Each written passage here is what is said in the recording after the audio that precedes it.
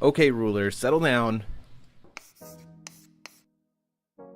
Ruler School is brought to you by Odyssey Games, where you can go to get pre-orders of all the upcoming Force of Will sets, as well as releases of previous sets after they come out. TCGPrime.com with over 100,000 Force of Will singles, as well as out-of-print boxes from the past, and TCG accessories, as well as fowlibrary.com, a wonderful resource for deck lists, article discussions, and more. Check them out at fowlibrary.com, as well as these amazing patrons. Special thanks to guest lecturer patrons Shukong Fu, Vite Ramen, and Maxime Van He. Thank you for your support. Class is in session. Hello there, rulers. Hello, welcome. There we go. Welcome to the Minnesota GP for 2022. I am Paul Reisman, not Jeremy Franklin. Babatunde, as you all know. There it is. And Jeremy Franklin is doing our assets today. So Yep, there you go. That's his the hand of Jeremy Franklin. The hand. So welcome. We are like 5 minutes out from round one starting? Yeah. Ish. Yeah, I'm giving the go ahead for that. So Cool. welcome to the chat. I know ticket prices are pretty high for folks, so if you aren't here, that's understandable. We're at 39 players today. Yeah. 5 rounds, and then we will be cutting into day 2 for top 8 as you. No sound. A little quiet. Which one is it? Please hold. Which one is it? Which one? Which one? All right, testing. Test. Testing. Is it better now? There's going to be a little bit of a delay, so if this is still something you need from us, just let That us know. person can't hear us. But testing? Okay, all right. Talking. So yeah, only 39 players, Steven. Yeah. That's what we said. So so pretty sure plane tickets had looks good. Cool, awesome. All right, yeah. Absolutely. Yeah, we're gonna move. Yeah. Yeah, I mean, I expected more, but I mean, considering, plane tickets, we had to drive here, even driving, that gas driving here was, yeah. Yeah, gas prices are still pretty high, so definitely prefer the online GPs for that particular reason, but it is really good to see everyone here. We have the Gaming Geeks crew here, people in from Minnesota who are playing. Paul is still hard to hear. That is wild. Okay, here, let me try and increase. We're just still working out the bugs here on the stream. I don't know if that one... This is headphone related, so this might not work. Yeah, I think that's just for your headphone. It's probably because I don't eat the mic. That might be a huge reason. It might actually be it, too. These are...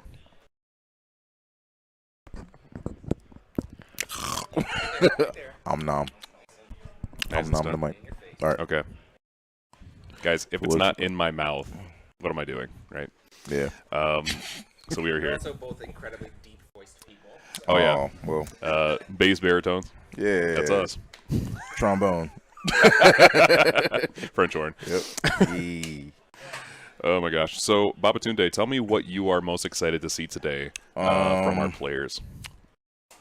Ooh. You know what? Anything, I guess, obviously, I don't want to see a Zeus mirror. Please. I don't think any of us want to see a Zeus mirror. Especially the people playing Zeus. Yeah, exactly. So, I think Athenia, for the most part. I agree. And I don't know, nothing else really peaks at the moment other than that. What about you? So I'm interested to see if someone has cracked the Violet code. I Ooh, think Violet is right. still a really good rogue deck, setting the stage for Providence, plus some tiny Violets to make your engine a little bit faster. And choosing how to use that card, I think, has really just provided some interesting aggro matchups. Absolutely. In my opinion. I'm also interested in Athenia because I've been playing the Olmo Fernandez list from Spain, and that thing is hot. I want to see this list, actually. You should. It has the Death Scythe, Elixir's Love, and Athenia enters Infinite, which hopefully we'll try and get that on the channel someday. Okay. But it does take some practice. It is very hard to pilot. I'm sure. It's something that I have to like, what is the purpose of this deck? And once you break it apart, it's like, oh, okay, now I get it. Gotcha. But Athenia has a lot of variability, so it really will depend if people go from that route or they just go hard control. If they go more for like Tails control with Feet Sings and more of the additions and stuff, that'd be interesting. I actually just had this conversation yesterday with a bunch of the Chicago group about how Athenia's her card pool is so flexible. And like, you know, any range that you actually want to take the deck, like it's almost hard to build sometimes because of like I want all of these cards in one deck, but trying to minimize that to 40 is you know, pretty hard. Yeah, I'd agree. It definitely is trying to get to a particular endpoint. Yeah, exactly. My experience with the deck so far is, how do I establish that and get to that endpoint? That might be a little trickier. Yeah. Depending on the matchup. So that's just my experience. Again, I'm still pretty new to the deck. Right. But yeah, it is trying to do the infinite, and it is trying to, at the end, like the end game is very simple, but getting there is my task. Makes sense. Yeah, I'm being told by Mr. Jeremy Franklin, my boss, to mention gift memberships, which is now on YouTube. Yes. So if you would like to offer a membership to this channel so you can jump in the chat and chat with us during the GPs now and in the future, this is a really good opportunity for you to do that. Yep. Get your friends in. Get your friends in the chat, you know. There should be good opportunity. Down below in the doobly-doo? Yeah, it should be like one of them things. Under the join function, maybe. I don't know. I don't YouTube. I'm already a member, so I'm like, I don't care. Exactly. At that point, I was like, whatever. So, Dante Belial, representation, hopefully. Yeah, that'd be interesting. Oh, yeah, there's no Chiron, so there's probably no Violet. Yeah, it is fair. I'm also not playing, so, you know. Yeah. What rogue lists? What other rogue lists, maybe? Well, I've seen a couple rogue lists already. Hopefully we get them on the chat. On a stream, rather. Of course, I mean, we're going to see Typhon. Typhon is coming up. Yes, we're going to see some tag rulers, of course. 6 H tags. Thank you, Rustin. I'm not sure about the demons though. The demons. What call them? Like the Dante Belial. Well, you know. Oh, the fallen angels. The fallen angels. Yeah, fallen angels. Yeah. I mean, they are demons, I guess. Yeah, I mean, you know. I mean, they don't have the typing of. Yes. Oh, thank you. Whoa, hello. We just got a bag from a gentleman. Thank you. And now he's leaving. Thank you. Make sure everything's cool. Yeah, Dante Belial is probably going to show up in some capacity. I don't know how many, because we have 39 players. I would estimate 3 to 4. Just speculating. I have not seen any deck lists or breakdowns yet, but we will have that with pretty surely. After the meeting. Yeah. Walser with no Priscia. That'd be interesting too. Walser also lost Manifestation of Power to the ban list, so that's also going to be a thing. So, I mean, unless you have other ideas, Steven, I'm not sure what that deck looks like now without Priscia. But chat with us. Talk. Yeah. Let us know. Yeah. What's your ideas? Absolutely. Let's see. So we have Typhon. We mentioned Welser, Dante Belial. Sage tag rulers. Gruzba Lesta Mujdar did make a big splash in Spain. I think it was one of 2 decks that entered, and it won the whole thing. Yeah. Just playing. From what Jeremy has said, the match was just generic good force of will. To just fundamental force of will control. Interesting. Which, I mean, kind of makes sense. Right. Mujdar gives you an extra card, cycles a card every turn. I heard Reflect Refrain is good. Really? Especially when you can judgment into, like, stats. And then fly over things. Like, that seems pretty good. But that's generally not what that deck is doing. But, but yeah, that exists. And then, of course, Zeus himself. Right. So, one of the things you are going to really want to know as people going into Zeus is if there are any mirrors, they're either going to knock each other out or they're going to draw. Right. That's, I mean, it's essentially what that's going to turn out to, in all honesty. Like, I expect a bunch of that to happen early on.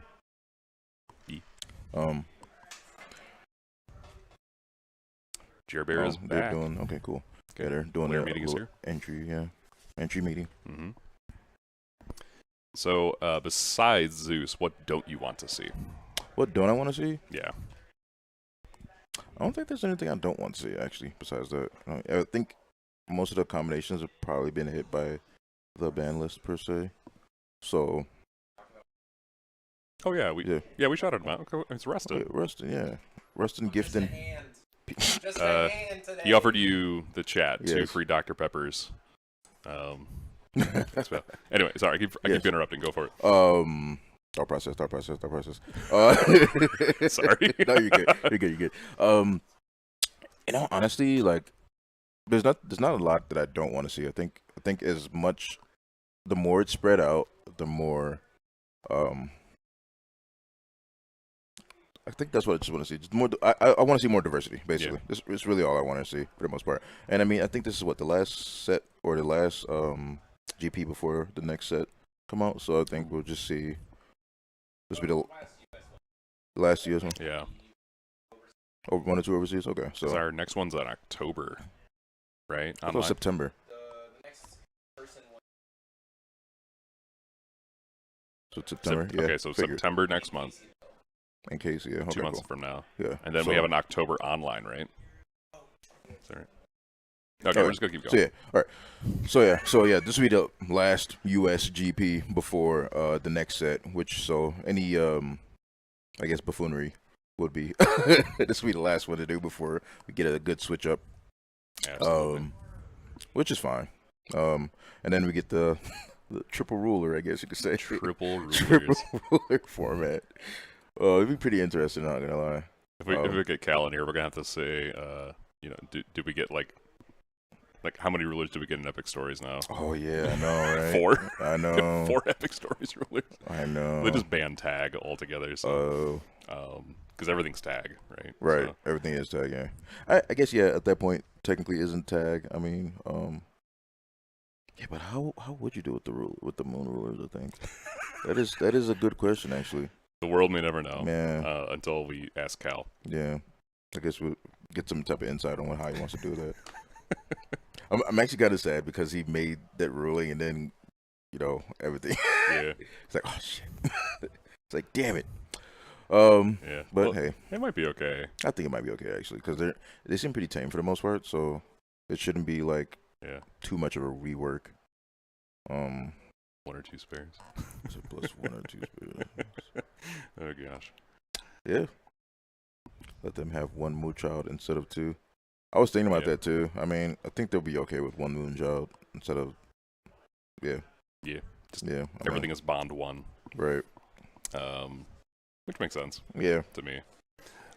Just keep it strict to 2 rulers, no matter even besides your mechanic. Oh, okay. We're in our first game. All right. Oh, you know what we didn't talk about. But I'll mention it later. But there is a deck we did not talk about. But Derek is here with Typhon. His 100 card. Yes, I see. Like the life is slightly off of our asset here, just because. Welcome to Typhon. Yeah, I saw a little bit of this deck last night. I think it's pretty interesting, actually. Yeah, what'd you like about it?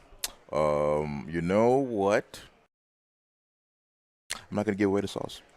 Oh, you know what? That's all right. That's okay. Yeah. Of course, you see a ton of blood in his hand there. Yeah, exactly. It's. Obviously, I thought I was like, oh, why are you gonna play Typhon? You want a meme? But then he showed me, and I was like, oh. Thought Derek would be on Zeus. Yep. Playing type.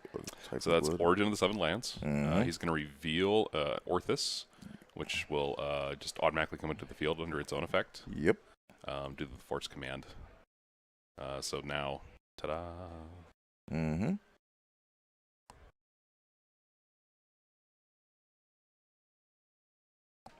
How many Dark Alices and Astamas?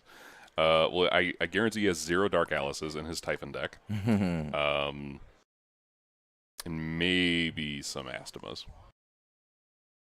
I'm not sure what that is.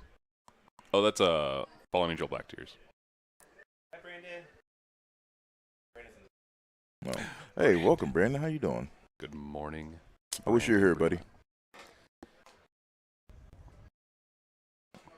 I misspoke. That's Fiery Vengeance. We might want to pull that up because that one is a little bit of an older cut.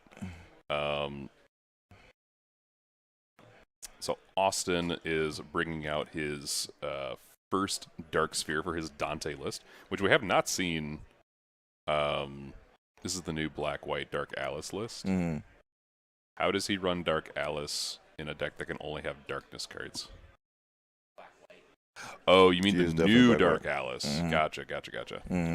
I just assumed Rabbit Princess. That makes sense. No. I'd play 4. The card's good. All right, so we are developing 1 will for another Fiery Vengeance. Austin reading because this card is a little obscure. Yep. You don't know what it does.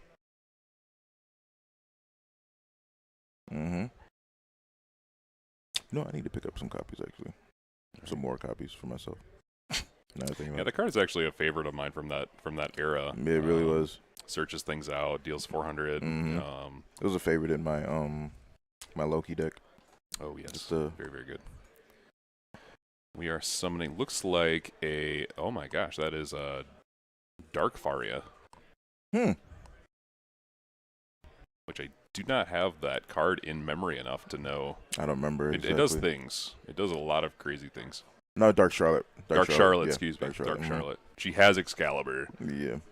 In the art. It's a very different card. Yeah. So Dark Charlotte is here. So it's going to get +2 for every Dark Sphere. So it's currently, what, a 6/6? And then you can grab a card from your deck, which is really helpful in a control deck like this. Welcome to Typhon Shuffles. It's a meme within a meme. Splitting the deck in 2.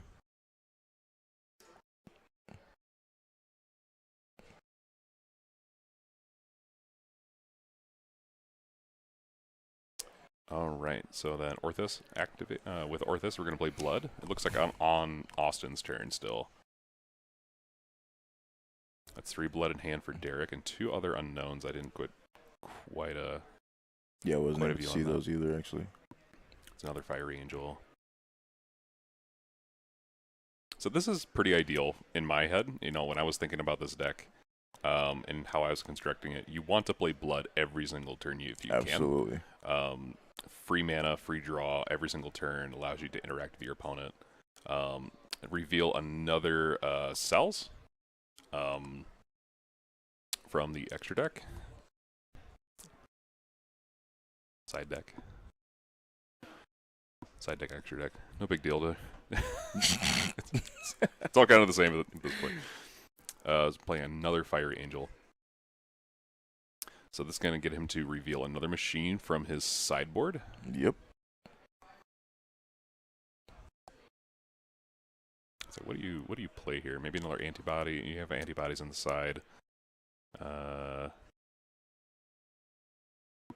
the Mechanized Children package in the sideboard. And some Dry Wings, maybe. I believe there is a dry. Okay, see the. There's at least two Dry Wings. Draw all the cards, correct.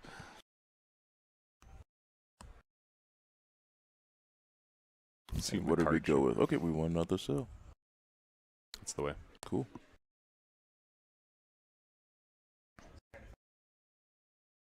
So yeah, it looks like it. Yep. He's trying to find a kid now. Yeah. Yeah. So Echidna is probably one of the main cards of the deck. Oh, absolutely. Very intentionally core to the deck. Reveals 2 machines from outside the game. It does not have quick cast, right? It does have quick cast. Oh, it does have quick cast. Okay. Our pixelated screen here. Oh. it's a little small of an image, but that's all right. Yeah. Yeah. I just look for this thunder symbol and the will. Thunder symbol. They're all electric types.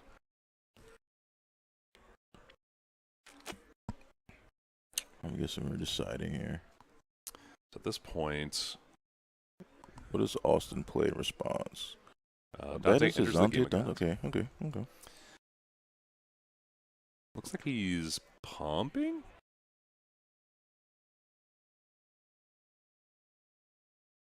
And so because he's Dante, he gets to do all of the effects if he wishes to, which is nice.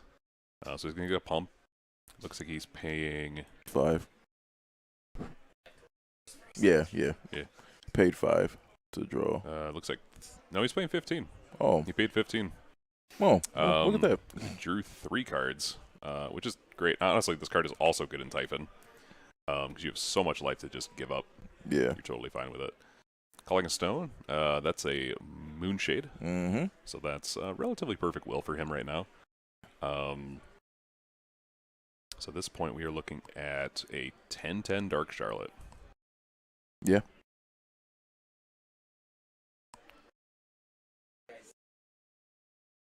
He paid 2. Yeah. Oh my gosh, what is this card again? I didn't recognize the art, but I. Yikes! What is that? Yeah, Jeremy knows what this one is. What is it? Jeremy Is that stands the big Dante. One? Is that so. the big? Yeah. Wait. World of Amadeus. Okay, World. Actually, looks World like of Amadeus. Looks like World. Yeah. Yeah.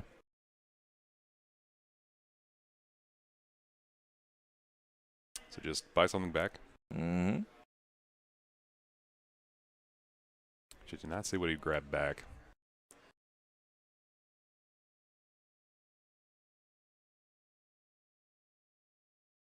The end step, it looks like we are going to draw another card and produce will. Ta-da. I'm surprised he didn't. So that is going to be producing 2 cards and 2 will. I'm surprised he pumped the Charlotte, but not attacking with it. Hold on. Oh. You can't do that. Wait. That's quick hit? Oh, so far. So Phantasmal Scarlet can just straight up kill a thing. Yep.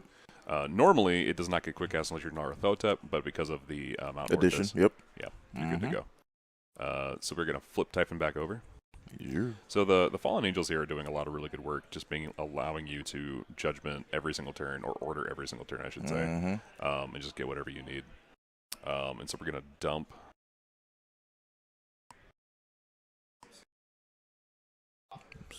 Yes.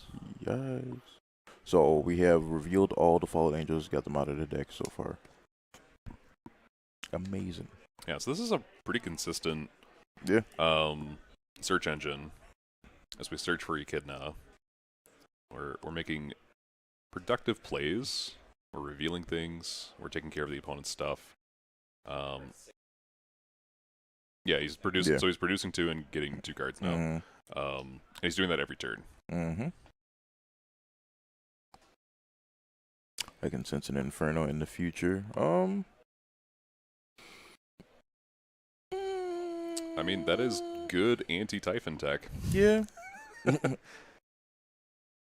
What I couldn't see in his sideboard though is if he was running Typhon's Heart. I was looking for that as well. I wasn't sure he was going through it really fast, so I wasn't able to. Typhon's Heart would allow him to go right back up to or just wouldn't life. Allow him to die. He wouldn't be able to lose the game. 3 cards off of again Derek playing Dante enters to draw 3 cards. Absolutely. There's the Echidna. There we go. So we are going to be revealing 3 because Echidna reveals 2, and then the Order reveals another one. So Children of I think that's Mechanized Children of Kronos? Yeah, probably, yeah. Reduce 2 tokens. Of course. Should be in the extra link zone, but whatever. Revealing another Orthos. Children of Gaia, excuse me. Yes. I gotta remember my Greek mythology. So at any point, Derek can just disrupt Austin's field by just sacking off one of those tokens, popping those 2 things with your Gaia's children here. And then you have 7/7s. Yeah. So very strong package. I say they are pretty big actually. Off the additional one. Yeah, they're currently 8/8, yeah. It's pretty ridiculous actually. Yeah. But this is what I was saying, like through looking at his deck and like him just like kind of like motioning through some of the plays, was like, this is pretty intense. Yes. Even though he's not really like on his actual win condition, I would say. But it's actually pretty strong, I would say. So Derek should be at Union 7 at this point. So his machine, the machine. Is it different machines, or is it all revealed machines? That's the question. I don't remember. Is it 6?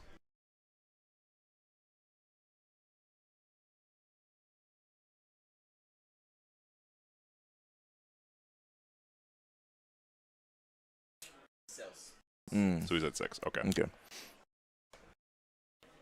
So we're really close to Union 7. So he's still only at 3 will. And then just attacking for game. Yeah, cool. That's the way. All right. So we get there. That's how we get there. 7 uniques. Okay.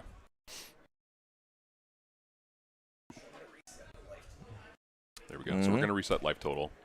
But you can kind of see what Derek's doing here. And what's so good about Origin, you know, people tend to play Origin for the sake of dry wing, but for the mechanized children, you might see more of those. We've been talking a little bit about a potential combo ban with dry wing Origin.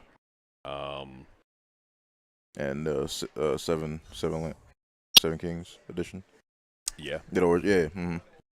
As they should be, you know, honestly. I have been trying to nearly 4 years. No. Shout outs to the system we've been trying to develop for 4 years, the life total tracking for. Finally working. We did it. Thank you, Discord. Yeah. He had 4 deadly sins in hand the whole time. Oh gosh. Dude. Oh, that's disgusting. Yeah, that is a brick hand if I've ever heard of one. You generally want that a little bit later in the game, of course. Yikes. Dante's been on the brew list for quite a while, but I just never get around to making any list for him. I don't know what it is. I thought it was interesting at first, like given all the tools that he had, but for some reason I feel like he just never. I don't know what's the word. It just never seemed like anything was just like so pop-offy. Like at least in the early turns, I feel like he was always building up to something, but it never really had any early turn. And like in response to like other decks, so the other decks really had the like really early game pop-off, and I feel like Dante was almost missing that as well. One thing to know, Dark Charlotte is the second she has enough simple skills. Yes. Dark Charlotte herself. Preach it.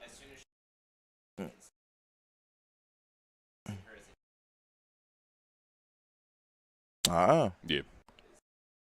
So you can't hear Jer Bear because he doesn't have a mic today. He doesn't have a mic, but he's chomping for one.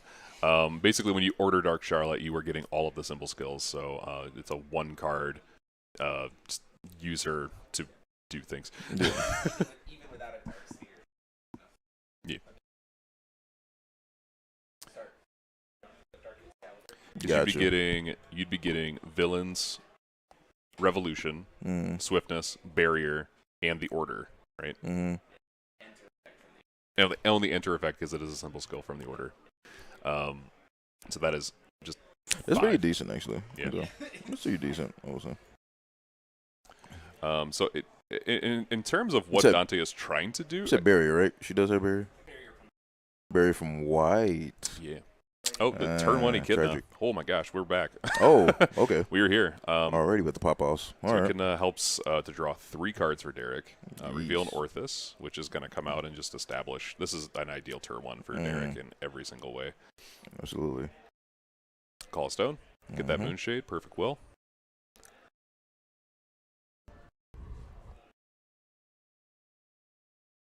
So Derek's played his blood for the turn, but now he can play it on his opponent's turn, which is pretty great. Yep. Plan antibody ? He's gonna do it. So I think he's just gonna try and go in for some aggro damage here. Oh, absolutely. Got to establish early game. So antibody's just gonna like get bigger. He can only attack directly when Austin is completely open. This card is kind of a kind of super good, actually. Even outside of Typhon, this thing has applications. Ordering Dark Charlotte. Okay, we got Charlotte back on board again. So again, we were just talking about this. This is an ideal turn 1 because now we get a Dark Sphere.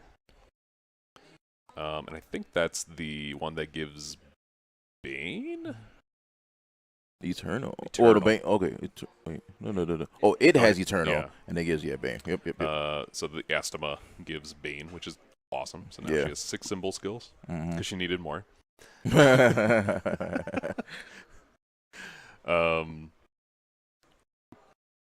So we have an Ataractes Memoria, which is kind of unfortunate because I think it's only a Darkness Stone. Yeah, right now, So there's some clarification as to what the... Yeah, so I think Derek is clarifying that there actually are multiple symbol skills on the Charlotte. And then we swing with the Charlotte. It does not look like he is attacking the antibodies, but I can't quite... I think he's doing face. He might just be establishing face, yeah. Oh, yeah, you get Exodia, naturally. So Excalibur Fallen is the card you're trying to tutor off of this, and so you're just going to try and block, essentially, and then you blow it all up with Excalibur Fallen.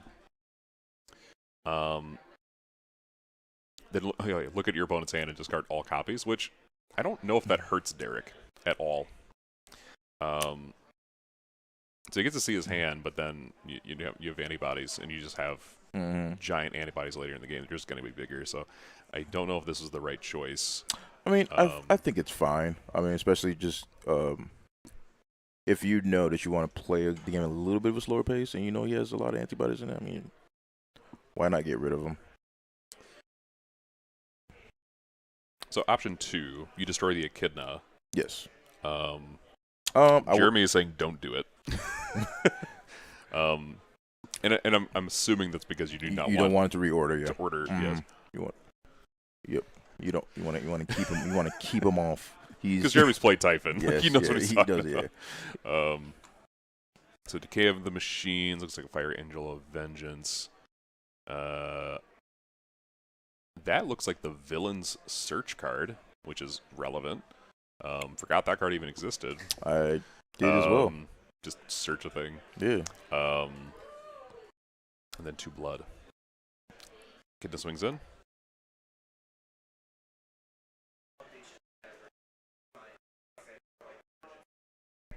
It's a backup.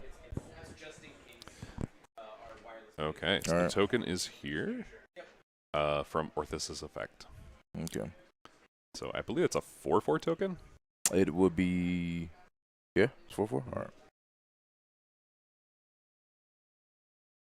So we're gonna buy back the Dark Charlotte. Looks like. We're gonna blood. So we're producing 1, I believe, because that's his 2nd blood. Into Dante Enters. So he's gonna probably draw 3. No reason not to at this point. Yep. All right. Let's see. See how much life he pays right now. I think this is on Austin's end step. Oh, you're right. Well, he did not. but Austin went back and he bought back. Yeah. And so I think it is. Yeah, he probably bought. Yeah. 3rd blood. Blah. Blah blah. Tasty. And putting down a Fire Angel. Yep. So now we're searching again. Yeah, I see exactly what, because especially from last match, you do not want them to keep, especially with these Fire Angels, because they're able to sack each other off. So then they just keep ordering over and over again, and then get to his win condition that much faster. Yeah, the order in Typhon is very important. So if you're able to keep your opponent from ordering multiple times and revealing more cards. Yeah, the Bane did feel weird, I would say, yeah. Oh, absolutely for Jane. Yeah. Or for just longer lasting. Yeah, just to keep in the game. Yeah. I'm personally not entirely sure. Oh, okay. Well, it looks like we got the ruler breakdown. Yeah. I would imagine though there are not a ton of players out there playing Typhon or playing against Typhon. No. So I think Derek is making the meta call. He's like, no one else knows how to play against this. There's deck, another. So they're just gonna screw it up. There's another Typhon It's actually because somebody decided to do the 200 limit, of course, because there's 4 Typhon. Interesting. Interesting indeed. Oh, actually, I think I know what the other Typhons are. Typhon Mirror, let's go. Swinging for 4 damage. 6 damage. 6 damage. Okay. Yeah. Oh, is it buffs It off buffs, of yeah, it buffs Orcus. off machines, yeah. Huh.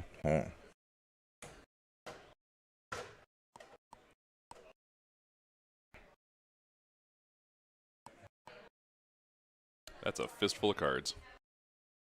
Cal is on Typhon, I believe. I mean, that would make sense if Cal was on Typhon, actually. Him and Derek tend to interchange decks.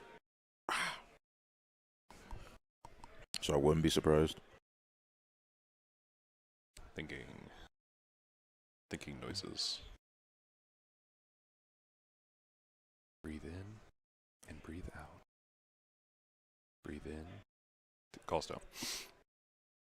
I think that might be 2 damage for. Yeah, it's 2 damage from the another Moonshade. antibody. Oh, yep, for another So antibody. this is a 10-10 antibody, and then it becomes a 12-12 under Orthus. Yeah. Yikes. Yeah, these big boys. I'm in danger. I'm in danger. And again, antibody's going to attack directly when there is nothing to attack on Austin's field. Yeah. Which is great. Rogue Spectator. Oh, okay. So I believe, yeah, he's gonna be able to block. Maybe. Oh, okay. We're backing up. It doesn't have flying. So I think there's a question of, because Rogue Spectator came in after attack declaration, does the antibody still hit face? I think it still hits face because if he already declared attack, yes, then yeah, it just has to follow through on the original target. If I'm correct. I'm not getting any backed up. I paid for the whole tournament. I'm gonna play the whole tournament. Goes time each round. That's what I figured. Yeah, mistime. Yeah. Mm-hmm. So in that situation, if Austin wanted to prevent the attack to his face, you should have casted it as he said. Battle step. As it goes into battle. Yeah. And then there would have been a target to declare an attack to. Exactly.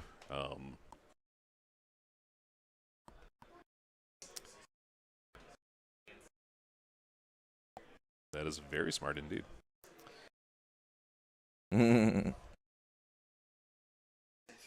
Jeremy said it was smart to discard the hand size. To get Bloods in grave. Yep. Yeah. Which I then replied to say, yes, that is very smart. Gosh. I really don't know how Austin comes back from here, in all honesty. Like, it's... Yeah, Derek is building so much momentum right now. Yeah, it's just gas at this point. Like, there's... Like, you'd probably have to have, like, a mass discard or something like that. Something like this, rip apart his hand. But even then, like, the board is solid, so... This is Jeremy subtly communicating that you bring back Angel of Black Tears from the graveyard with 7 Deadly Sins. Or even just from hand. Neg 12 of the board. Yeah. I mean... Yeah, that's true. Yeah. It's definitely a way to, like, sort of buy back your momentum. Yeah. At least, yeah, it gets you a little bit of something. I would even argue the way that Typhon is constructed in his general game plan, you're actually still helping him more than you are hindering him. Probably. Because then at that point, you're on the back foot playing a 3-drop into their turn, and they just untap and go crazy. Yeah, so, like, correct. It is quick cast. Blood.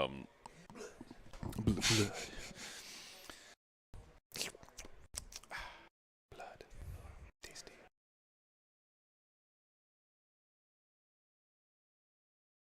Lucifer's here. Hey. So this is something we have not seen from Austin. This is actually one of Dante's support cards. We saw first game. We saw Lucifer first game? Yeah, he put that was his first card from first game. No kidding. Yeah. I thought that was a Charlotte, but okay. No. So Lucifer's here. Quick cast, flying, enter villains. Drain some life. Pop. Yep. Drain some life, pop. and get his order at the same time. Yeah. Oh, fantastic card. Fantastic card for this deck, in all honesty. I'm curious as to where all of Austin's stones are.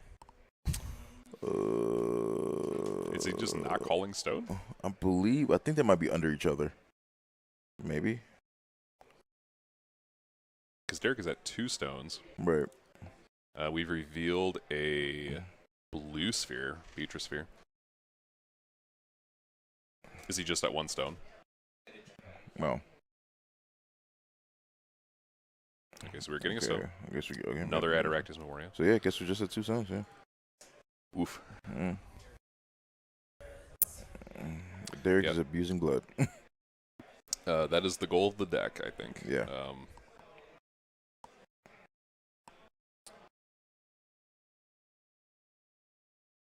Yeah, Steve, that's kind of where I'm at. Like, at some point, you just dump all of the antibodies into the graveyard, and then the board wipe doesn't work for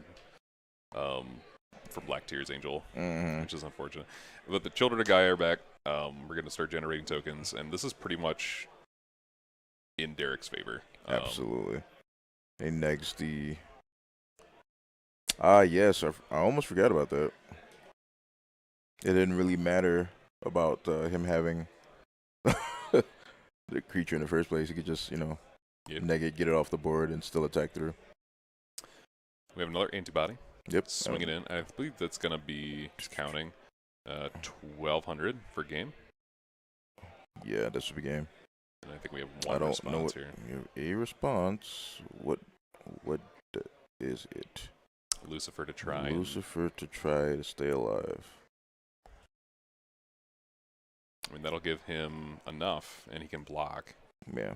But again, he didn't play this at the start of the battle step. Yeah, he's just blocking, so it's fine.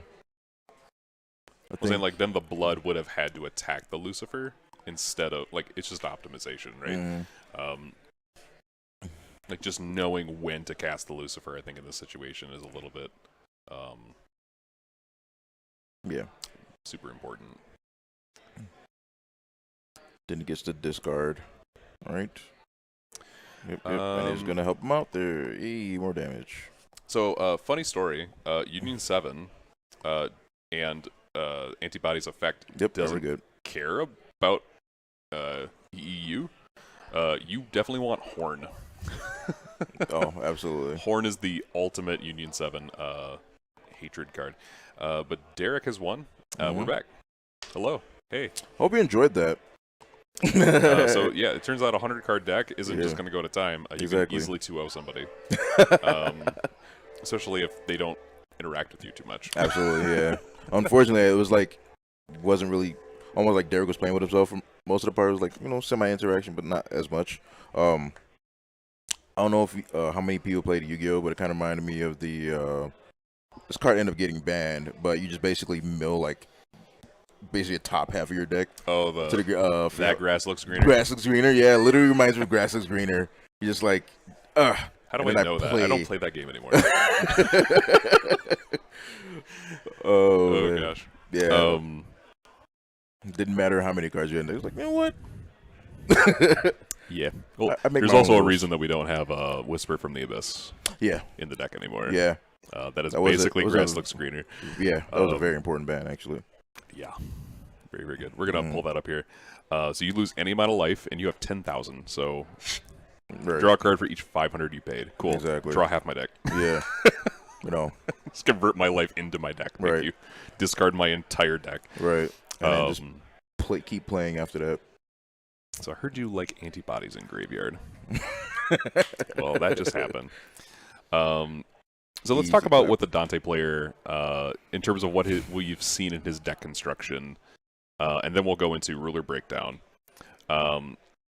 What could the Dante deck have done differently in deck construction to make that a little bit easier of a time for himself? In all honesty, I don't know. Like, I don't know what he could have done against that. Like, there was no. I feel like anything that he possibly could have put up, just got steamrolled by Derek's deck. Like, it just didn't seem. It didn't matter what he put in front of Derek. It's just like, nope, sorry. Kill. Bye. So. Oh, Jeremy has something to say. Jeremy. Oh, hey. I have thoughts too. I think. Hello, everyone. I have a microphone on me for right now. I'm still not. Don't turn the screen. Don't turn the screen. Don't seriously. Don't mess. After the morning I've had, don't touch the screens. Shutting up. Don't move the screen. So I think the biggest thing about this matchup is there's nothing in the Dante toolbox outside of Inferno, which even then feels outside of the Dante toolbox, that actually looks at a 10,000 life point total and doesn't see that as a massive uphill climb. I think the problem with this, like, Dante himself doesn't have any shortcuts to eat through that life total. Yes. And Dante himself doesn't have, outside of Charlotte, doesn't have a lot of aggressive tools, right? So he sits down knowing that it's going to be a massive uphill game, and that just the fact that his game plan, he almost has to play 2 games in a deck that can only play, or that truly would have to play 2 games in one game, like, to be able to get through. So just there's not much in the toolbox other than shifting back to like a super hard control, going like for a discard route or something like that, that would be beneficial. I mean, really leaning onto, I think having his Lucifers in hand makes me think that we should have potentially been trying to order the Lucifer more. Mm-hmm. I think in that game 2, a big mistake was going for the Astema one. The Dark Sphere of Astema, the Bane. Oh, to give him the Bane. Yeah. To give him the Bane. The Bane I think that was. It didn't do much. It turned off the Echidna because, yes, the early Echidna can be really, really good, especially when you're playing the blood or the cells to like draw your hand and discard the bloods and everything else. But if you have like a suboptimal opener, and you don't have a really good way to kind of go off from there to be able to unorder your own Echidna, which honestly, if you look at Derek's hand, he didn't. He was going to be stuck on that Echidna for a bit. Sure. That's fair. He would have at least stopped some of the momentum building that Derek had. And then at that point in time, you set up it to be Drain, so then she's only 8, so then Echidna's bigger. And even if he wants to try to commit to the Echidna, then he's giving you life, and it still doesn't kill the Echidna. So there were a lot of things that he did. It's very much a case, and we've talked about this before in previous metas, that some decks and some formats are, some people play decks as if they're not considering the opponent's line. They're just, I'm focused on what I'm trying to do and not actually consider what my opponent's lines are. And I think we saw that played out in game 2. I agree. Like, we weren't thinking about what is Typhon's line and how do I adjust myself based on what Typhon wants to be doing. It was just, this is what I want to do as Dante. That's what I'm going to do. So so let's take that. So Sure. like the deck construction for the Dante player should have been maybe more in line with, I'm probably going to play Zeus. There might be other Union 7 decks out there. So what could I have played? We mentioned Horn. Reston's mentioning Origin Drywing, which I actually think is decent. Actually, that's a good way. I would agree with that for sure. Because you can reveal your own Chronos, right? Your Children of Gaia, right? And then you have something to order and kill off to get your Dark Spheres. I mean, in a lot of ways, the Dante player can take a lot of inspiration from the Typhon deck. Correct. Being able to like play Fire Angels of Vengeance, which is a really good card for Dante. Very, very good card. Order and unorder every single turn as much as you possibly can in a way that is efficient. Yeah. Horn is a free interaction tool. What else? I also just think not necessarily Typhon honestly doesn't super care about Union 7, and I think that these 2 games from Derek really showcased that. Yes. Like, he doesn't honestly care. The best thing that he gets off of Union 7 is that his stone can produce double black. Okay. There's really not much else that's going to go for that route.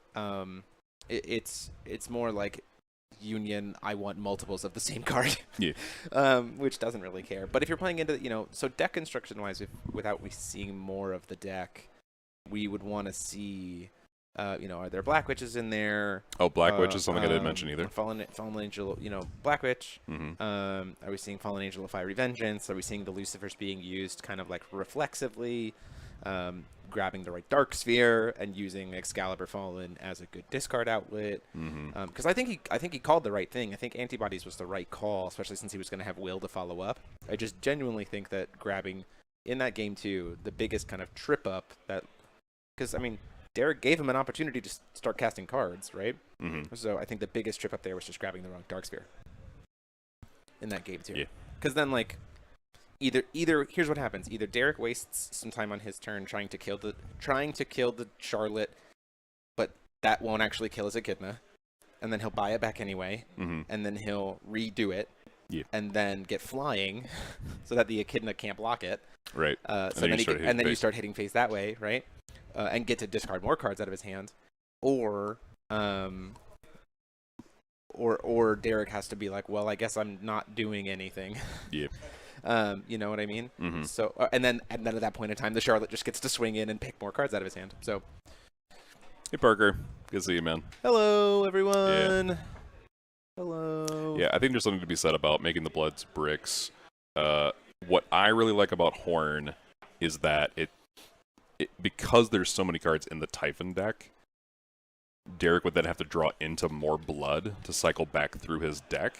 Sure. So even if you're not worried about Union 7, you're screwing up the graveyard and how I would agree it with benefits that. you to play cards. Horn's a good card in this environment. Yeah.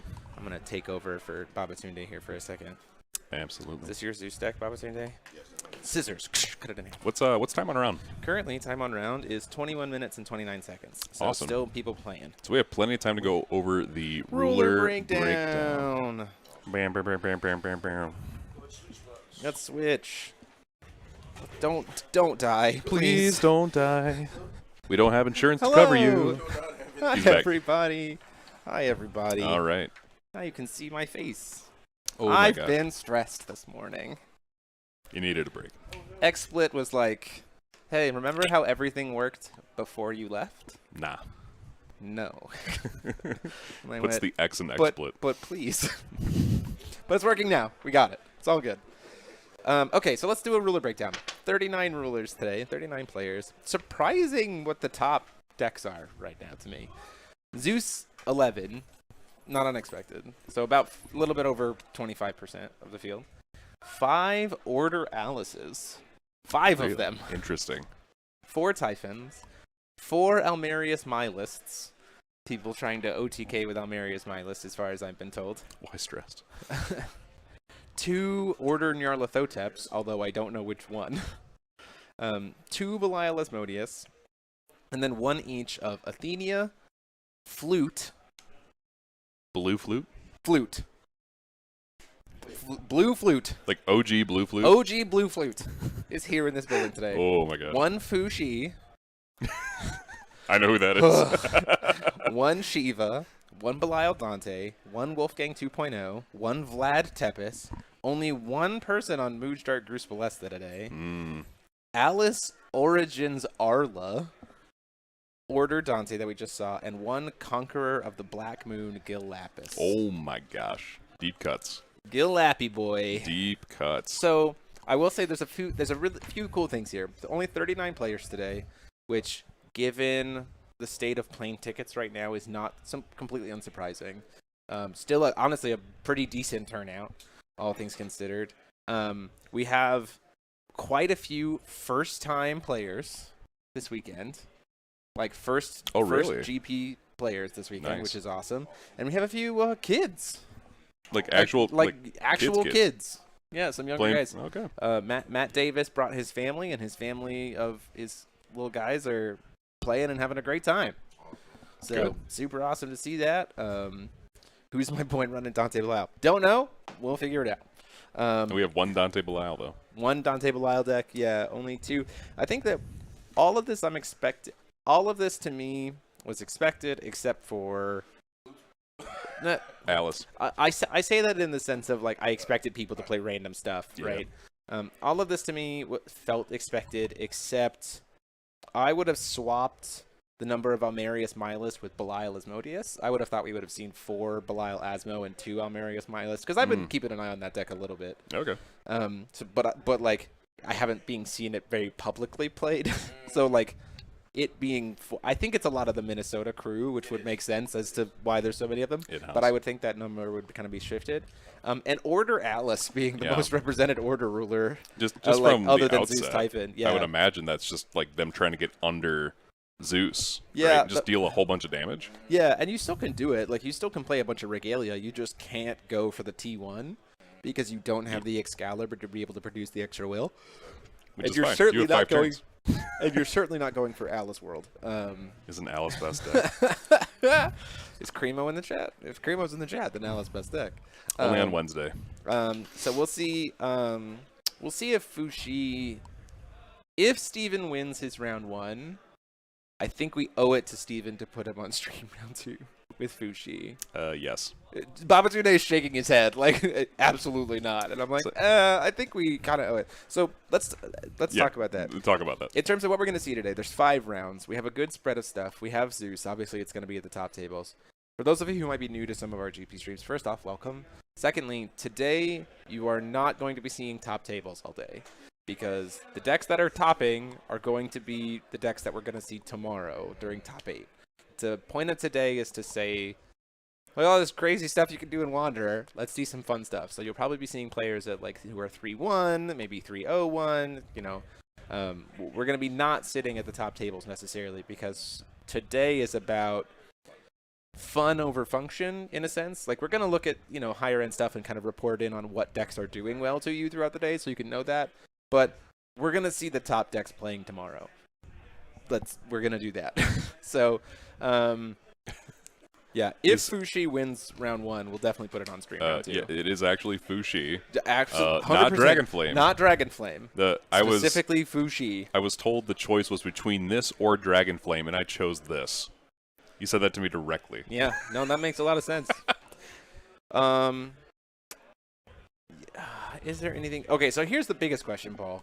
We have 11 Zeuses, which means very quickly a bunch of Zeuses are going to start getting paired up against each other. Well, we brought, what, 4? We brought 4 of them. We brought 4 of the Zeuses. To our event. How prepped do you think these Zeus players are for the Zeus mirror? I don't know who they are, Sure. so I wouldn't be able. So I would say our crew from Michigan is probably pretty primed. One of them might be more tired than the rest, so we'll have to see how much that takes a toll. Yeah, for sure. But I would say if you are taking Zeus seriously and you're respecting him as a deck, you are putting in a lot of time trying to close game 1 in like 20 minutes. Yeah, we've for said sure. in the past. Yeah, we've the more that I've practiced the Zeus mirror with people, it can very easily end in a draw, either in game 1 or in game 3. Because most of the time what we've been experiencing is people will close game 1s very quickly. Here's what happens. Usually they take about 40 minutes, 35 minutes to 40 minutes to close game 1. Game 2, someone high rolls. I've seen that happen, just somebody high rolls. And then we go into game 3 and neither player can close in enough time. Or I've seen the opposite, where game 1 literally takes the whole round, and then still neither player can close. And it's this idea of high skill play Zeus. They're both trying to do things, but they can both do the same things, and so they start canceling each other out, and then neither player is doing anything. And so, you know, it comes down to it usually comes down to a Typhonimaki, to be perfectly honest. Babatunde, can you pull up Typhonimaki real quick? It usually comes down to Typhonimaki. You're over here. Your mouse is over here, yeah. Usually comes down to Typhonimaki, and one of the interesting things that comes out of Typhonimaki is that it lets you grab every entity, like that's not non-chant, including Horn of the Sacred Beast. So what I've seen end up happening for a lot of Zeus players is they'll like crack Horn to shuffle their opponent Typhonimaki and bring their own Horn back. So then they have like a backup Horn just in case something happens. Also, Typhonimaki resolutions are ridiculously complicated if both players have their whole graveyard, or if you have like discard outlets in response after the Horn. There are some very interesting things that come out of it. I know last night we played and in response to a Typhonomachy, after the Graveyard Shuffle, a Fallen Angel of Black Tears got discarded, so then that got reanimated, and it resolved its neg 12 first, before all of the enter effects of the person that cast the Typhonomachy, so then everything was just gone. There's that'll do it. Those mirrors are complicated. Those mirrors are very, very complicated, in a way that Steven said it right. Pure skill gameplay. It is honestly probably one of the most skill-intensive mirrors we've had in a very, very long time. It is not like God hands happen, but a high skill player Zeus will be able to interrupt the God hands in a way that like it's not actually as good as you think it is. Yeah. Yeah, I've played a lot of Zeus Mirror. It feels like Fox, only more complicated. It feels like the Fox Mirror, only more complicated. So, yeah, we're going to have a good time. Oh, I will say this. We have been told that there will be a meal break after round 3. So we will be taking a little bit of a break there. Yay. So, opportunities for food. Other than that, yeah, it's going to be exciting to see what comes out. I'm very excited. Absolutely. So it looks like we have calls for the Vlad deck, the OG Vlad deck, AO Arla, and Wolfgang 2. Perfect. What does Wolfgang 2 do with this current ban list? Plays feasting. Yep, bug. Feels real good. Yeah, black, blue, green for sure. Origin. Play Origin Dry Yeah, Wing. you're certainly playing Origin Dry Wing. Filter that free will into Wolfgang to get a 1-drop. Yeah, and then still have interaction during your opponent's turn. Absolutely. Yep, definitely. That feels really, really good. Yep. Similar to the Sherry mirror. Definitely in that, like... Yay and nay. I guess it feels more of a, to me it feels more of a rewarding element to the Sherry Mirror because of the fact that you're both playing a singleton deck.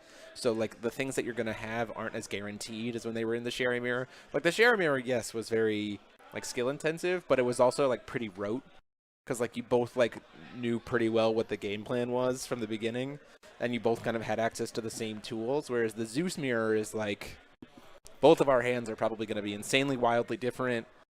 You know, I'm not going to have the same tools every time. It's a puzzle. Like it's a very big puzzle, and solving the puzzle is ridiculous. And also it comes down to tech choice. For sure. That's a big piece too, is that like there's so much room for tech choice in the Zeus deck. Cards that I've seen people play that I wouldn't touch for the 10-foot pole just from player preference would be like the new Gil Lapis from the new set. The one that mills for when it's ordered. Like that's not a card that I really looked at. People were looking at the Blue Rabbit that like banishes to draw 1 discard. People are like Dark Alice versus not playing Dark Alice Rabbit Princess. There's a lot, there's a lot of flexibility in that mirror that honestly make it fun to watch. I think Zeus mirrors are fun to watch and also play as opposed to Sherry mirrors. So we will certainly probably see those tomorrow for sure, I imagine. And I think they will be very enjoyable, not only to watch, but also to commentate. Oh, yeah. Those are super fun to commentate.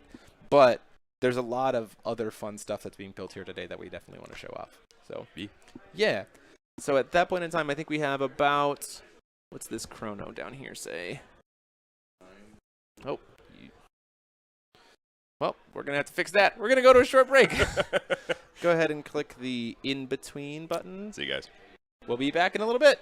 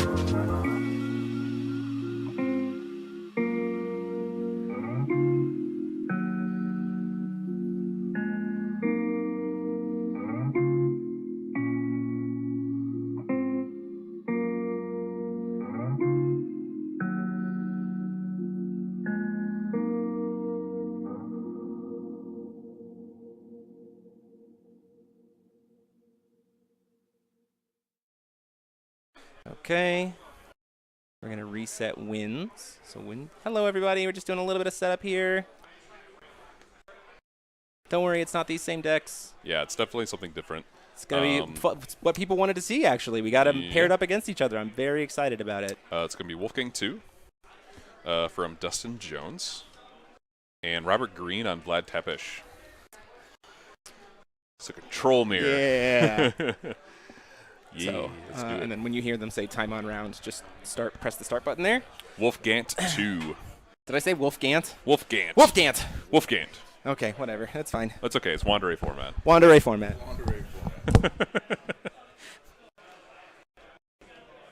All right, we're just setting up here. Looks like Dustin has the coin, which depending on, I actually have the deck lists here for us to view, which is great. Thank you, Charlie, for that. Perfect. Mr. XD himself. Yeah. Yeah, this is going to be interesting. We saw the Fushi. We had the Fushi idea, but it was paired up against Zeus, so I'm going to wait a little bit longer. 3 of those Zeuses got paired up in round 1, so we have 3 Zeuses, at least 3 Zeuses in the X1 bracket and 3 Zeuses in the winners bracket. Okay. And then from here, Papatunde, you'll just go to here for cards as we talk about them. So let's see how things are going to get started. So they just did the die roll. Sounds so good. Dustin is not going second. Okay. Robert is, which is potentially good. I mean, gives Vlad the coin, for sure. Yeah, it's definitely going to be helpful. Deck list for Vlad is with you. Oh, thank you. And I have Wolfgang. Thank you to Charlie XD once again. Yeah. That's his last name now. Charlie XD. For sure.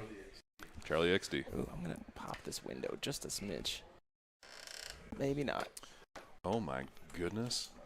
What is happening? Okay, so the Wolfgang list is going to be relatively... Okay, not going to open that window, I guess. Here we go. Moving on.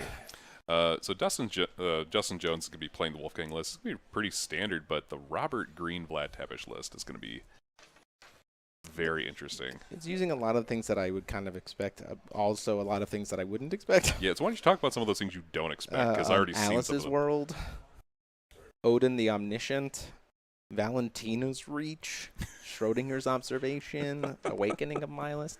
A lot of ways to try to kill outside of. We do see that turn 1 Origins Drywing getting played into an oil pond. It's pretty standard, but now you have Will. Yeah, now he has follow-up Will, which is one of the benefits of exactly what we were talking about. Sunlight. That's Oil Demon, not Oil Pond. Thank you. I mean, he's in the oil pond, so He is. That's true. I understand. That's true. We zoomed in there. Yeah. So Wolfgang here. The biggest question here becomes for the Vlad deck is: do we have a way to mess with the one-shot deal damage, kill you? Yeah. Especially since we've already seen. Sorry, I'm watching play Origin again. Especially since we have Origins already here, kind of live. This is the way. Yeah. Just make. Looks like Graveyard, so he's going to go up to 6K. So he's floating. No, that's not Graveyard. That's the. That's Winds. Winds. That's Plane of Winds. So recover my stones, which is the way. Potentially. If we have a response. He's good to go. So Black Witch to stop the search. Black Witch to stop the search from the free Drywing, from the Drywing Will. That's exactly what you use that Will coin for. Yeah, no, that's definitely the card. So Witch of the Fallen Kingdom. Temple of the Dead. So he's going to get 3 tokens, 4/4 zombies.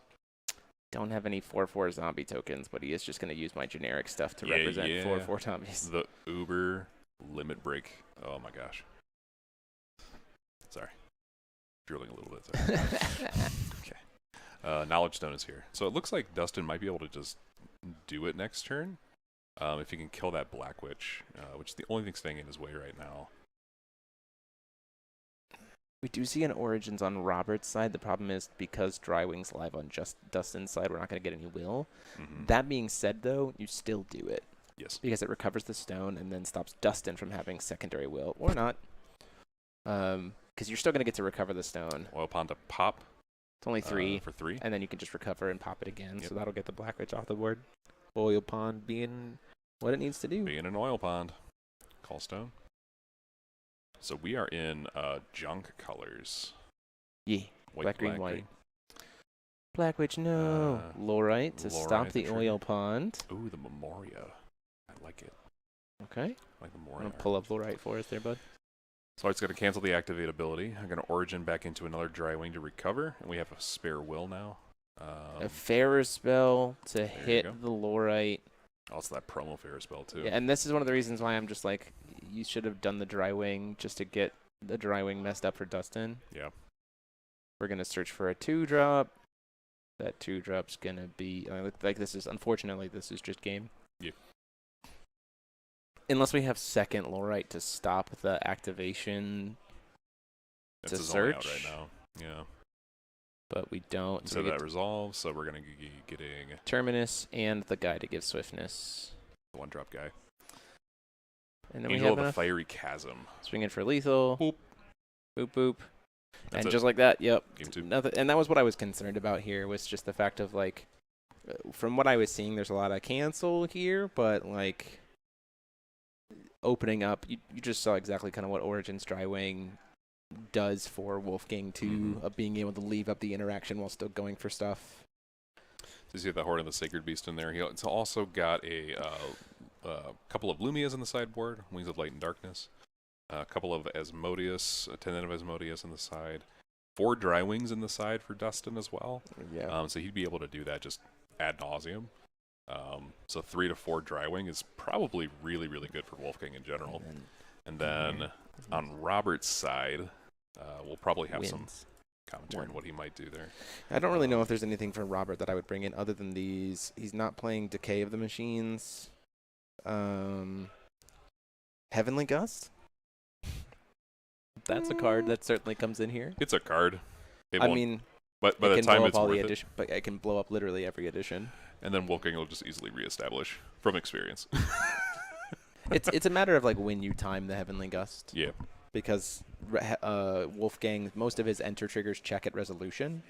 So like if you like let Dustin commit to something and then like before the enter effect resolves, pop them all, then you're like search for 0 and you're like, oh well. Okay. Yeah, it feels like a hard punish. Yeah. It can be there. Yeah. I'm gonna pull up Heavenly Gust.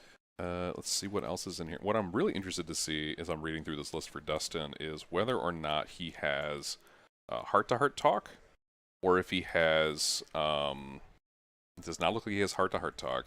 He also does not have Residents of the Demonic Kingdom. We're playing Dry Wing instead. Yeah. We're playing Origins instead. Origin is just better.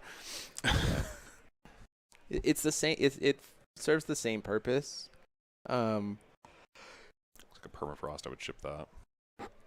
It serves the same purpose, and you don't want to run like more than one of those packages. Like you don't want to run Origins plus heart-to-heart talk. Yeah, that's right. fair. It just doesn't do. There we go. Okay. So we now got we see Origins live here on the Vlad side. That's gonna really slow Wolfgang down a little bit.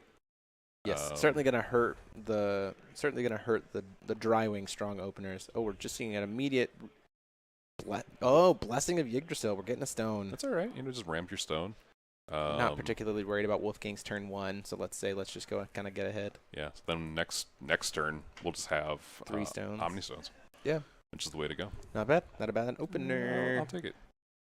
The problem here is that like Vlad wants to gain life, but Wolfgang's like, I don't really care what your life total is. I'm just gonna like one-shot you with Terminus. To answer the question in the chat about Dustin, I do believe he is running the anti-life gain. Scorching Mountain Trail. Yeah, he does not have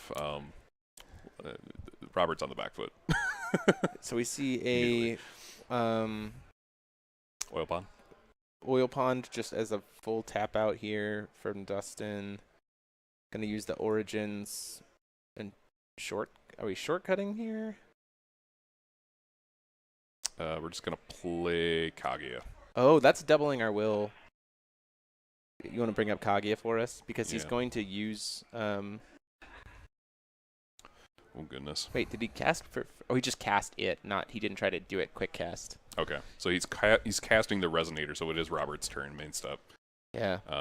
You can... Doubling up the will here. Yeah, so this is whatever and Moon. So... Really love seeing that interaction. I never thought of that. Second one. Ooh, goodness. Oh, my God. We're about to have a lot of will very quickly. Okay. Scorching Mountain Trail. does Dustin? Oh, we see a pass. Oof. That doesn't feel good. Awakening of the Winged Lord in hand. Call Lumia. stone. We still have to tap the Vlad for calling stone. Oh, no, we don't. Your ruler does not have to call stone. Right? For Kage? Calling a magic stone does not call your Jade rulers to rest. So Vlad doesn't have to tap. Not that ever really What matters if my for Vlad. Ragnarok stone was a body? But also, every single one of these stones is whatever color he wants plus 3 void, or plus 2 void. 2 moon, right? 2 moon, yes. Yeah, which you can be filter used for into void. void. And there's another one. And there's third. Oh, that's ridiculous. So, okay. Cool. Oh my gosh. So now every stone is 4. And keep in mind that Vlad doesn't care about what color you're paying into it. It's just void cost. Using the void, or the leftover moon from Origins here, I imagine we see another Drywing. Drywing's going to recover that other stone. And it's, so we have 1 green floating and 4 stones activated with all of these. Is it just lethal? Is that, no, it's not enough drains. So he's got 1 floating. But you can also 8 attack. instances. Can also attack. So we're going to go in for 6. Yep, going in for 6. I'm not be paying in. To pump it up. Yeah. So I think that. Are we just trying to one-shot Dustin? Can we increase the table?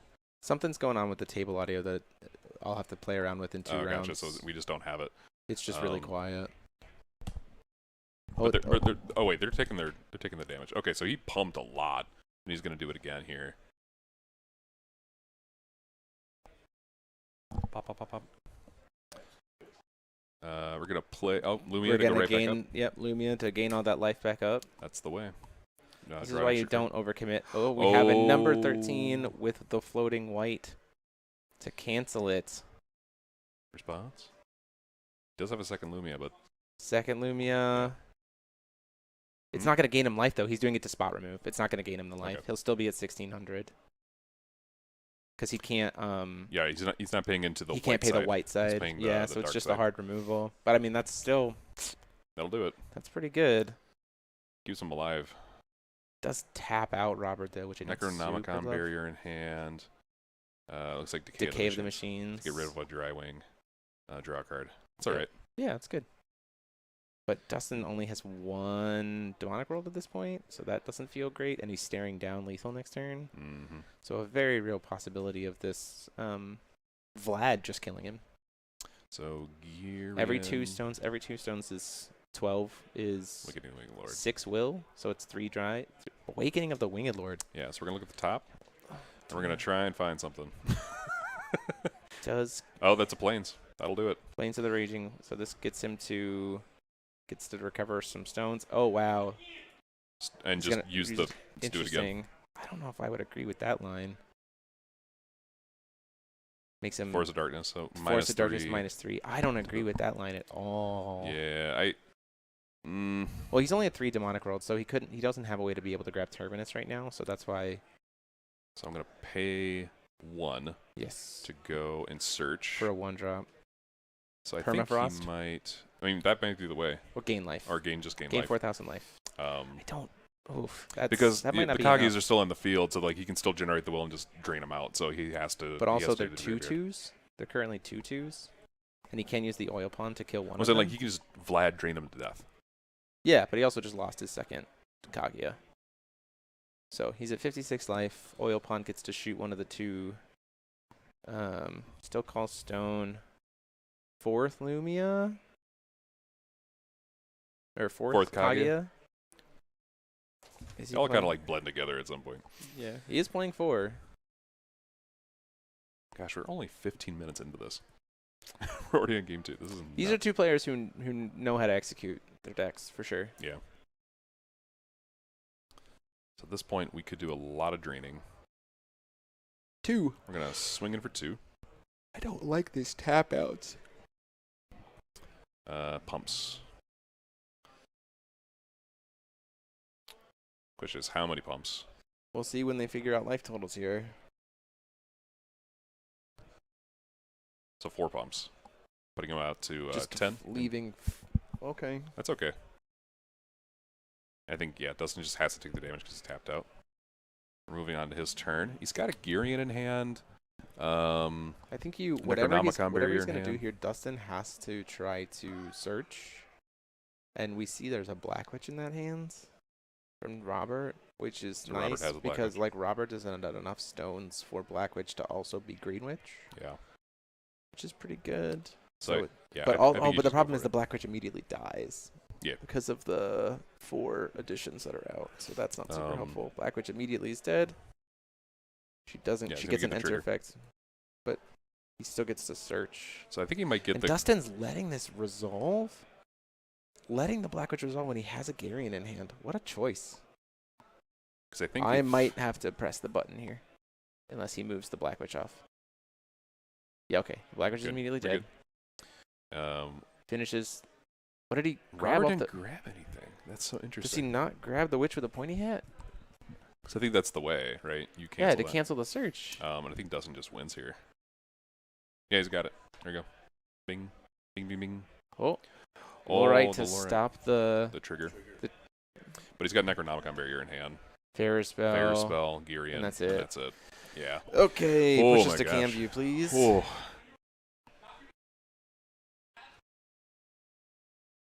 Oh, sorry, not cam view, talking. My bad.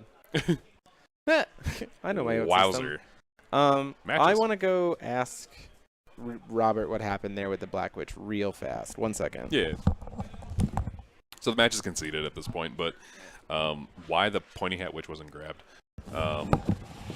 Excuse me as I make audio commentary without that, my friend. It looks like he does have a Witch with a Pointy Hat. So it's strange why he didn't bring that in and get the enter effect off of that. Just to stop the search. Of course, Dustin would have had the Necronomicon Barrier anyway, so he could have stopped the enter effects. He had the Girion to stop the enter effect. The Girion would not. Excuse me. The Girion would not have been able to cancel. But he did have the Necronomicon Barrier, so that I don't think it really matters. When do we go to lightning rounds? That's a great question. When we stop playing Lightning Cave in the main board, that's when. With the lightning rounds instead of lightning caves. So yeah, that was Wolf King 2. Gosh. I'm trying to think of like what else do I say about that. I mean, it went so fast. The deck is pretty standard with Origins instead of Residence or Heart to Heart. I didn't mean to go to lightning rounds. I'm sorry, guys. I'm sorry. We're here. Turns out Terminus can sometimes just be like, hey, yo, game's done. And we can be done with things. So what do we talk about for 45 minutes? So let's talk about EDW rulers, because that's really where people started to see the power creep of the game increase, right? Well, there was DBV, and then the next threshold, in my opinion, was ADW, because you went from this very control mid-rangey format to like Violet, Wolfgang, Faria OTK, like all of these decks just develop. And Brad, well, I will mention Brad. There were some crumbs to the Brad crowd. And how those decks have really been pushed back to turn 3, but are still very viable. Mm-hmm. I do not want to play against Sherry. Stop it. Stop. Okay, I'm going to try to figure out what's going on. I'm going to play around a little bit with audio stuff here real quick. So we're going to go, just for the sake of it, we're not, I can't go to a short break. I need to go to the table itself to be able to mess with stuff. But we're going to fiddle around with just a few things. So give me just a second, guys. 0 caused the power creep. It's true. 0? Yeah. Magic Stone War 0 specifically. The introduction of tag. Can you push us to cam view real quick? So we'll be continuing to talk here. I'm just trying to figure out if we can get the audio of the cam link to be more hearable for us. Mm-hmm. So I'm going to talk about this in between rounds with a couple of other players here. About how there might be a world in which Wolfgang 2 has the potential to get in and do some really interesting things in this metagame, given that it can just sort of get there all of what kind of sandwich is Paul having today? Wolfgang can just kind of get there with Terminus. That is very possible. Is it as consistent or as good? I don't know. I don't know about that. What? Oh, the lists. Yes. Sorry, we have to give the list back to Mr. XD. Mr. XD. Yeah. So that, I mean, that begs the question for me, right? Wolfgang should just win this. Just show them all up. He's so funny. So what I'm curious is has anyone played some of the ADR rulers or the things that came after that they did not think were viable, but have some niche that they can actually fill, even though they're a little bit slower now. The whole format has just slowed down a whole bunch. So I'm curious. I've been having a lot of Subway lately, so I'm open.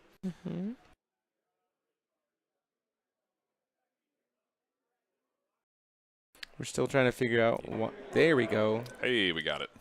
For like 2 seconds. And then it just stopped again. Okay. Well, I guess we're just not going to be able to hear the table today. Oh well. Yeah, might be some speculation. Not gonna stress about it. Can you Turn 3 isn't turn to? Okay. Turn 3 isn't a slow format. Well, I would say that we're not in a slow. I would say that the matchup we just watched was a deck that is not prepared to handle. Correction. A deck that can just take that's win con is I don't care what your life total is. Yeah. That would be what I would say. But we're so orange. Why are we so orange? I'm gonna fix this. We're. What is happening right now? We're so orange. Gary, what I'll say is slower format. How's that? Slower format. So if I misspoke, but I agree.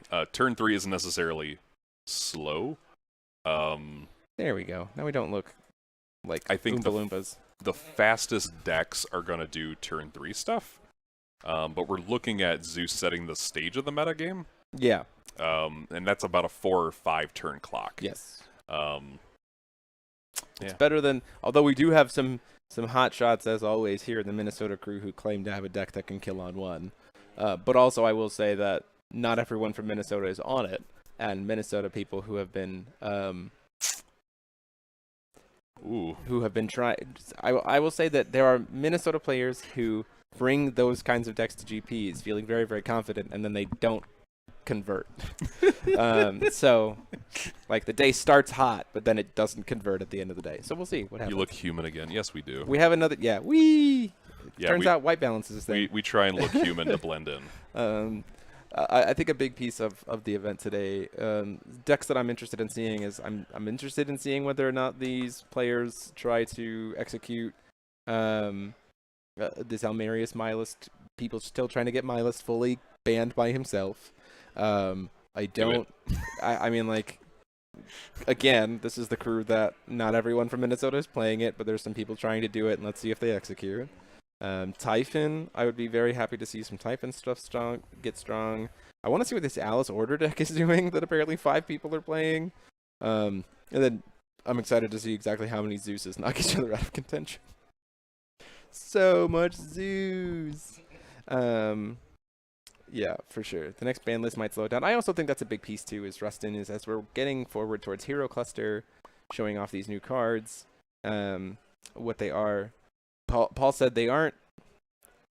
We've said pretty frequently strong but fair, and not over insane, but also maybe even in the era of underwhelming in a sense.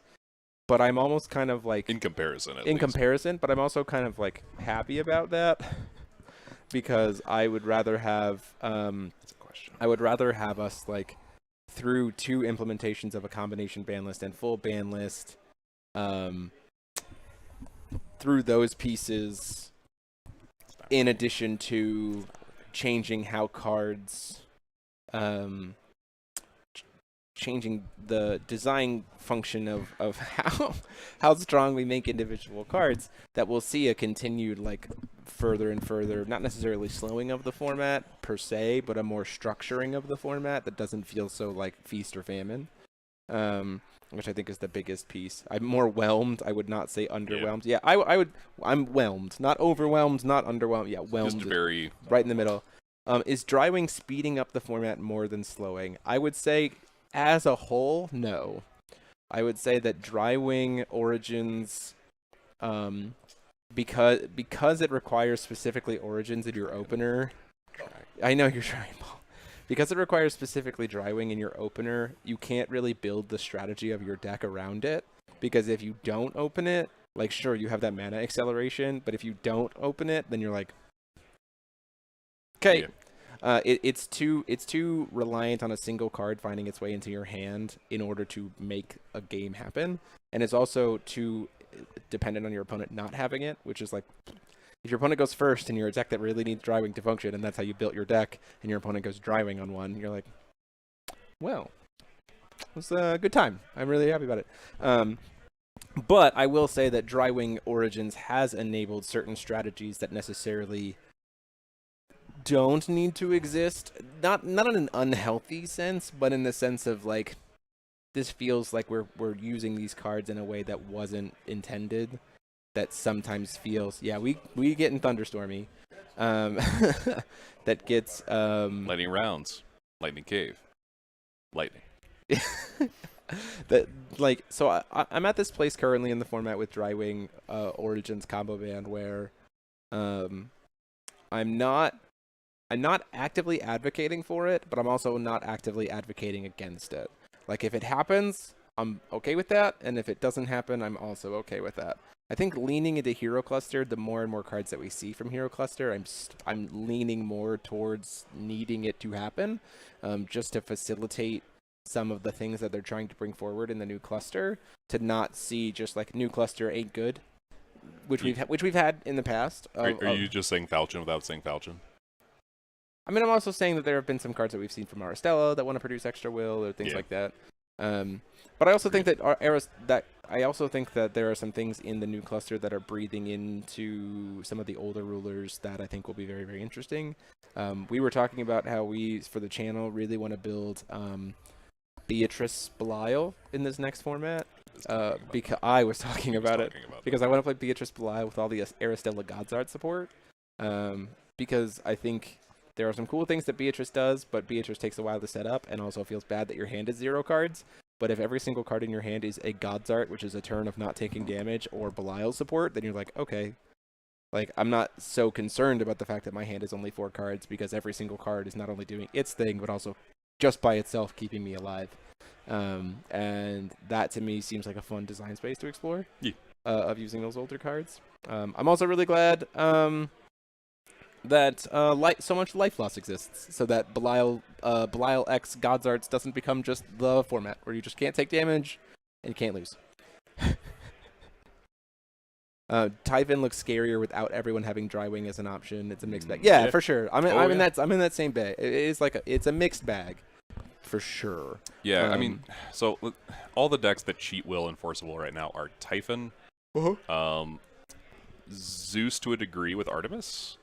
But it doesn't produce extra will. It just recovers your stones. Yeah. So it gets out of that pretty scot-free. Yeah. And then you have like other like tiny decks like Wolfgang 2, right? Like they're not going to show up to tournaments, and they're going to have like a little bit. They're going to have a little bit of access to that with the boon, right? The jewel. The boon. So you get extra will in that way, but it kind of just goes to show on the pro banning combo ban side. It shows that even just getting 1 free will does so much in the early game, and then on top of that, you are stopping your opponent's production of extra will. So there's a lot of momentum that you gain from just 1 will and revealing a Drywing, and then you can just keep doing it because it doesn't stop your production. So I think that's the thing that concerns me. Taking that out. Unless we get some other way of revealing Drywing with a little bit more effort. Yeah. Because 0 cost reveal Drywing, get a free stone and free mana feels weird. Yeah, for sure. But and there are certainly some decks that we've seen that take advantage of it. All of them do. I mean, we just watched one do it. Literally all of them. We watched 2 of them do it just right now. It's so it's one of those pieces where, Yeah, the more cards that I see spoiled out of this new cluster, the more I'm leaning towards I think that for the sake of encouraging use of the new cards, a combo ban of Origin Drywing is appropriate. The problem becomes at that point in time, does that give too much freedom to Typhon? I'm not sold on that answer yet. Like, making it so that only Typhon can play Drywing, really, effectively, or you have to play a villain deck that plays Echidna, or something of the sort. You also can play the blue, the blue 2-drop Resonator that like can reveal a machine from your sideboard. So like that's a thing to be able to it. There's a ban blood. Hot take: ban Drywing. I don't think you can actively ban Drywing in the format. I don't think there's a reason to. Like, some decks having access to some sort of floodgate like that is probably going to put them on the map. Yeah. Like Typhon. Yeah. But again, like, having access to Echidna would be at a premium. So, like, the Dante list we saw in round 1 would actually benefit from that. Yes, I agree. Yeah. Oh yeah, decay. Like we have cards that stop it. Machine. We have the cards that stop it. So if Drywing becomes a, some decks have it and can make use of it, but not everyone has, that shifts deck construction away and also frees up the meta call of decay of the machines. Yeah. Right? That like if you're not worried about every deck kind of abusing these kinds of things, then decay of the machines is like a sideboard stuff to still be able to mess with the decks that can actually still use Drywing. Honestly, just ban Origins. With the work to look for the cards that need combo to be ban Drywing and sideboard. Can only mainboard him and get him out of the deck by flipping Machina, the AO, the Memory of the Seven Lands Machina, so that you can get two machines of a combined total cost 7 or less. Yeah. How many cards are in the Typhon decks today? I think I've seen a hundo, 2 hundo. I think someone's playing a 200 card Typhon deck. So they brought it in on a crane. They took the roof off. It was crazy, guys. It was very impressive. Should have been here. It's very impressive. Should have been here. Should have been here. Should have been here. I really hope this lightning like doesn't mess with the stream stuff. I am grounded. The stream is grounded. See Olivia. She's here. Even though she's not in the actual tournament, she's here. She's here. She's here. I think we're going to go on a quick break. Again, I just wanted to thank all of our sponsors of this stream today. Vite Ramen. Love Vite Ramen.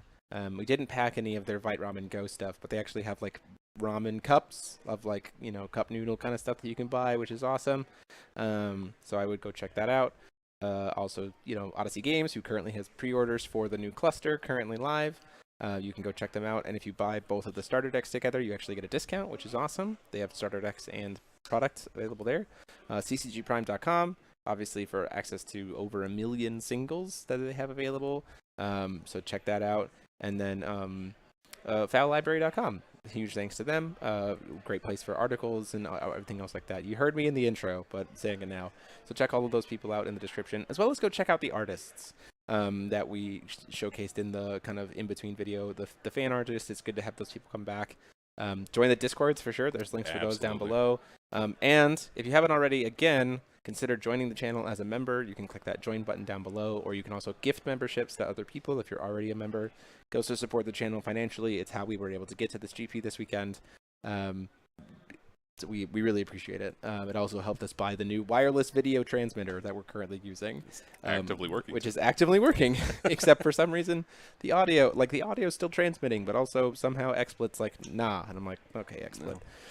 Putting the X in XSplit. X in XSplit. You know what? If table audio is the thing that I can't deal with today, but everything else is going to work at the end of it, we're fine. I'm going to be okay. We're good. So, yeah, we got a lot of fun stuff coming up here, as well as Force of Will Festival in November. Be sure to go check that out. We have over 10 grand of stuff, cash and stuff, to give away for that tournament. $10,000 worth of stuff. Tons of surprises. Amazing prizing, amazing participation stuff. You can check out the link in the description down below, as well as go to actually get sign up at Odyssey Games' website right now in all 3 of the membership tiers, so you can check that out. But for now, we're going to take a break, figure out what we're going to see next round.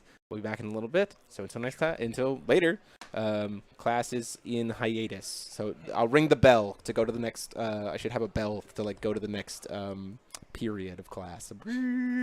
Babatunde, take us away. Bye, guys. See ya.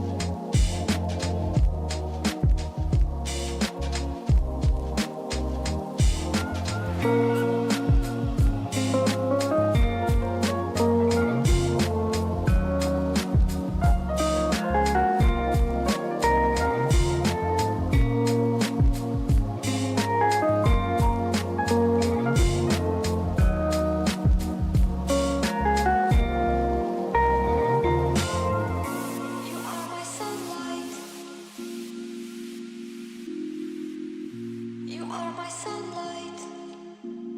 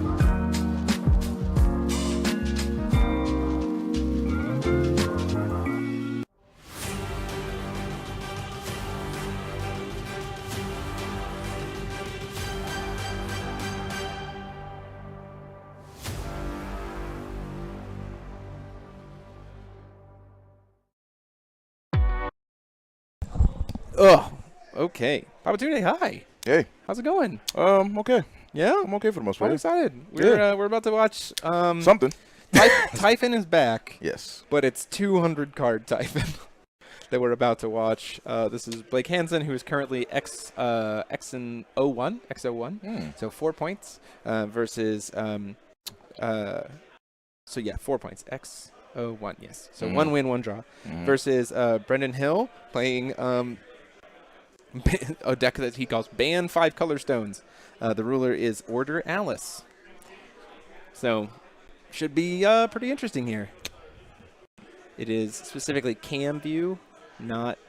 Yes, there you go. Okay, cool. All right, And we're let's do here. this. Yeah, the life total is too big for 20-card Typhon, and then you want to start our Chronos. Get those decks right. Yeah, we'll get that. 6. So go up to Chrono, up here. Make it 1, and then... that's minutes. So you need to be 1 hour. 0, start, and then decks are here, which I should have updated. There we go. And we're in. All right. We're here. Order Alice versus 200 Typhon. 20,000 life to get through. This Good luck with that. Yeah, good. Yeah, as a deck that's very clearly trying to one-shot people because this is a lot of Regalia. Having 200 life is probably, it's crazy. So we'll see how this goes. Well, if it's not met with any resistance, then they'll be fine. After this round, we are going to have lunch, so we will be on a longer break, but we might end up doing some like fun exhibition stuff during that time. Maybe getting some guest commentators to talk over me and Paul playing some games or something. Paul does want to show off Violet, right? So maybe we'll put Violet versus Zeus on stream for some exhibition fun after this round. Okay. Paul and I can grab food really quick. That won't happen? We'll figure it out. But we'll have some fun stuff, though. Yeah, also shocked that he found 200 Force of Will sleeves. Yeah. But Alice sleeves. Yeah, I was about to say the Alice sleeves, yeah. Yeah. For my sure. gosh, that's so many cards. Yeah. Okay. Good God. Please don't fall over on stream. I mean, that's like what? What is that, a warning? I don't know what the ruling would be for that. I believe, yeah. Yeah, 2 hands to slide it over there. Please do what I do and make it 2 stacks. He's like, I'm not going to cut that. Okay, here we go. We're going in. 20,000 life versus 4,000 life. We got Regalia tokens being represented there by the waifu stones, it seems like. Oh, Paul, don't change the size of that screen. Oh. Still have it messed up now. Anyways, you have me. So getting the game started. Going in for our regular mulligans, the boring stuff. Yes. Oh, okay. Yeah. And then Let's see what we got in hand. Don't make here. this I see so big. some. Oh, okay. Still doing mulligan. what? Okay, that's Trying fine. to see what cards are. The life total's still working, so it's okay. All is well. Nah, it's all Gucci. What did we order? Oh, We didn't have. will We point. haven't. Yeah, we're just mulliganing. mulliganing? Right now. Yeah, Okay, the boring cool. stuff. Ban 200 card decks and ban Blake. Let's see here. I don't disagree. 50 actually. antibodies, or 42 antibodies and 42 antibodies and 50 bloods. Okay. And then other than that, it seems like a lot of Castle of Carlina. Astema, the Returnee of Hatred, the 3-drop Astema. All right. Getting some Regalia out of this hand real quick. We've got Artemis Bow and Gleipnir coming down. Seeing some OG Regalia. Artemis Bow would be nice, except for the fact that Othris has Eternal. So, unfortunately, we can't use Artemis the God's Bow to pop that addition. Yep. Faded Reunion. Abhorrent Revival. Selective Decapitation. Lots of stuff going on here. Okay, so we called our first stone. That is a Ruler's Moria. Yep. It's a 5-color stone. Of course. Linosfaria coming down there. Yep. We had a Regalia enter the field this turn. Mm-hmm. So Get on the draw trigger. I'm gonna bring up Linosfaria for us. So on not you, Bobby. I know, right? I was like, oh wait. You're here. You're here with me. So during Brendan's turn, Blake's cards don't have text. Yep. No ETBs. No ETBs, nothing. That nothing. honestly might be pretty huge. Yeah. Means that Osiris doesn't actually give your stuff quick cast during your opponent's turn, which feels rough. Yeah. That's a potential very, very big detriment to the Typhon deck here. Absolutely. I will say also that last round we did have an Order Alice deck beat a Zeus deck 2-1, so there is an Alice Order deck in the undefeated bracket. Okay. It was table 1, yeah. Interesting. So yeah, I did talk with Brendan before this event, and he was talking about. Oh, also I misspelled his name. It's D-E-N, not D-O-N. That's my apologies, Paul. If you could update that, please.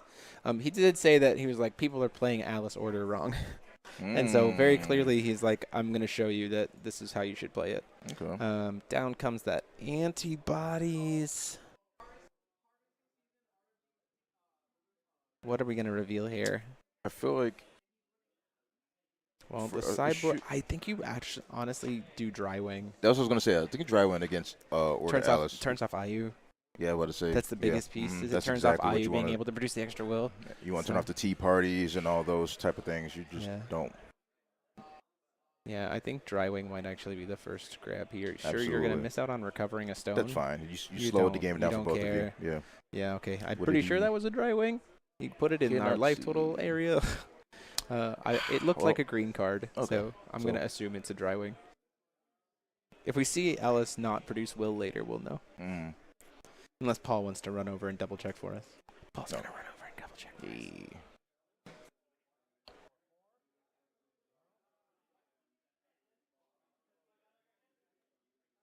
Second antibody. We get aggressive. Oh yeah. Close the door a little bit.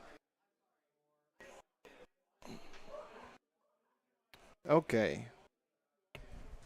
We got 2, 8, 8, or 6, 6 antibodies going in. Cracking for 6 damage.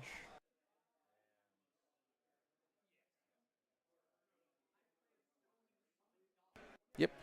Okay, there we go. Yeah, it just takes a little bit to update with the server. There we go. Gotcha. Another 8, another 6, down to 28.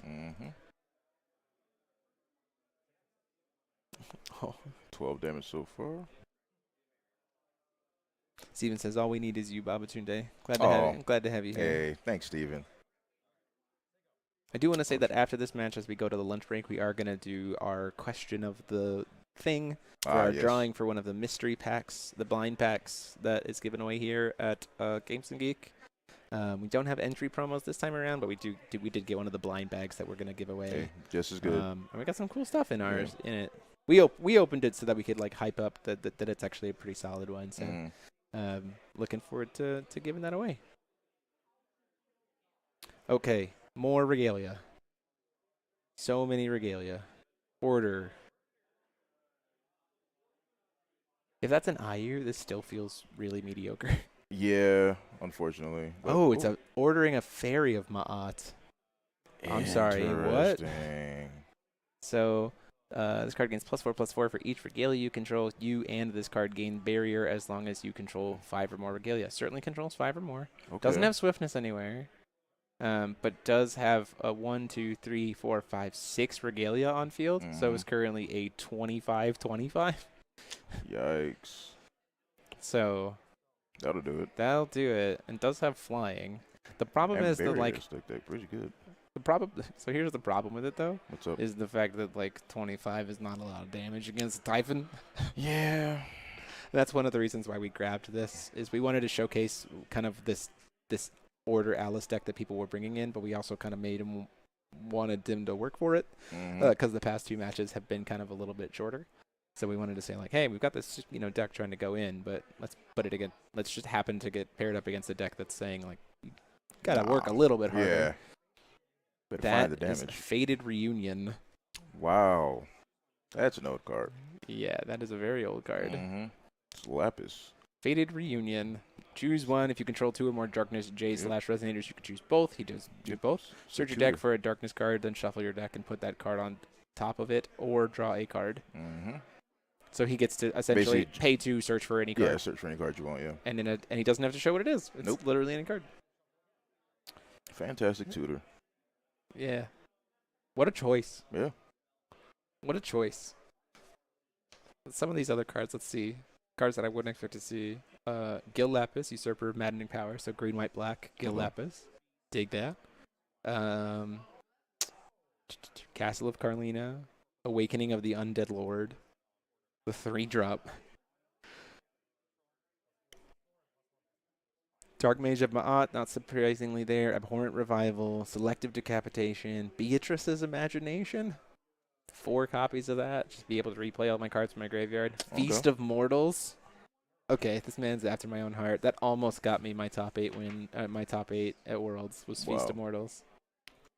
He was the card that would have gotten me top 8 at Worlds had my opponent not kept the 1 card in their hand they needed to keep. Can't be mad at it, but soft spot in my heart for Feast of Mortals. Can just close games. You get a big enough body, and you're just like, Feast of Mortals, banish my own dude, kill you. And you're like, Was the was it the bullet before? Yeah, bullet. It was the bullet before the bullet. Yeah. So Feast on Mortals. So right now this fairy is a 5. It is a 25/25. Mm-hmm. Brendan only has 1 card in hand because all of these are Regalia. He needs to find and I'll say this, because he's not threatening so much lethal damage. Like Blake has like a lot of time to just feel comfortable taking these these hits for 25/25, especially since he can just block with antibodies because they do fly. No, they won't. Not on his turn. Oh, not on his turn. They weren't fly. Not on his turn. My bad. No, you're good. Is that like you need to start drawing cards, and so like you need to draw an IU to just be able to pay 1 white to draw a card to get the hand back up, because like Blake's just gonna take the 25, and then like that's an 8-turn clock. Exactly. Like, okay. Right. He's got time to breathe. So Brendan having fewer cards in hand is certainly going to make this rough for him. I wouldn't be surprised if we saw another antibodies come down here off of the will from the Typhon's Blood. I don't think it would be the right call. I could see that Lucifer coming in. Is there a dry wing on Brendan's side? I haven't seen a dry wing on Brendan's side. No. The only person who's revealed is Blake. Yeah. Yeah. So Blood. Yeah, Blood would be good. Because we're not playing any copies of Origins of the Seven Lands in the IU deck. Yikes. Did see another antibodies come down here, so these are now all 8/8s. Okay. I honestly think you just turn things sideways and go in. Oh, absolutely. You just start cracking away. Or not. Interesting. Oh, we are gonna get to pump up the taps here. To pump up the fairy. Up the fairy. And he will get to draw a card when the fairy hits because of Gleipnir. Yep. So he's a 25/25 being pumped to 29 right now. So and then when Gleipnir, because the J ruler connects, Gleipnir will draw him a card. So he does have some draw capabilities here. Absolutely. So representing all the pumps. Okay. So many pumps. Yep. And looking at Brendan's deck, it is just IU, Tea Party members, which also helps with draw, Witch of the Fallen Kingdom, a bunch of different Regalia, Fairy of Ma'at, Keep the Faith to bring back the Fairy of Ma'at, or the IU, I imagine. Strategy Meeting. It is a draw engine card. It's draw a card for every Regalia I control. Okay, now we see the IU come down. Yep. Just regular cast of the IU. Just to draw some cards. Pay 1 to draw 1. Yeah. Yep. Like I said, IU by herself is still just a draw card, which is pretty decent. Drew into another IU. And now we're swinging in for 29. Yep. Can't block. Cannot it has block. flying. Wait. Hold on. Yeah, hold on. Yeah, I don't think they realize that the effects are turned off.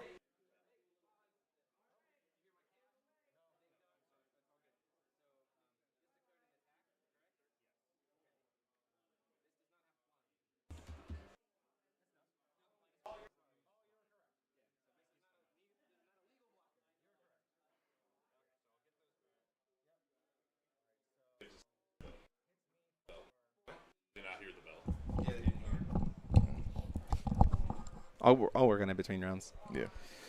So he doesn't have to tap to try to kill the blocker because it's just the bodies can't fly because of the Limos Faria. And that's the only reason why we jumped in, because like maintenance of legal game state. Yeah, yeah.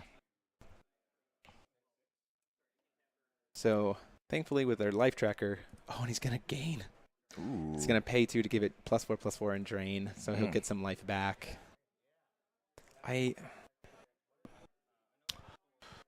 Do I think tapping out to do that is smart?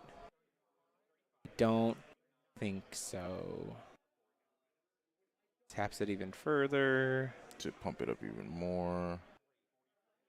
So that's +8 plus another +4, so 12 to a 25, so 37.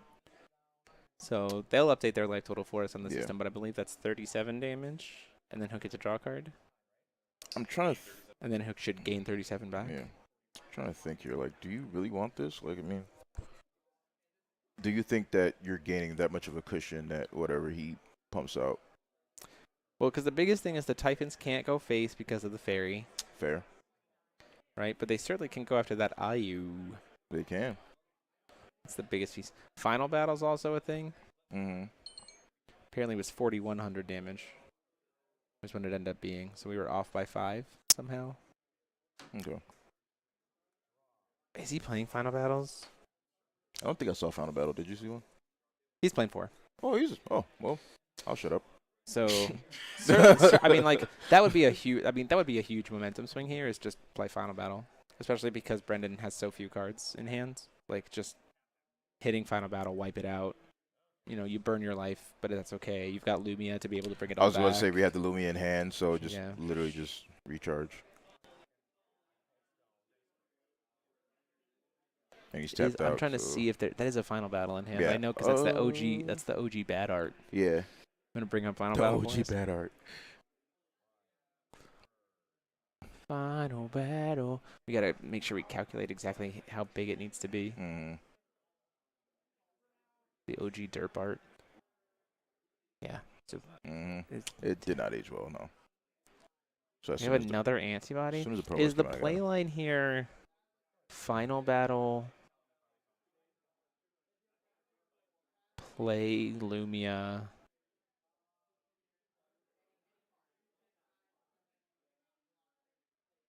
I think it's considering how many cards your opponent has in hand, which was only 2. I think you do Final Battle Lumia.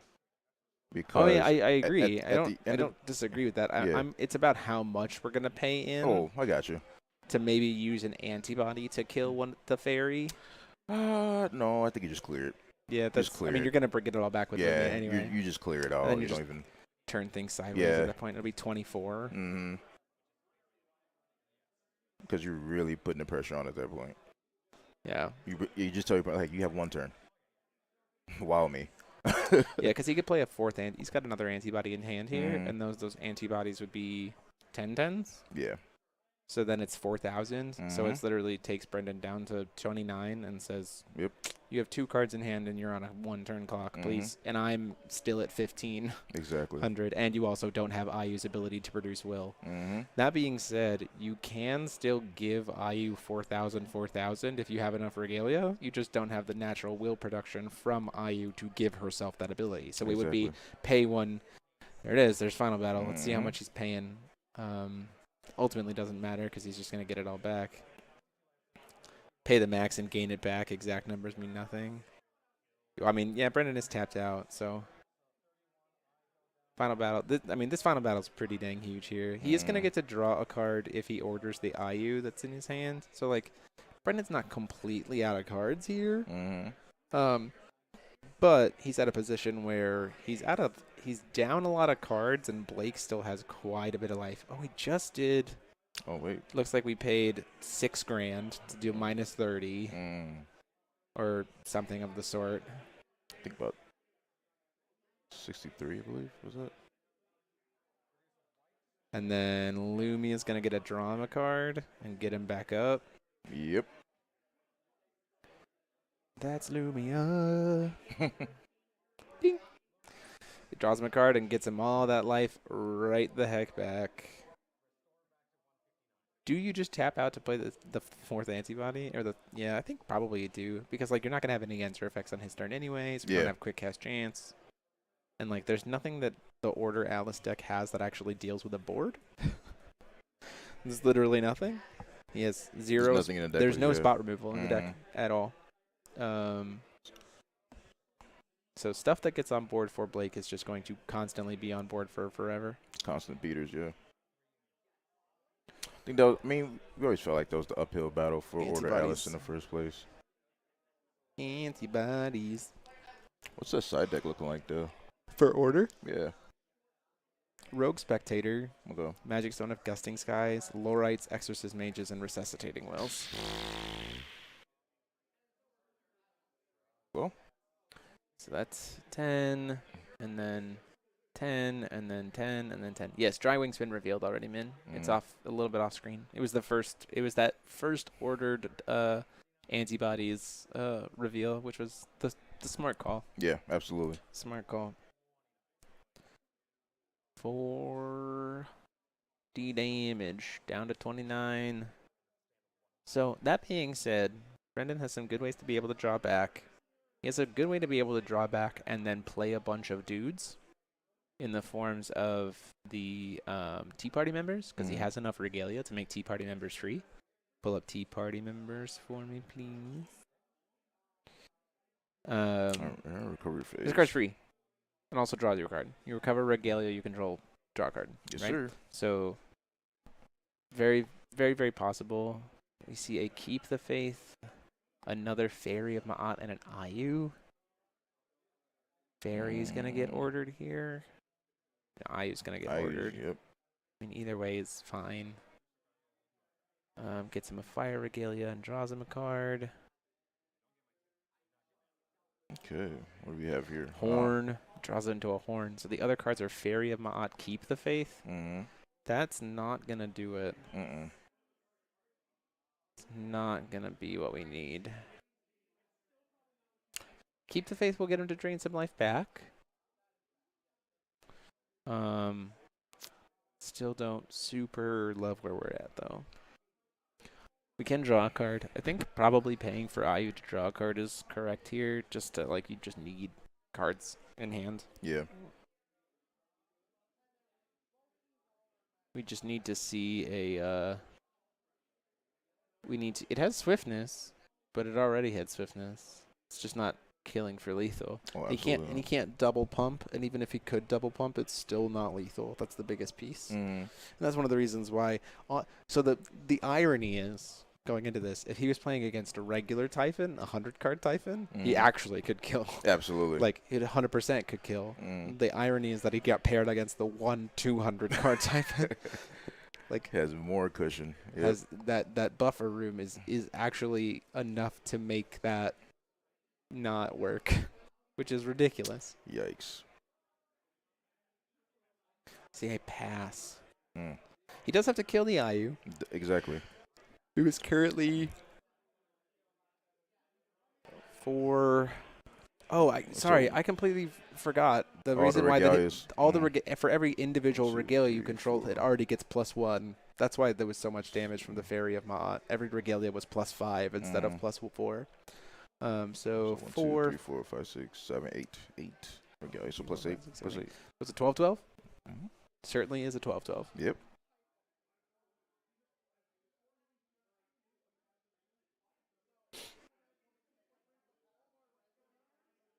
So if he has anything, basically to get rid of this Ayu in this game, but if he doesn't have any, I'm not sure. Is there any actual targeted removal in this deck? In the Ayu deck? The Typhon. Oh, the Typhon. Oh, there's plenty of targeted removal in the Typhon deck.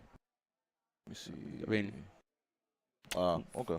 Yeah, there's good targeted removal in here. Lucifer, you order a Lucifer, right? Oh yeah, the Athenia. I see another final bell in his hand. If that's his hand. Gross. Okay, then we end this game. Gross. At this point, we're done.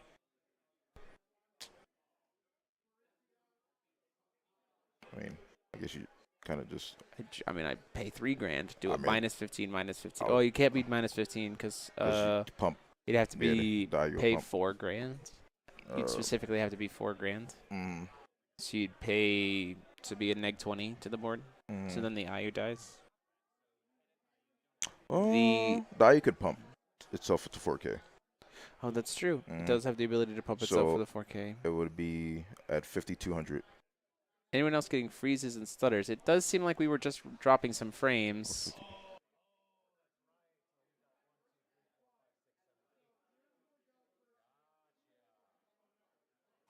But it seems like we're back now. I just looked and it says that we dropped 2,700 frames for a little bit. So, apologies for that. Oh, no, we just dropped another 100 frames. What's going on with that? We'll take a look here. Hand me the phone. Don't.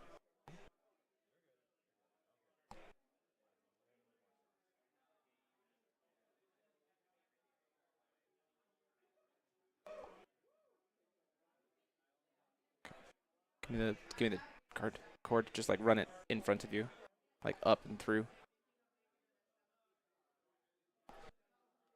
Don't know why we are dropping frames, everybody. We shouldn't be. The match has gone on too long, that's why. We're moving the phone that we're hotspotting off of closer to the window. Could also be a little bit of from the storm that we were dealing with. But if you see those little stutters, apologies. Another final battle being cast. How much life are we paying here? We'll find out when the life total goes down. So he has 10,000. I'm about to say -5. Yeah. -5,000, -5,000. You have to pay. It's 200 life for every 1 point of stat neg from final battle. So IU go up to 52. So you'd have to pay 10,400 to kill the IU through its pumps. That being said, you can do less than that, and like the IU is still like smaller, right? And the and still be able to just crack right on through. Yeah, so we're drawing a card. We're letting it go. We just paid. It looks like we paid 2,500, 2,600. So it was just enough to kill the IU. Okay.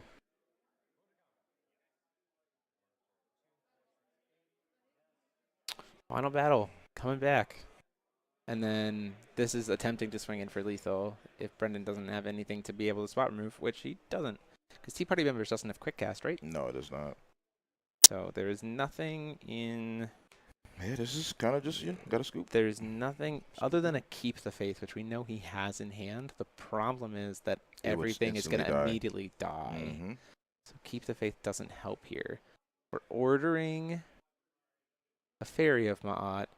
Does she have quick cast? Quick cast. She has quick cast. She will be big enough to survive this because it looked like we did a neg 13 to the board by paying 26 or 30. He was at 59, so 36, so neg 18. Each of those regalia is giving her +5, and we have 3, so 15, 16, 17, or so 15, 20, 25, 30, 35, 40, 45. To a +100, so 46 minus 18 is 46 minus 18 is 28. It's a 28 Fairy of Ma'at. We've declared block for from the Typhon antibody that is swinging. Yes.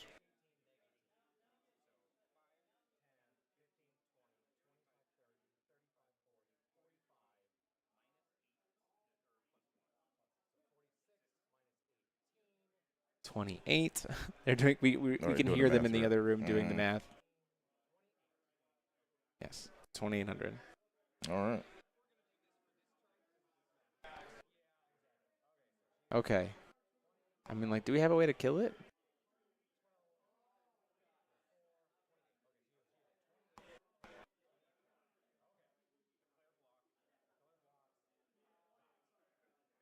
Antibody's dead. Yep. It's taken 10. So it's a 28 with 10 damage on it. Yep. So I was like, you should have just paid more life. That's what we said. Just just like maximize it. Pay You're trying to kill this turn. Pay like $7 grand and make it a neg 35. Yeah. Just like pay 10 grand and Yeah, make it a neg 5. Pay 10 grand and keep it going. Neg 5,000. Just like go in. I mean, he doesn't know the deck though, so like, yeah, that's fair. That's fair. And he doesn't have a backup Lumia, so he's got to crash these antibodies in. So now it's got 20 damage on it. Third antibody kills it.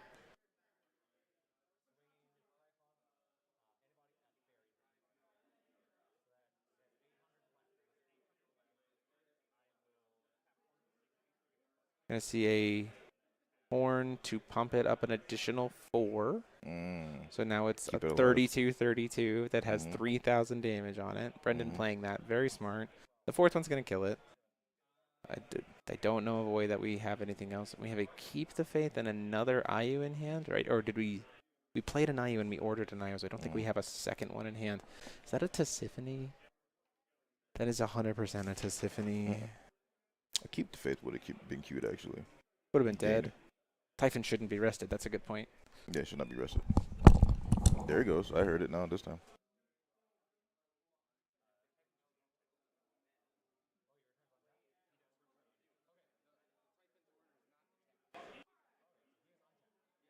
Yeah, you're right.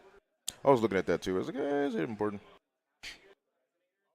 But I guess, yeah, as an active game state, it should be.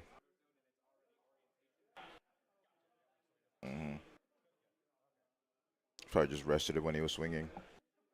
And just kept it in that position. Because orders are a separate card. Yep. They're not actually attached to the resonator. Nope. Basically emblems. Yep, pretty much. Pretty much. Okay, Tisiphone, what is that other card? Is that a Lucifer? If it's a Lucifer, you do not order here. I mean, I play Tisiphone. I don't hate playing Tisiphone. Please don't order it. Please don't order the... Okay. Tisiphone, the Avenging Fury.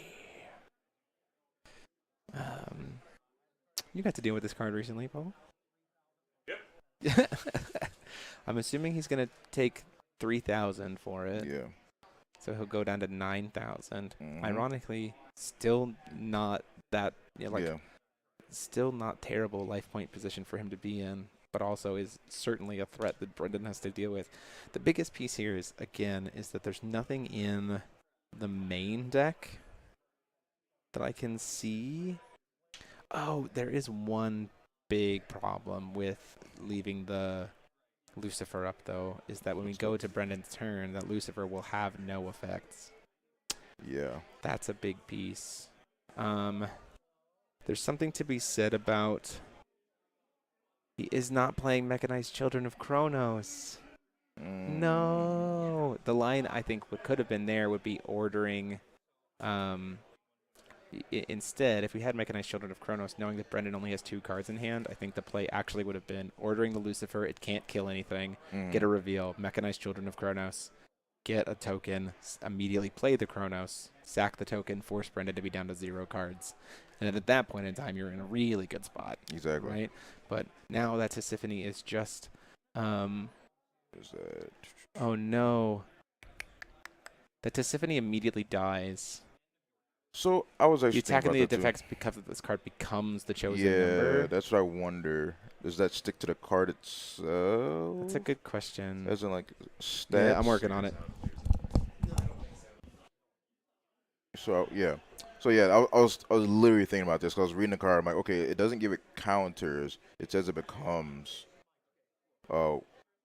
basically what life you gave up. So, I very much wonder how that, if the stats stick, because, as it becomes, like,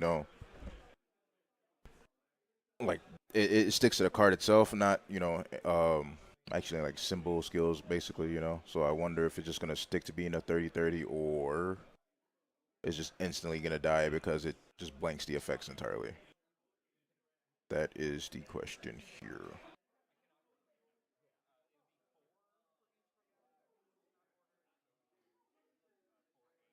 Yeah. Because as you pulled it up, I was really looking at the card. I was like, how does this work? I guess it's very important for this stuff like this to happen like on camera because now it'll be forever immortalized for everyone to actually look at as a reference point from here on out.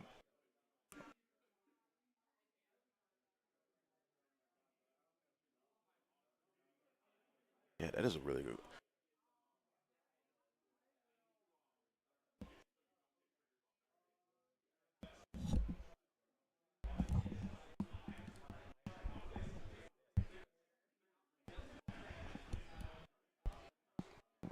Hey, it's me. I'm back. Welcome back, Paul. Jeremy is like really far away. Yeah. So I would imagine because of how It's a weird game, yeah.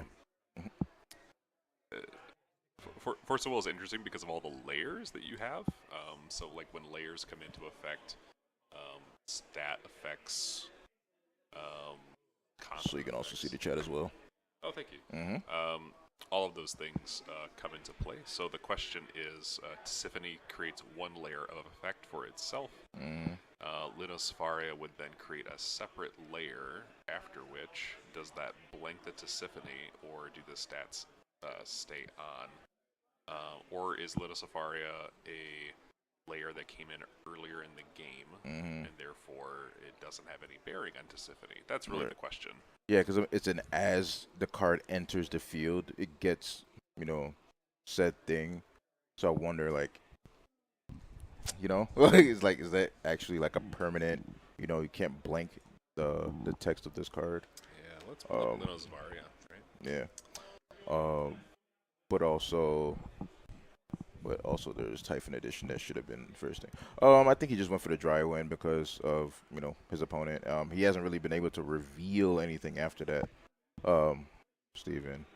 So I guess he really hasn't been revealing a lot of stuff outside of the extract this game. Yeah, so what's causing the wrinkle is the enter effect is already resolved in Linospharia, so does that... It's not a as it becomes your turn effect. It is a this thing resolved effect. So.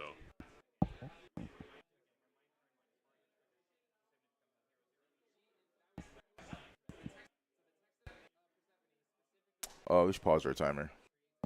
Paul. Oh yeah, we'll pause their timer.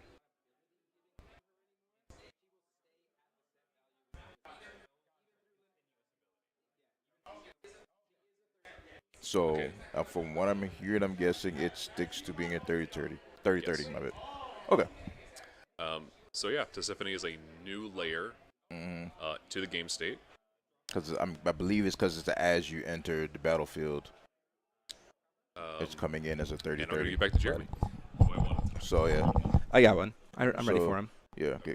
When time hits on round, I'll give them an additional 2 minutes. Okay. So Jeremy, hit us with the.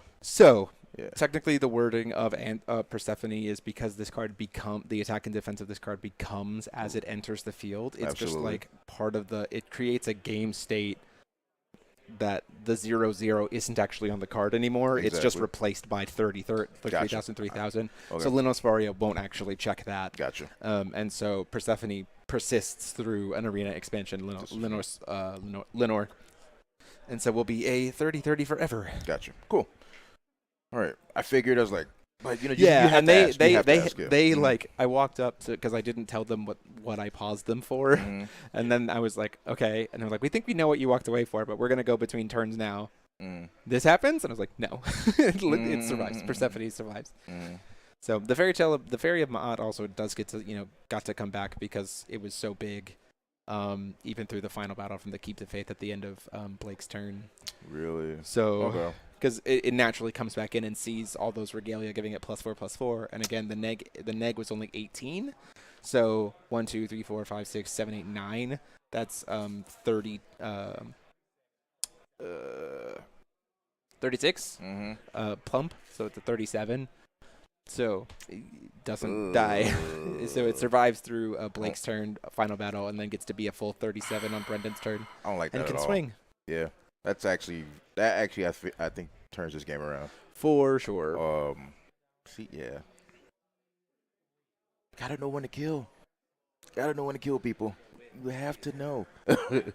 Final battle, man. Just pay 10,000 life. Yeah, pay into it. Just go. You do not care what your opponent does after that. Yeah, because if he had paid 10,000, Blake would have won that game. Yeah, There was nothing in Brendan's hand that could survive a neg 5,000, neg 5,000 on the board.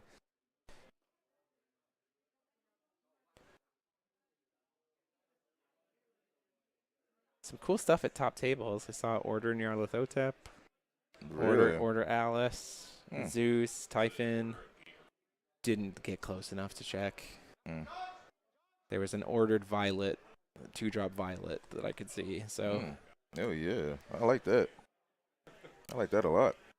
Yeah, certainly seeing some interesting undefeated decks here in. Oh, they need to judge. Okay.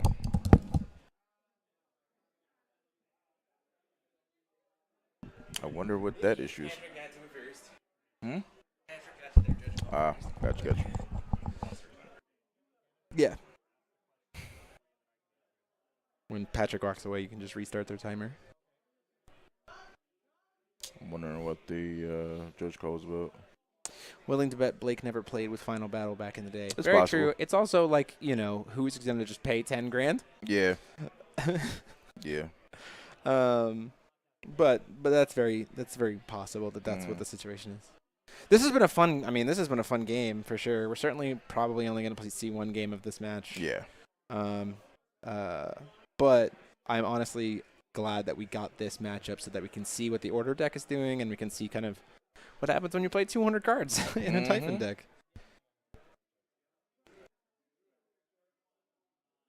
Brendan, actually, a player who's been really coming into his own in the Discord GPs. Okay. He's making some top 8 appearances as well, and newer face to the scene. Finally making his way to an in-person event. Really good to see him. Oh, here we go with the 9. Keep the faith to get back the IU. Card's so good. It was Charlie and me. It was Charlie and I's both like #1 card of the first set of Game of Gods. It was Keep the Faith. Card is so good.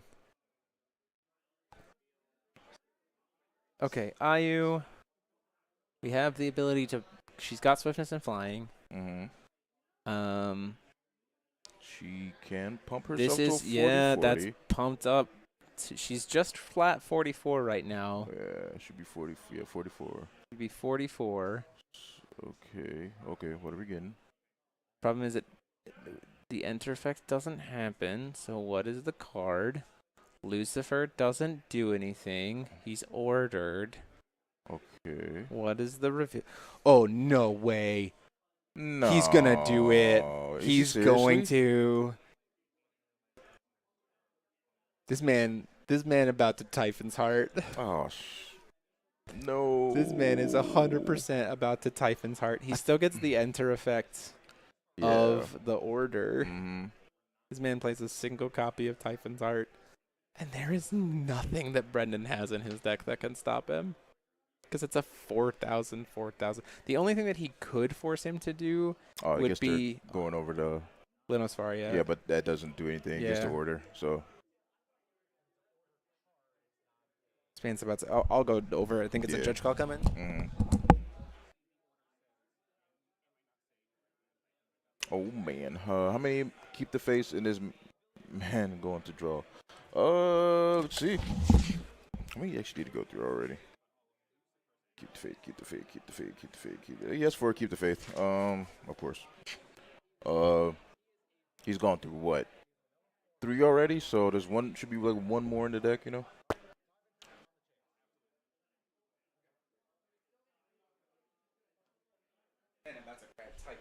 Yep.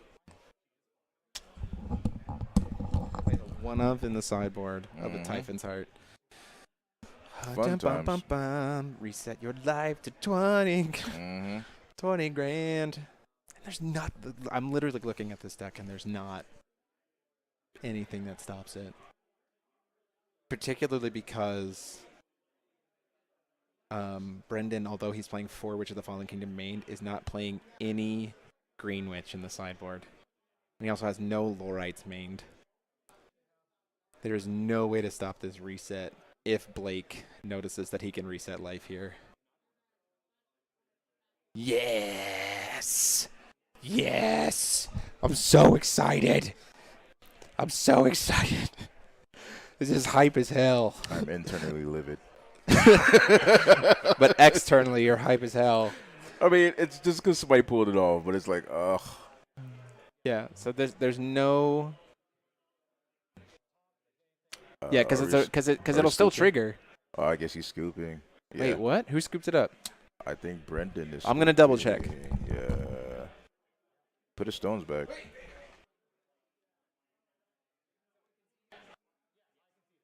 Okay.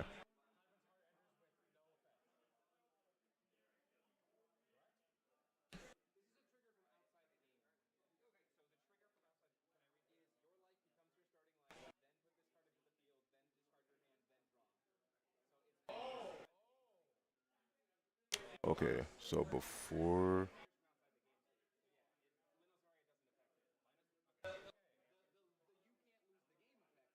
Or Alice is a bad deck that is trying to cheese. Hey, look, I feel the same, but I mean, you know, it's a deck. It's a deck.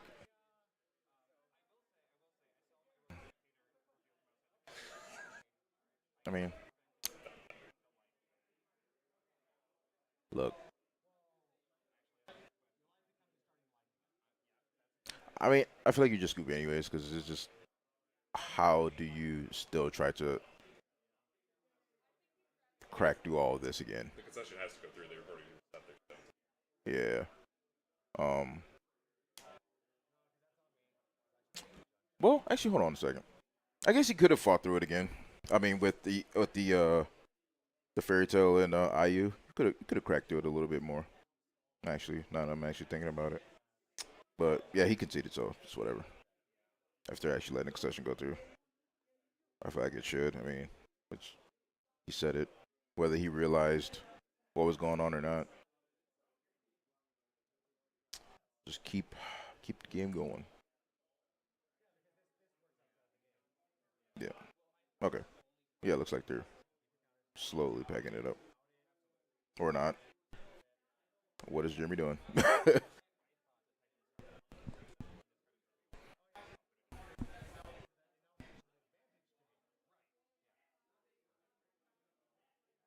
I guess they're just talking it through.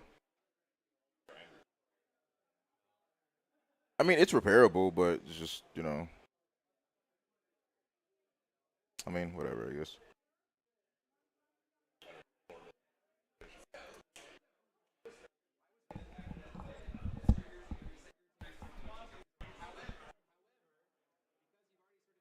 Okay, so Jeremy is clarifying the ruling for them. He'll do so when he gets back here, but it looks like his initial ruling was correct. He was just checking with Charlie. And I think we are just clarifying for future games at this point. They may go into game 2. Okay. It looks like they are shuffling, picking up the cards yeah. going to game 2. Cool. Okay. We are going into game 2. We're going into game 2. Blake wins game 1. All right. Huh.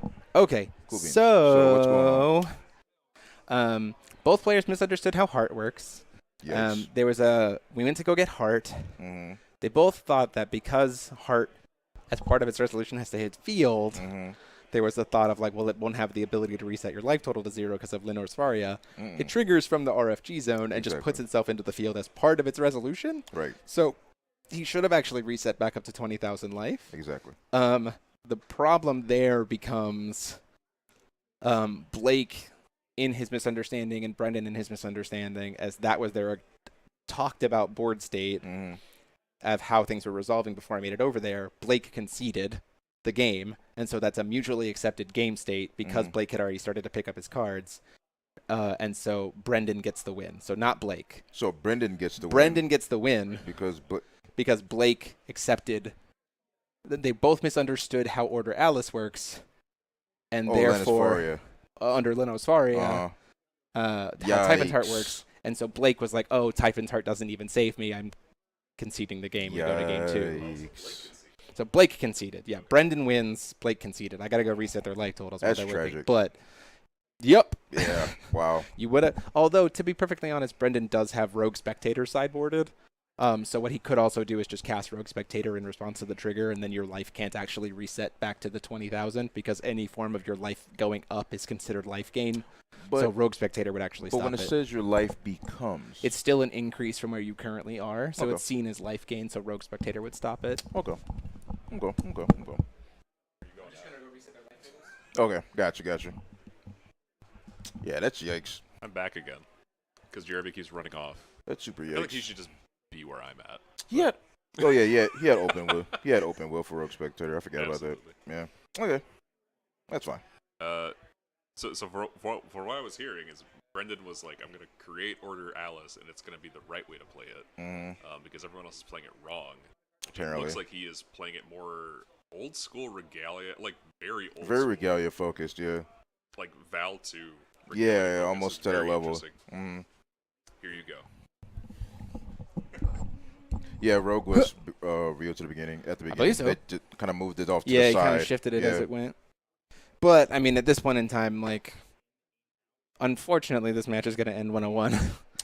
Yeah. Need to get a wireless mic for Jeremy so that I can run over to the table. I mean, like, that would be dope, actually. That would be a nice investment to be able to make. Yeah. Paul's immediately putting it on the list. First off, I need to figure out why. I need to figure out why XSplit didn't want to do the audio from the table this time around, and that might involve us getting a wireless mic for the table first. Fair enough. A wireless microphone for the table, and so then if I do walk over, you can hear me that way, rather than try to figure out this. But I will say, I'm very grateful as we get into Game 2 for everyone who's been supporting the channel financially recently. Some of the upgrades we were able to make equipment-wise have been absolutely excellent. You'll notice that the one thing we haven't done even once this GP stream in 3 rounds is wonder what life total is. Yeah. Which has been phenomenal. Also, big shout-out to the fact that we have the 3 of us here so we can kind of rotate getting the card images on screen for you guys. That's been really huge, and huge thanks to Metal for making that project work, as well as getting the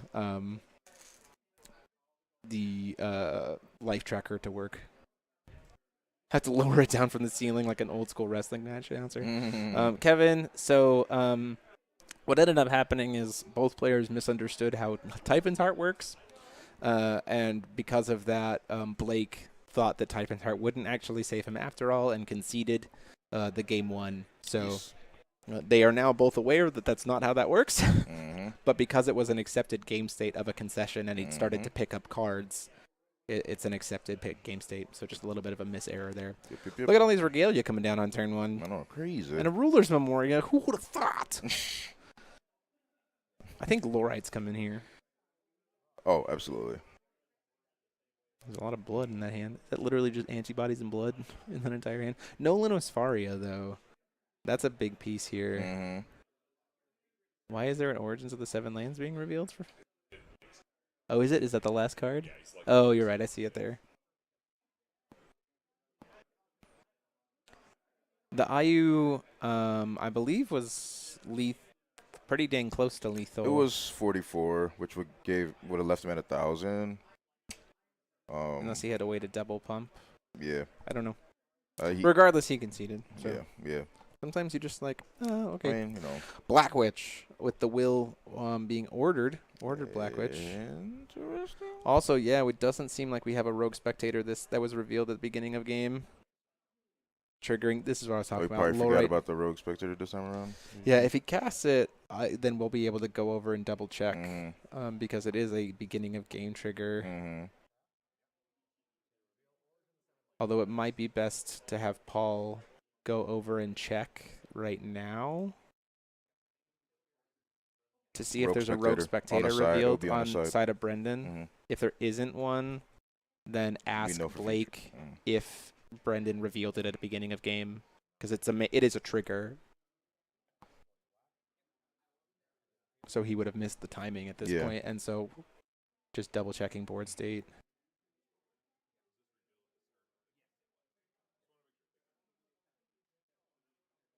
Okay, Cool. It sounds like Blake confirmed he did reveal it. Perfect. Thank you. Cool. This is why we asked the opponent and not yep. Brendan if he had revealed it at the beginning of the game, and Blake said he did reveal it. So in response to the type and reveal, that was what I was saying. It's like a really good play to make here. So it's like look, not only am I going to leave you on a bad thing to order, but I'm also going to make it so you can't dry wing me here. Exactly.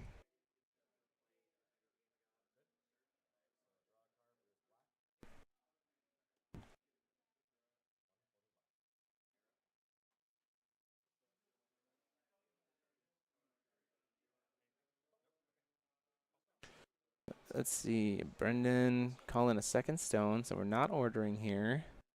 Do you see a little Sfaria? I wonder if we played too many Regalia there. If that makes sense. Like, was there a reason to play the Horn?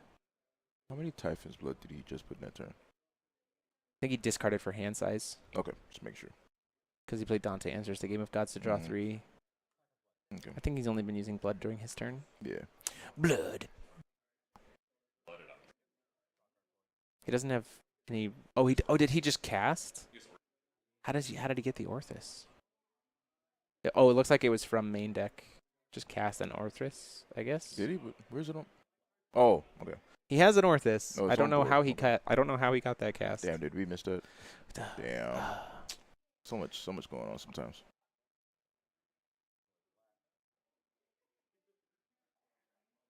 Part of the reason I was even peeking out of my dang, so I can see him on my camera too. So you can see him on my camera to remember to reveal him. Oh, yes. Dun, dun, dun. Oh, he's revealed off of the Origins. Sorry. Yeah, the Origins revealed, and then we also tried to order. Thanks, Steven. Thanks, buddy. I mean, that's huge. Having the Orthers on field is pretty huge, especially since, again, and this is one of the reasons why I wonder if Brendan shouldn't have just dumped every Regalia on that turn. Of, like, save a free Regalia so that you can have a turn 1 Lenore when you need it. Yeah. Lenore.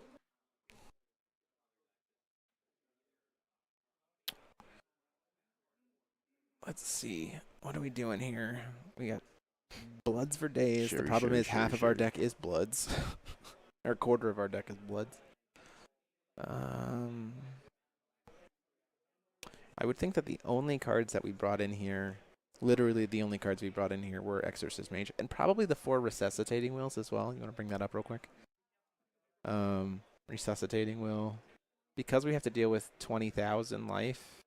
Not that Brendan's feeling super pressured to have to go in for that life total because he won game 1 with so little time left on the clock. I do have their time extension like ready to go, just as a heads up.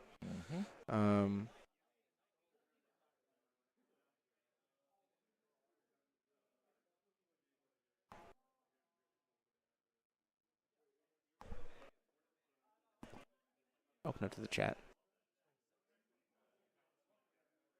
To the Kiki.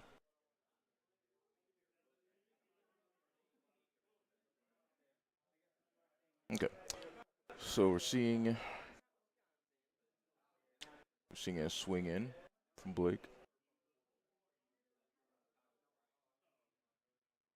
Seeing if damage connects, or is he attempting to pump here? Oh, he killed the lower area. Okay, gotcha. Oh yeah, because it was the only thing he could attack into. Yeah, has to attack with the low right. Yeah, I just put it in the Kiki chat. Just put my order in the Kiki chat. No, like to tell you what I would like for you to go get.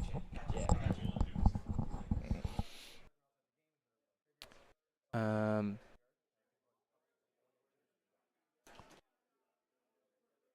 Heard the trigger word. Okay. Kiki. Oh, Jesus.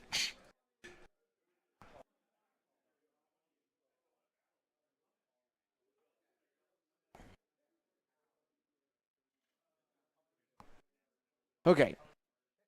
Is that a Decay of the Machines to get rid of the Rogue Spectator now? That makes a lot of sense. 2 of them. So, put it into the board.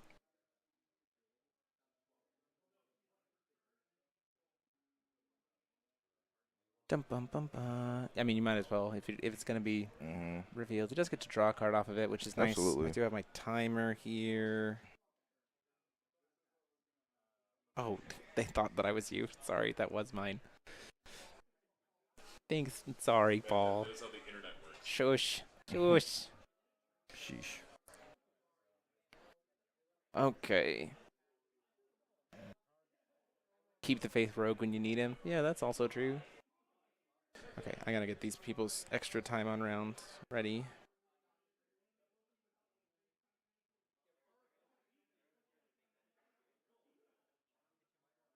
Oh. 51 seconds plus another 2 minutes for these guys. So I'm going to go let them know. I'm going to step away for a second, so you just commentate for a bit so I can let them know when they have their additional time. Just give it to Paul. Oh, I have my watch. I'm timing them on my watch, Paul. So, the commentary. Yes. Yeah, I'll give commentary to Paul. Yes. Convenient. The commentary. I'm sorry. All right. You know you'd have 3 commentators this round. Yeah. Beta reunion. Yeah. All right, so we're going to tutor again. All right. I wonder what was actually going to try to search for this time around.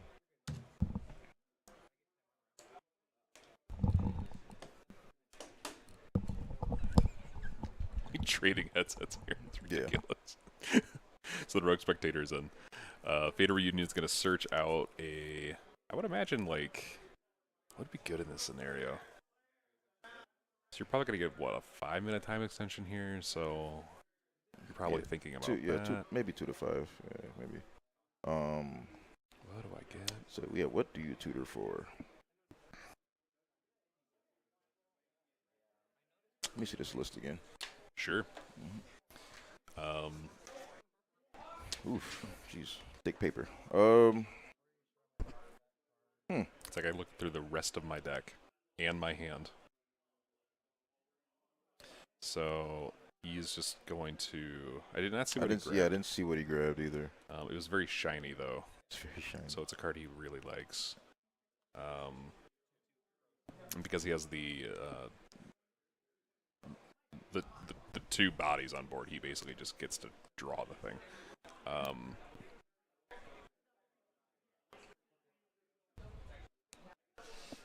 What could that card be?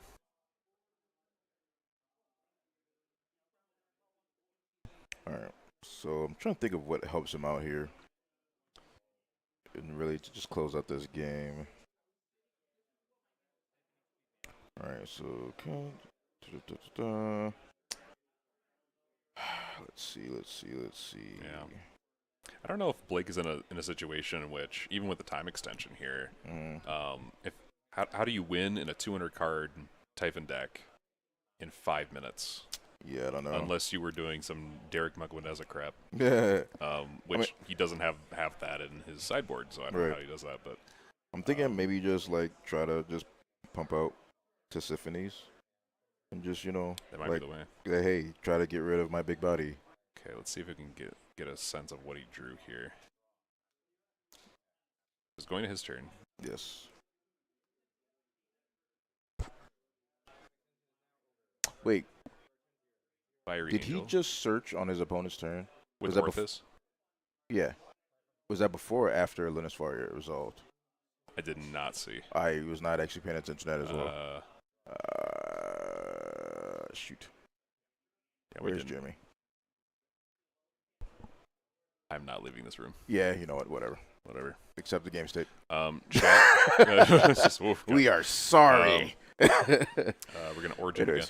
But chat, let us know if that resolved correctly. Yeah. But Jeremy is here, so we might have him go check. Jeremy. So I noticed he faded Reunion on his opponent's turn. Was that before or after that Linus Faria resolved? We do not know.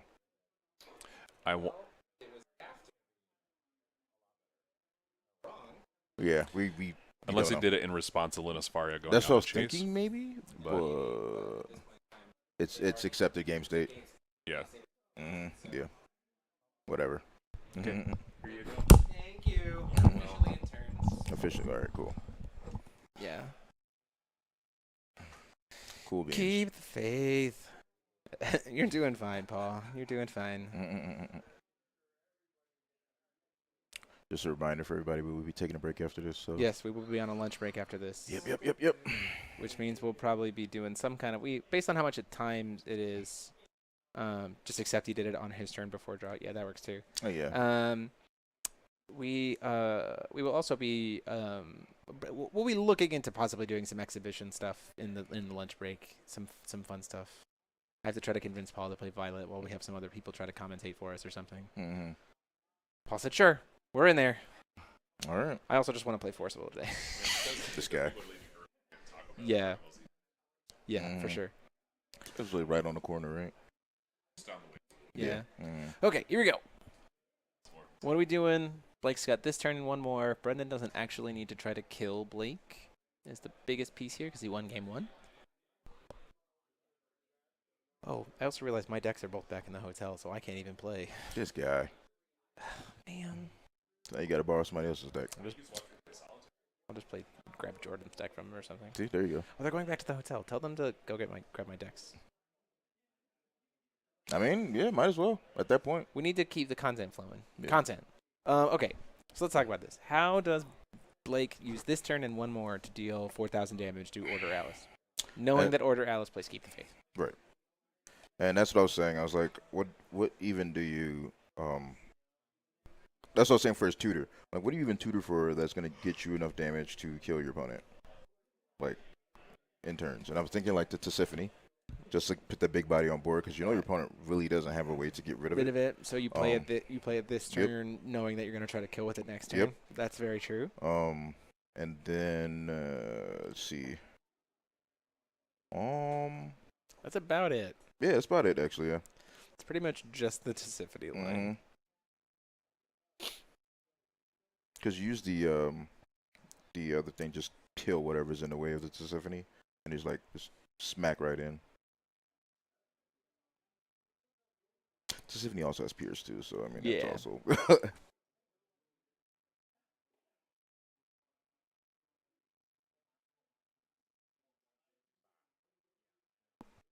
Let's see here. Yeah. We're just shuffling cards at this point. Let's see. Probably next round we will end up grabbing a Zeus. Although I do know that I believe the Gruus Ballesta Moodstart list is currently 2-1. So that might be one we grab next round as well. I believe it just beat Belial Asmodeus, from what I can tell. So also Matt Davis on Gruus Ballesta Moodstart. Good friend of the channel. Brought his kids along to have a grand adventure. Put their dad on stream. Cool. Cool with me. That's cool with me. What? Extra turns? Not infinite damage. So there's two different versions of Mindless Almarius running here. Yeah, there is. One of them's infinite turns and one of them is infinite damage. Yep. That makes me very happy. Yeah.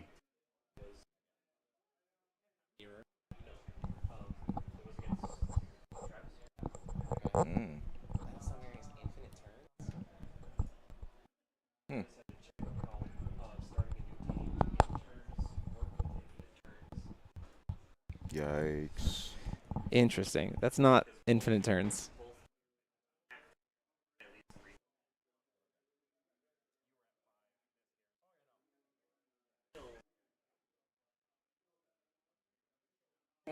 Oh, okay. How infinite turns? Okay, two different Mindless Almarius lists. Yeah. Interesting. We might grab that next round too. We'll see. Although we might see we have to look in through the top deck 8, first. so Yeah. look at the deck list. Okay. Horn of the Sacred Beast somehow involved in extra turns, infinite extra turns. No, it's in the horn. Get rid of all. Oh, that's fair. Oh, did he? We were talking about Mindless Almarius. Hey. Distractions. All right, walked away for a minute. Did something happen? At this point, no. Not really, Steven. We're seeing if Blake has something here on turn 0 to be able to get some action closed. Which was actually, that was a smart play of horning. Yeah, just get rid of the bloods. Yeah. And make the antibodies a lot smaller. Be a lot smaller.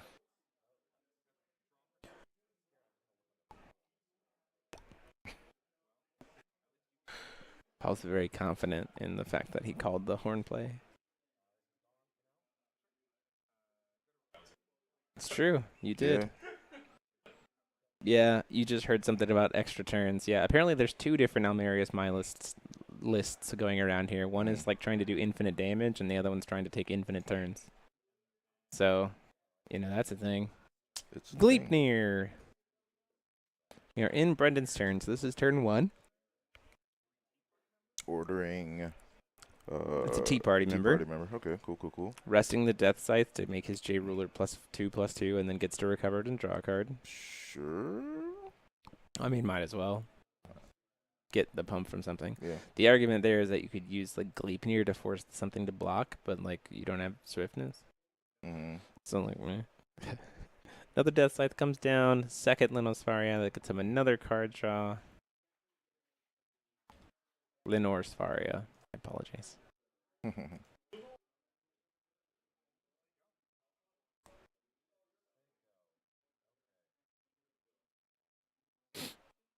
What happens next? Pass?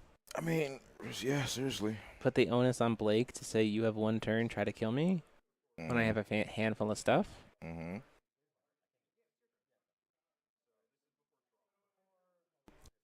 The problem with that becomes there is final battle. I was gonna say that's instant speed. Attack anyways, just to get the drain. Get your life up. A little bit, And then what are we? This is after draw before recovery. This is Blake on his turn. You pay 10 grand here. I mean, yeah. You 100% pay 10 grand into this final battle. Absolutely. There's no reason to not. Just like neg 5,000 the field. I don't even want to see anything. I just want to see 8500 on that life total. That's 2. Okay. That's 4. Okay. Looks like we did just -20. So we just did a minus. Neg 20 is not enough. But you just saw the fairy from last game. Yeah, the quick cast fairy. This is why we pay a bunch. Yeah. Could be Planting Beans final battle, Rabbit Princess to destroy, and High Speed Dash to recycle Almerius. That would be interesting. Ooh, something.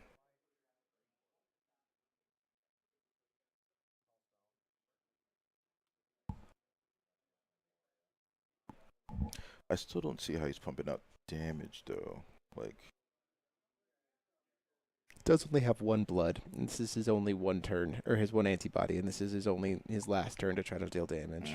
So I don't see how we're doing enough damage with this deck list. Seriously.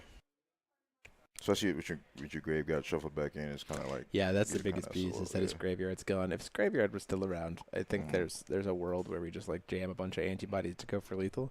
But like our machines are only +4/+4, so that guy is only 6. It's only 6 total. But no, plus himself, so he's 8. So 8, 12, 16. Find another 1,800 damage from somewhere. I mean, 2 more antibodies in hand will get you there. Absolutely. Like 2 more antibodies in hand gets you there, but we need the 2 more antibodies in hand. Exactly. And we're not snap casting them. Well, there's an Origins. Okay. So we're gonna reveal one. Oh, revealing it. He's not playing any in the sideboard. No, he's not. Okay. Well, all right. I honestly could see and call me crazy, if the hand is trash, I could see a heart being revealed here. Or if the hand has a bunch of antibodies in it, I could see a heart being revealed here. Resets, makes him discard his whole hand and draw 5. So not only would it potentially fuel up the antibodies, but it could draw him into a bunch more antibodies. So a proactive heart could actually do something here. Not playing any. He is playing cells. I think because he only has 1 turn till it lives, he just did the cells. I would have gone for the heart. Blood does get him an extra wheel and a card. Okay. There's you get one another antibody. Okay. So we okay. would have been at the antibody. So we would have notified the antibody if we had done heart. Okay, so now they're 8s or 10s. So now we're threatening 2,800 damage. We need to find one more packet of damage to try to turn this game into a draw.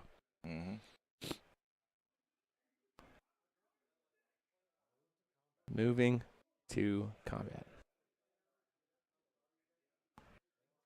10. What do I see? Brennan have Lumia. I see Brennan doesn't play Lumia. Resuscitatable, I see a Lorite, and I see a Keep the Faith, it looks like. Keep the faith. Uh-huh. Targets whatever you want. Just bring it right back. Does he have a fairy in grave? Has he had a fairy at all this game? I didn't see a fairy at all. Just Rogue Spectator, right? Yeah, Has been his only one drop. Rogue Spectator and Lorite, and I believe that was it. I believe that. IU, I forgot. Yep, that was the IU. Oh, of course, in the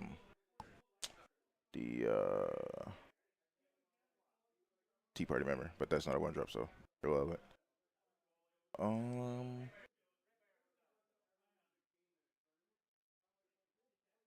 I wonder what's the hold up at this point.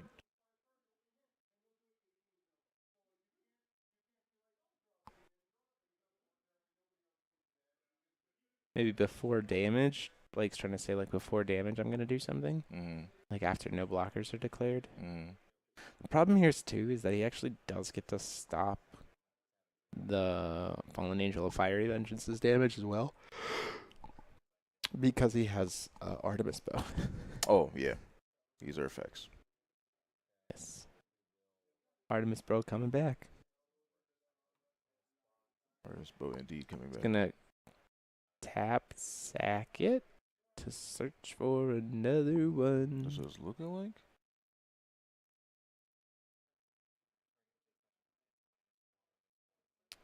Fallen Angel of Fiery Vengeance. Okay, I think I know what he's trying to do. I don't. I think if he, wait, let me see. Let me read this card before I shoot myself. I mean, he can shoot his own.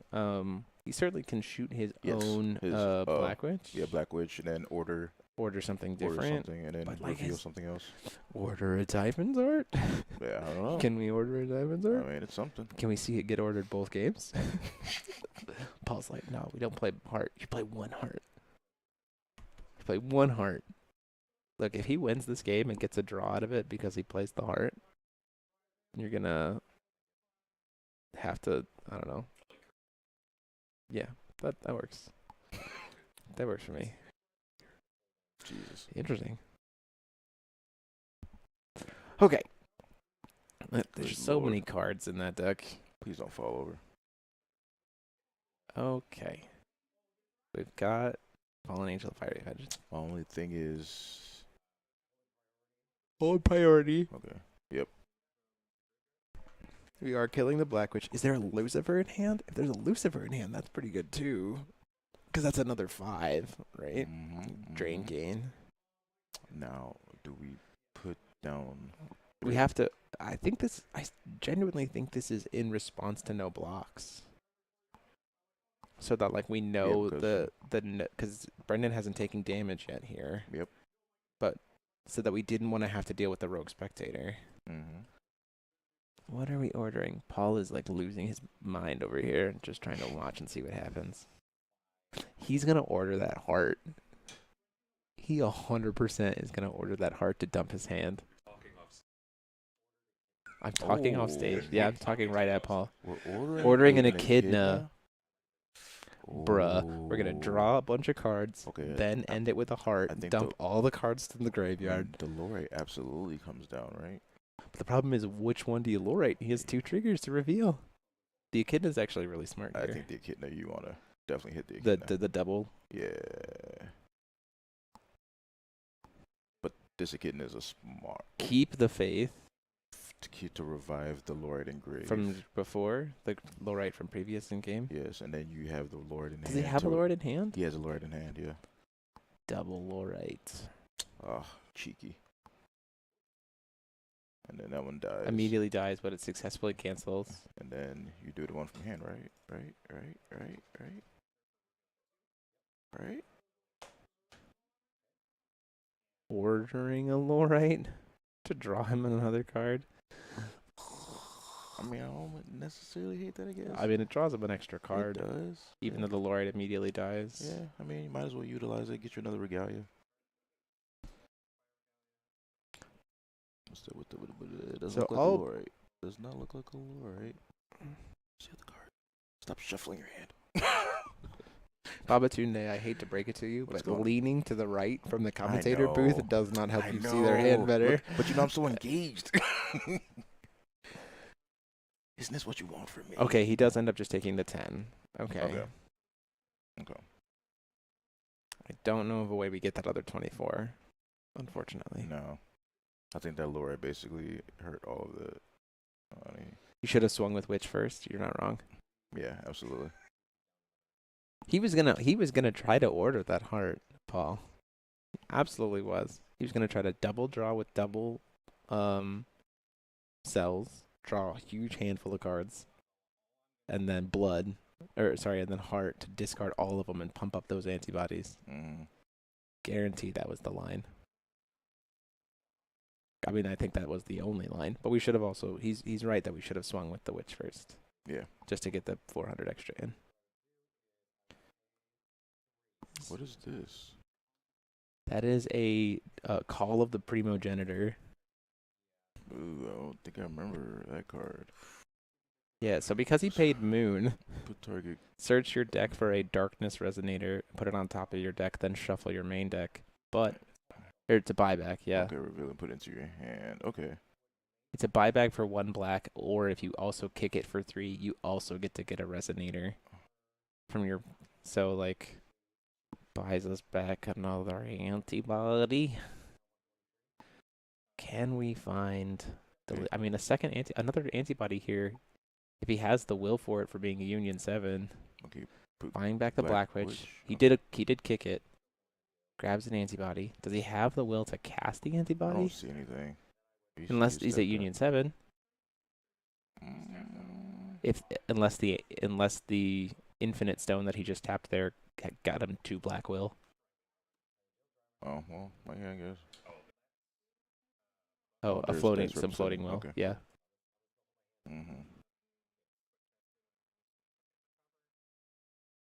Did he just kick it back to his turn?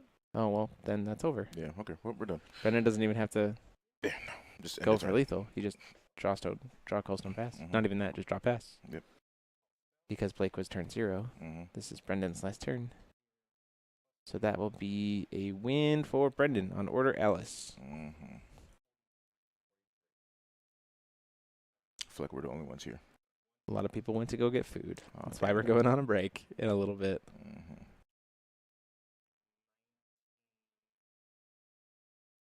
Brendan's just seeing if he can get to, 14,000. Resuscitating Will to hit him a couple of times. Double Resuscitating Will. Shit. Actually did have the lethal. Double Resuscitating Will. So that'll be it. That's a 2-0 win for Brendan. Yep, closing it out. Push it over to us, Paul. Yep. That was some stuff. Well, I mean, I don't have a way to actually pull them down. Just like manual. Is it just a manual? Yeah. Okay. Yeah. Still super bright. Still, yeah. Doesn't help at all. It's all good. Well, blinded by the light. Yeah, Steve. This is a good example of, again, learning how to play in time for sure. Yeah, double resuscitating, which we said we took. We said side in for Lorite, side in for resuscitating will, so that you can churn through, stop the order reveals, and churn through the 20,000 life faster. Absolutely. That's exactly what we needed to have happen there. Earned that last game for sure. Okay, so we are going to go on a short break. We're going to come back with some exhibition stuff, hopefully based on how long it takes people to get back here. And then we will be going into round 4. Because we've kind of been at low tables for the next ones, things that I have on my eye on are currently in the X1 bracket, which is Moonstruck Gruce Ballesta, as well as potentially Zeus. Eventually, we're going to have to see Zeus eventually. And then we'll see how Steven Jeswain's doing with Fushi. If he's 1 and 2, he'll be like my second choice after seeing what the Gruce Ballesta Moonstart list is paired up against, because that is a newer deck that we have seen coming out of Madrid. And so we want to kind of see what that does. So thank you guys so much. We will be back in between, not short break, please, Paul.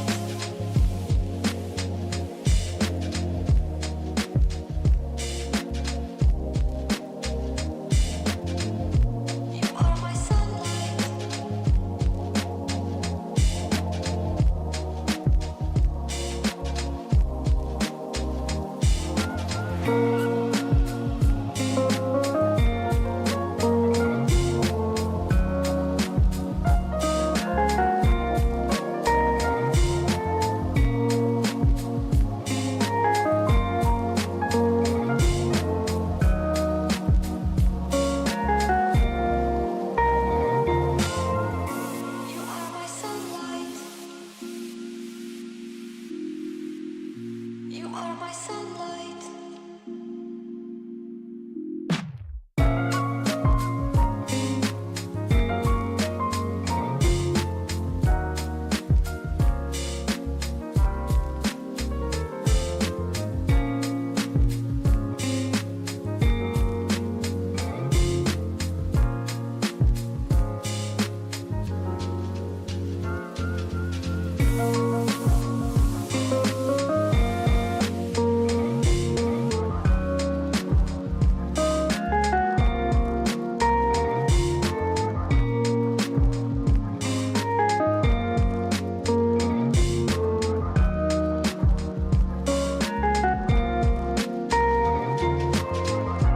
You are my sunlight.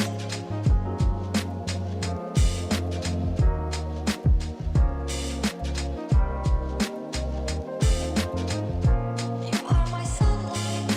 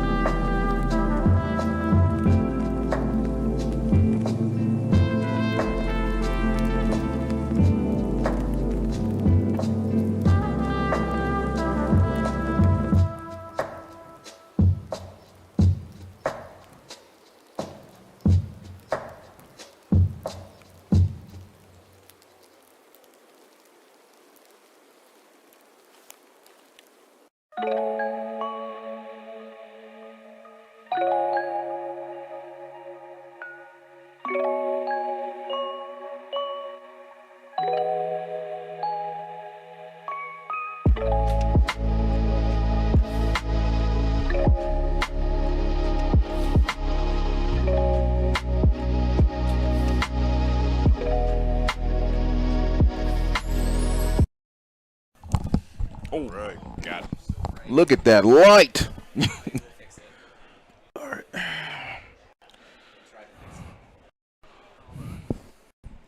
Don't you dare, Paul. I know. I can make it 4. I I can make know. it 4 points.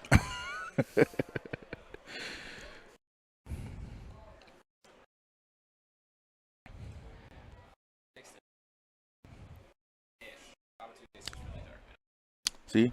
You want to change spots? We should change spots. We should change spots. Yep.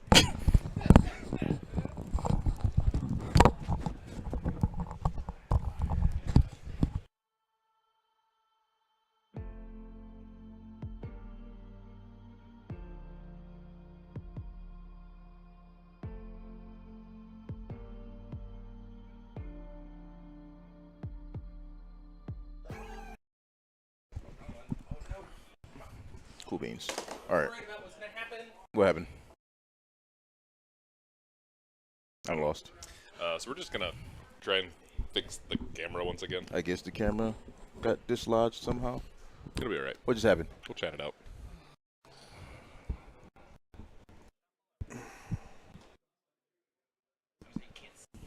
Yeah, nothing. Yeah, there's nothing. Okay. There you go. Look at that technology. Did it. Just reset the timer. That's it. Yeah, I'm working on it. All right, cool. All right. So we got Fushi. Which one do you want? Do you want the Fushi list? I want the or do you Athenia. Here you go. Go ahead, give me Yeah, Athenia. because someone's building Athenia. Yeah. Oh, well, I know Ivan. I've already seen Ivan's list from testing back at Chicago. Mm-hmm. So I'm pretty familiar with his deck. Oh, goodness. So are we good? Okay, cool. So if you're wondering what the Fushi list is doing, I don't want to ruin it for you. This is a good card. That's what that card says. It's a dragon deck. Let's just say that. I mean, it's Fushi, so there is a dragon in it. That's for sure. On some really powerful chance as well. And then some really fun attack choices. Let's just go with that. Yes. Let's go with that. Looks like Fushi's on the coin. Mm-hmm. All right, change the handshake. Which Steven actually really enjoys. Oh, look at that. A tiny violet. I wonder what deck this is. Is that some atoms? Interesting. Interesting. It's almost like Steven has... It's almost like it's supposed to be a violet deck, but why is it... I want the chat to guess what type of dragon it is. Or what dragon it is, right? Oh, gosh. Yeah, but this is going to be good, though. Yeah. So, Steven and I were talking about this deck in between rounds, and it is absolutely fantastic. There's some really funny things in here that I kind of want to put in my own Violet list. Just because this man loves atoms, man. Yeah, we're here. Yep. Okay, it's Call Stone. Scorched Bales. Yep. Play a Tiny Violet. So this is going to be the engine for the deck. This card has become way more important in Atom decks now. Mm-hmm. So we're just going to pass it on.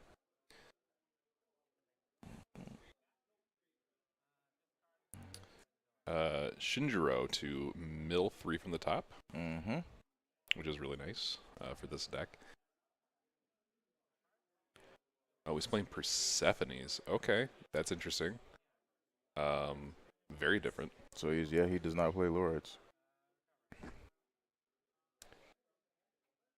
It's a little bit different than the Athenia list I've been playing, so I'm enjoying that. Looks like maybe Gyrians also went to the graveyard. Yeah, it's 4 Gyrians. Okay.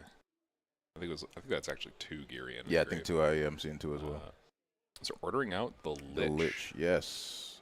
Who's not. Here we go. Game time. Very Lichy anymore. He's just sort of like old and warlocky. So Lich, what he's trying to do is revive the Gyrians. Yeah, absolutely. We've talked about this. Basically, you just want to revive the Gyri and basically say no one drops for you.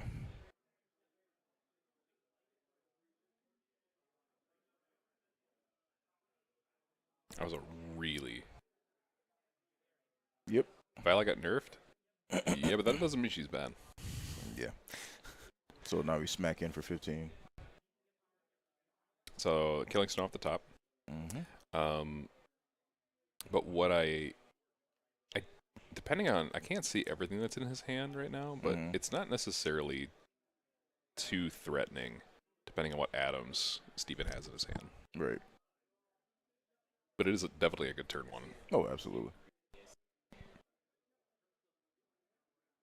Gradius, Magical Loveliness. I saw Heavenly Fruit, which is one of the spicy tech choices I was talking about. So we're going for 15 here. And are we taking the 15? We are taking the 15. Okay. I don't think, you Right. gotta. Okay. Okay. Oh, it was a great. Okay. I thought it was a prom in hand. But okay, well. So for recovery, Mm-hmm. we're going to draw and discard Yes, sir. to hit the Gradius.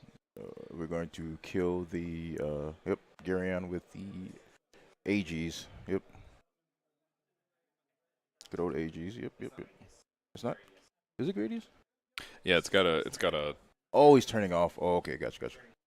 Okay. See, that almost looks white because of that, brightness. It does look like it does, Yeah. Okay. I feel you. So he's got Conclave in hand, which is really good for drawing into more cards. Which is probably a good reason to turn off Geary. Yes.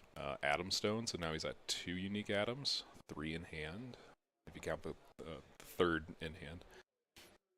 We're going to reveal Dragon's Call. Wow.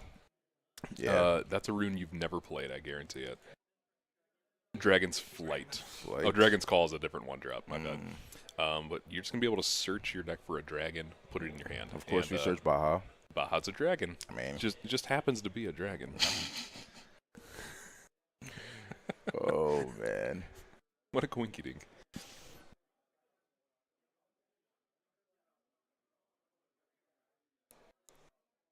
Yeah, no, that's a dragon, not the Garion dragon, which is an actual beast. Even though I feel like kind of should have been a dragon. All right, so we are going to Harvesting Season. Harvest. The top 10 cards. There's your Aegis. Okay. Dark Alice. Oh, sorry, Zeus Alice. Yep. Oh, look at there. All the items it needs. 10 different names. Or, well, 5 different names. Yeah, 5 different names. All the items it needs. Words coming out my mouth. And then it's got that well coin. So you can just play Baja. Yep. Beat. Play Baja, and we... Yeah, that is true. If he does, it does count as It an atom. does.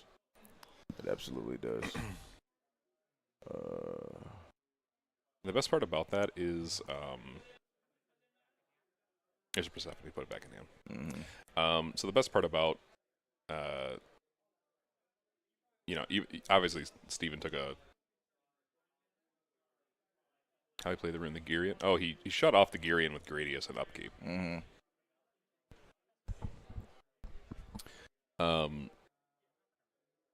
Yeah, Gradius deals 800 and turns off. I had a thought, but it's gone now. It's fine. Oh. What were the lines? What were the lines in your thought process?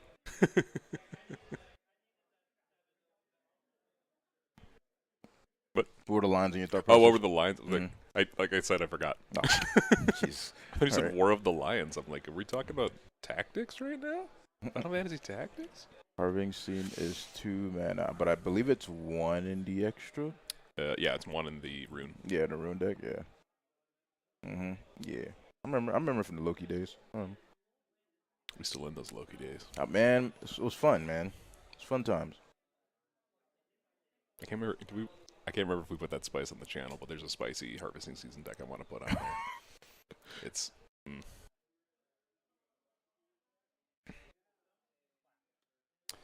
All right. So we're tapping for a black. Yes. I hope we're tapping for a black. Because that's the only mana you can call. Yep.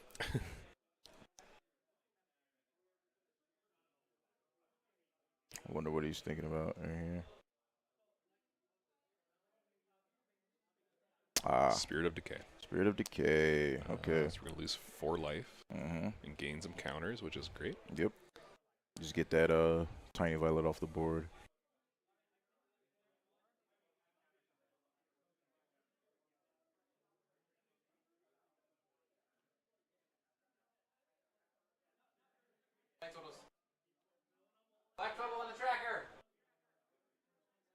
Yeah, they can't hear Okay.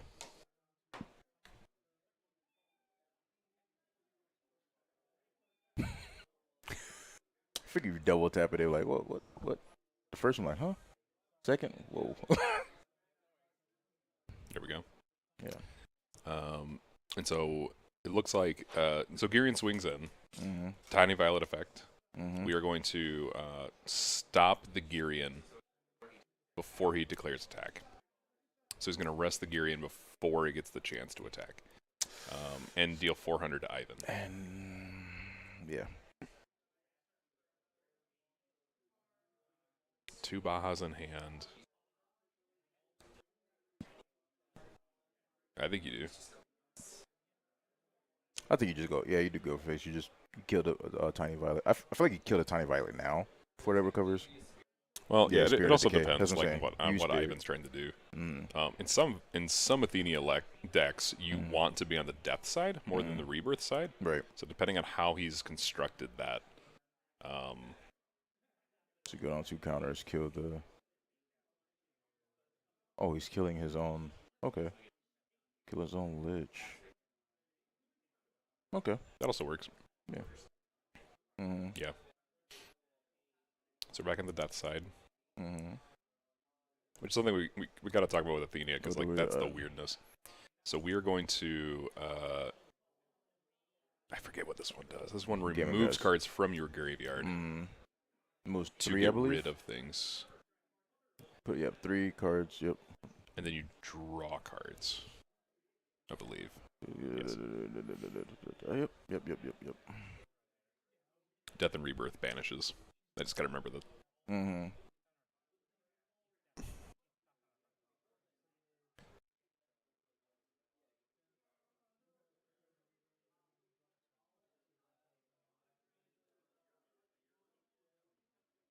Yeah, so you have to banish, and if you do not banish, you discard. And then because it's the death side, you remove up to 3 and draw that many cards. Gotcha. Really good draw spell. Just Mhm. pure value.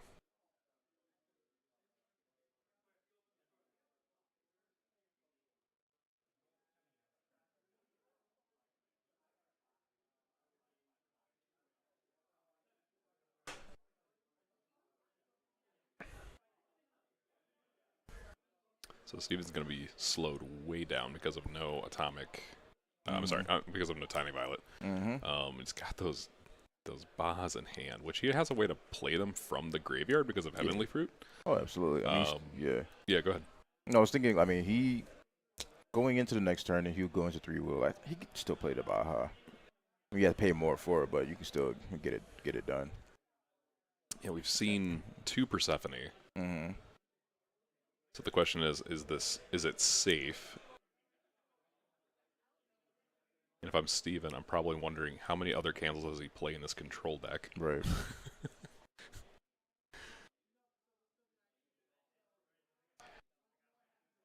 Or does he just play Girion? I think he. Oh, because you can only also plays- recycle the Girions. Oh, that's really good. Yeah, you can recycle Girions over and over again. So we only really have Persephone and Gary as cancels in the main deck. Interesting. Yep. Let me go over this again to make sure. Yeah. Yep. And then in the side, we do not have anything in the side that also cancels. So we're just really just on Persephone's and Gary's to get us there. Relying. So we're ordering out another Lich. Yep.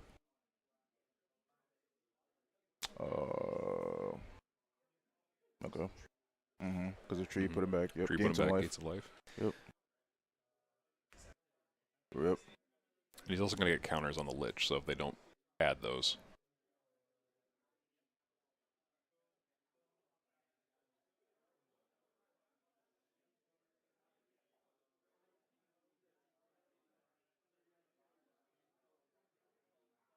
Brings back the Girion. Nope, hold on. Okay. So 15 happens. Mm-hmm.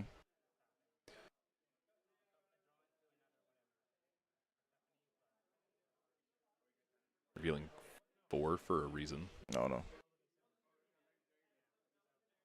think he was telling his opponent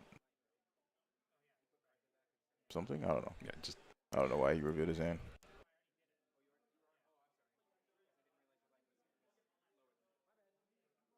Unless they're saying it's game. I don't know why that happened. Okay, all right. Moving on. basically a game. It's a missed trigger. It's a mystery. Okay. Oh, okay. Mm. Okay. Yeah, that works. Mm. Oh, okay. Mm. Yeah, you know floor rules. I don't. I'm just like it should trigger. Here we go. And then we have another. So we do have one more. Yes. Why didn't he swing in with the Spirit of Decay? That was this turn, right? Spirit of Decay was this turn. Did he play Spirit of Decay this turn? Yeah, it was this turn. Bahamut. Crack. Baja Crack.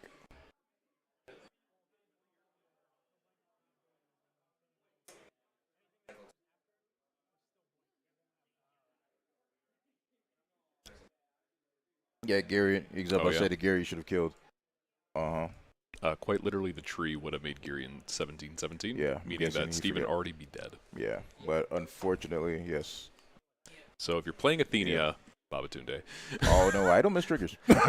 make sure yes, but yes, you get your for extra the- damage. yeah, absolutely. You get well. I mean, at the end of the day, it's reading cards, and Which yeah. is hard to do. Yeah, I know. Admittedly. I mean, at my locals, we just tend to just do things. So sometimes, go past the cards. But I mean, hey, He did not shuffle his tree back in. he did not. Yeah. Yes.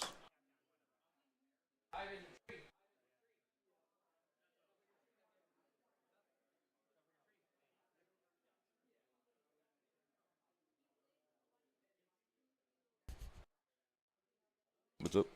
You're welcome. It's because of the Taco Bell. It's powering me. It's empowering me. This man will be sluggish in one more round.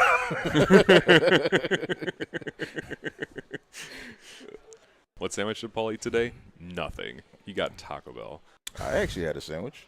I had a Chipotle sandwich. Oh, a Chipotle sandwich. Yeah. Oh. You mean a burrito? Oh no, it's a Chipotle steak or whatever it was Oh, from okay. Subway. Yeah. Oh, that's the way. Yeah. Mm. Jeremy doesn't like sandwiches. Oh. He's a sandwichist. Oh. But I will agree, bread is kind of my enemy as well. So I can only eat like half a sub, and I'm like, all right, get away from me. No more bread for the day. Yeah. Back and forth will. Yes. I mean, we're in between. Speaking of Bahamas sandwich. Bahamas sandwich. Okay, so let's Bahami.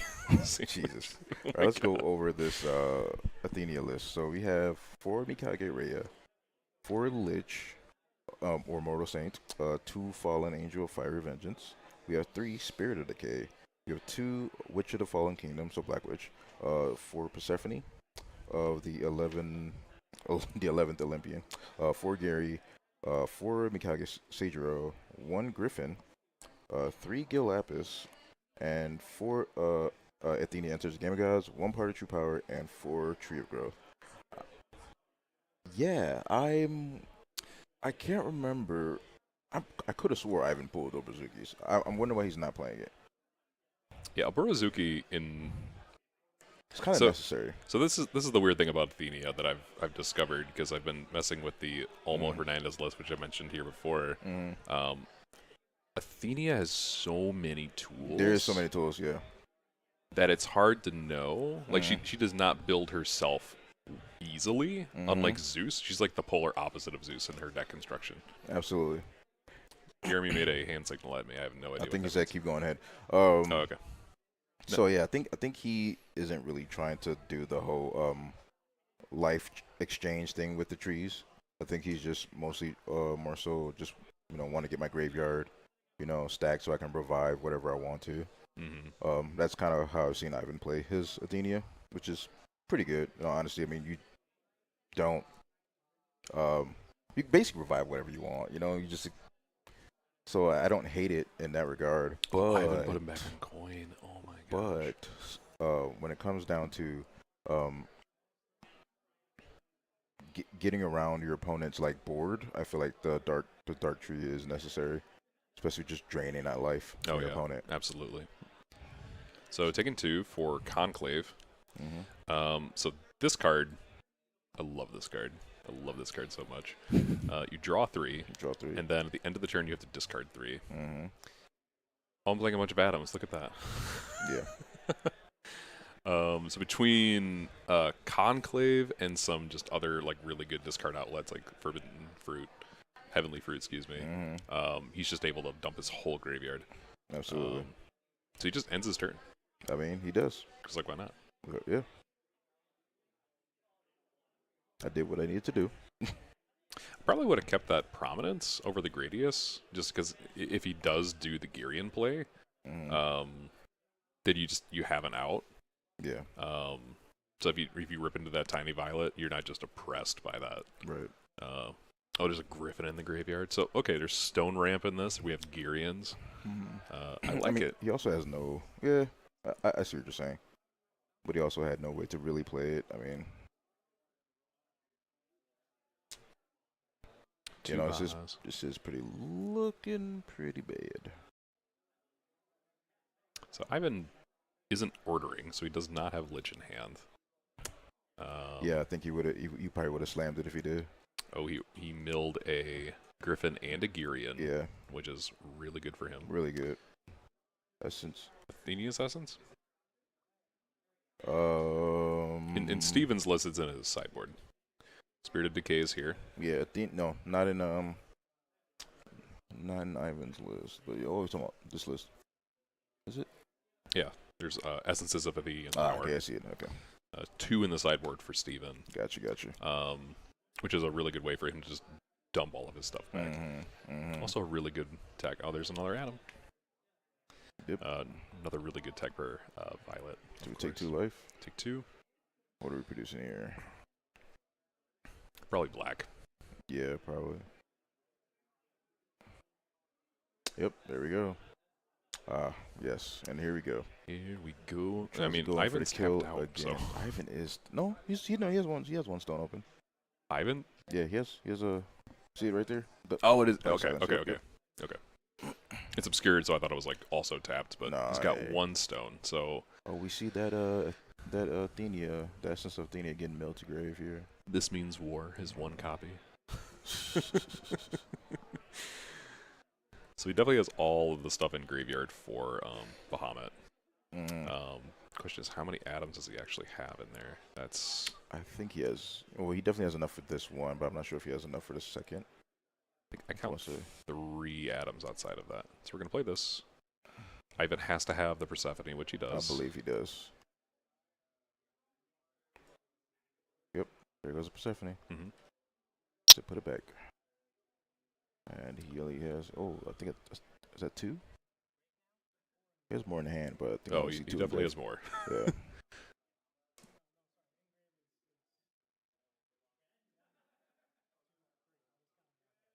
All right. So we have Dodgy, Magical Loveliness, 2 Gradius, 2 Bahamut.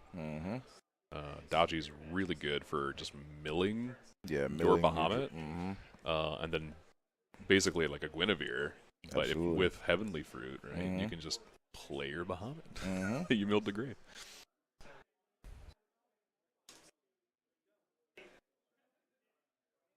All right, we'll go into Ivan's turn. Let's see now.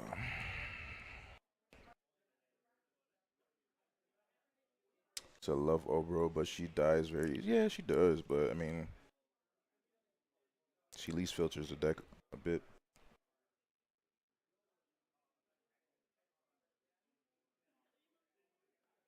Yeah, I think Obo is good for her enter.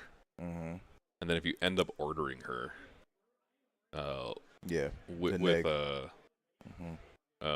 with the trees or with the infinite with Athenia's enter, all of a sudden you have a win con. So, just fair.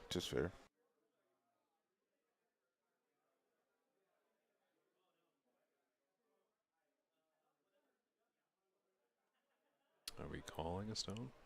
Or are we going to board or something. I wonder. I think. Oh, looks like we're calling a stone. Okay, killing stone.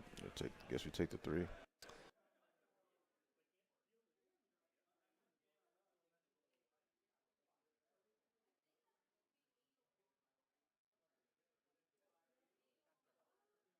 Thinking noises.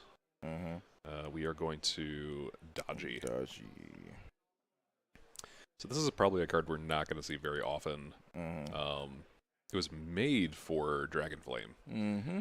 It just so happens that Bahamut is a dragon. What a cool coinky dink. And it also has quick cast. That's funny. That's actually funny. I did not realize that. Then you burn your opponent for an additional 5. Plus an additional X for whatever your opponent gained this turn. Well. Hope they remember the 5. So she doesn't have swiftness. I think he's blocking the Spirit of Decay. Oh, okay. Yeah. Gotcha. Which, I mean, seems good to me. Oh, he is cracking it. Okay. Oh, okay. Okay. So we dump Brave Force. Just confirming how many different uniques in Grave. Well, actually, at this point, uniques don't even matter. Steven just has to have atoms. It's the atoms removed from the game that gives Bahamut his his enter effect. Mm-hmm. 1, 2, 3, 4, 5. And we see another Baha. Baha's here. Baha is here. This feels really gutsy, though. Like, I don't know if I would be doing this. He does have 1 card in hand, so it's Galapis. So we're mitigating the damage here. So basically, like, so it is a 3-mana cancel at the end of the day, right? Because you're gonna play Galapis, you're gonna mill the top 4 of your deck. You're gonna put a Resonator from your graveyard back into your hand, and that's gonna be your Persephone. And then you're gonna pay the 1 to put the Baha back in hand. Yeah.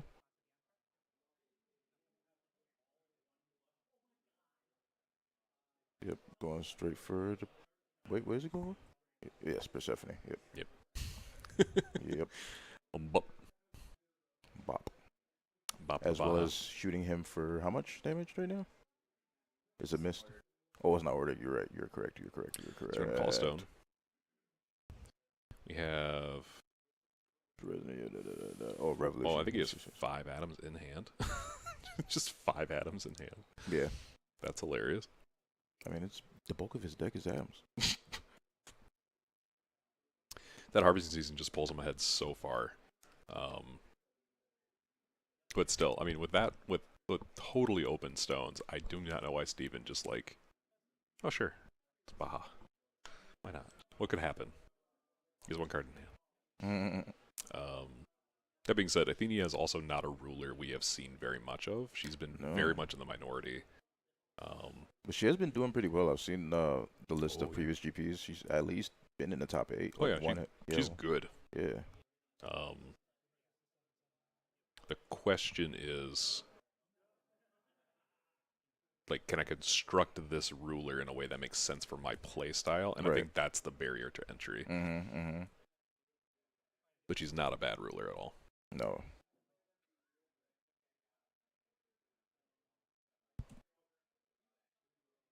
That's 2. It looks like 2 Brave Force or 1 Brave Force and Eternal Wind, or 2 Eternal Wind. Can't really tell. So he's swinging here with the... I wonder why he doesn't just kill.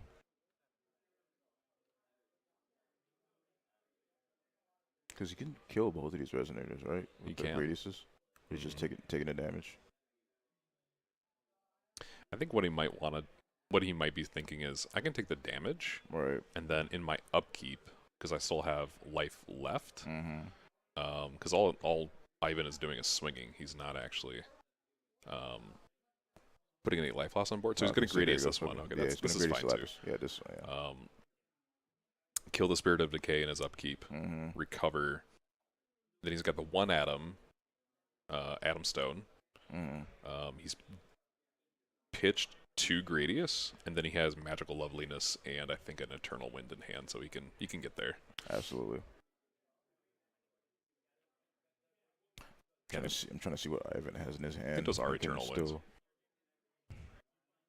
Okay, let's see. Just gotta manage my opponent's atoms. Mm-hmm.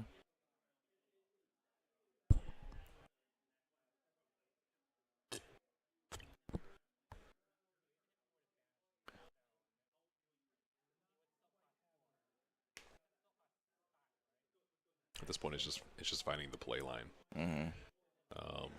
Both of his Athenias are in grave. The essence of Athenias are in Steven's grave. Yeah. So that's not good. Yeah, there's no recycling his grave after this. But I think Ivan is playing it really tight here. Yeah. I think he's deciding what to do before he ends his turn. If he just wants more RFGs as opponent of the grave, I think would be the smart play. We've seen 2 Persephones, 1 Gil Lapis. Mm-hmm. He's debating on a new card, and it looks like another Spirit. Another Spirit, yeah. Which might be wise. 7, 8, 9, 10. That's a chunk of damage. Yeah. That's for sure.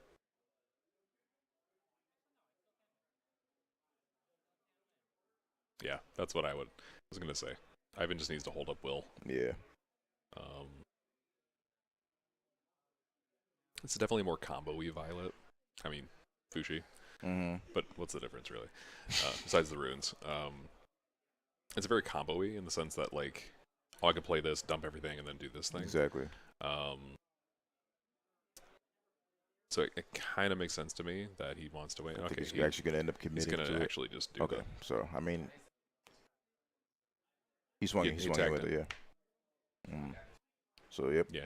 He's swung with Spirit, swung with Gil Lapis, Steven Gradius, the Gil Lapis. So now we're going to put him to... Oh, wait a second. Oh, what no. Are we doing here? Okay. That's probably okay, actually. Maybe I can draw into another Persephone and just leave 1 will up. That's okay. But I think that means Ivan doesn't have one in hand. Because I think at this point he's like, I need to find another one. Yeah. I'm not mad at it.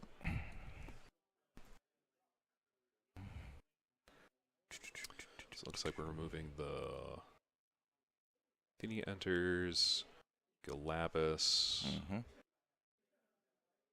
really anything else. I mean, he's not going to remove the Girion or the Griffin, because he rips into a Lich. If he rips into a Lich, I can see him just hard casting it, because you're playing against atoms, so there is no cancel. Yeah. And you just get your Griffin back, and you have 2 more stones.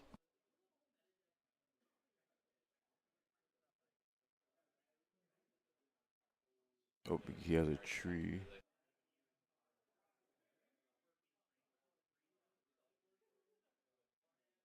Oh, he just removed. Yeah, so the Lich one. Yeah. I haven't used Lich. Yeah. So I forget. He has trees, so he can put the cards right back into the graveyard and go from there. He's going to kill. Oh, did he find something? Oh, Shinjiro. Okay. So Shinjiro has the effect to remove 7. So like he just removed cards from the graveyard to reduce his cost. So this might be the way for him to potentially get there. Once per turn, you may put a resonator from. Yeah. Correct. It doesn't create a chase. So that's wonderful.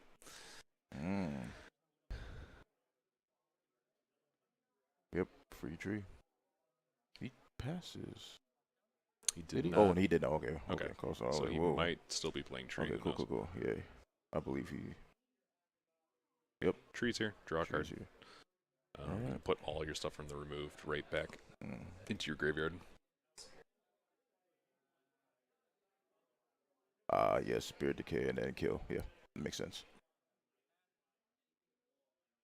Yep, found it. He found it, ladies and gentlemen. I don't believe Steven has an answer for this one.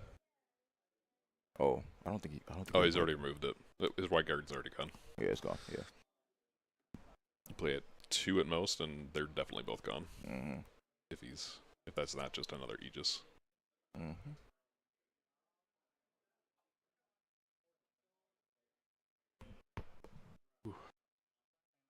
Yep. Oh, we just don't even bother putting it back. Just, hey, just take it.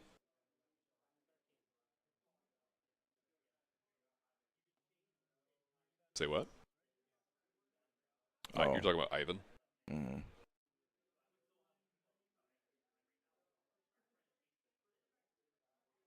So And Orbit? now we drain you for.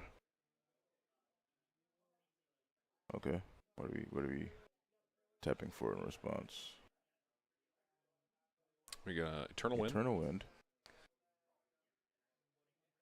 So we're gonna recover a stone. Cool. What else you got? Yeah. What else you got, Steven? Hmm? He does not have a void.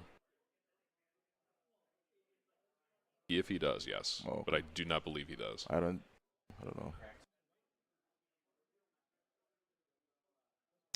Whispers of the Angels. Whispers of an angel.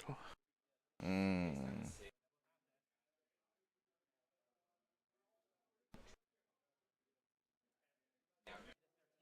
One life. Mm. The rune deck. And so, okay, Ivan tapped out for all of that, which means... Oh, yep. Mm. Mm-hmm. So now Steven just wins. No, he has to do 43. Buys just 40. Yep. Oh, he's at 43, that's right, because of the tree. Okay. Yep. Mm-hmm. Patrick is just walking by the stream room and just looking at us. Like, you Wide see what's eyed. happening right now? Like, oh yeah, we do. Oh yeah, come on now. Oh yeah, we do. Yeah. Your girl ain't afraid of no Baja.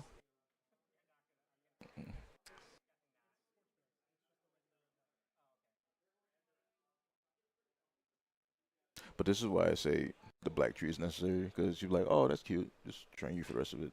Bye. Mm-hmm. Good game. Reach. So Steven's trying to figure out the math here. He's like, how do I do it? How do I deal 43 damage? How shall I do it? I think I see the other, the Dachi in hand, right? So I think the Dachi can deal 5. Steven's looking at Grave. Yeah, the Dachi can do 5, and then you just yes, crack those the rest shades with the are Baja. definitely off. So Steven basically just lost all of his stones. Yeah. It's got 2 open will.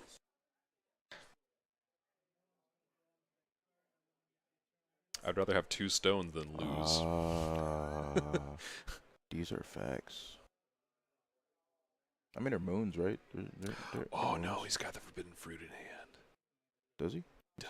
Oh. He's got the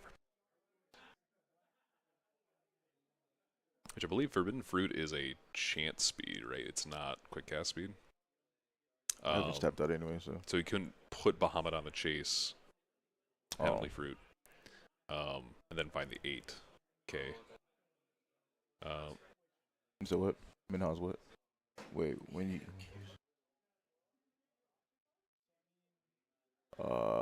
Facts.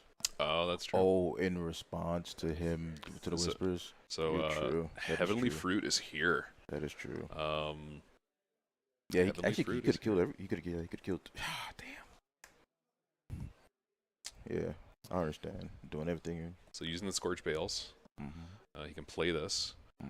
Basically, it's like a mini Necronomicon from way back in the day. You get to use your graveyard as if it were your hand.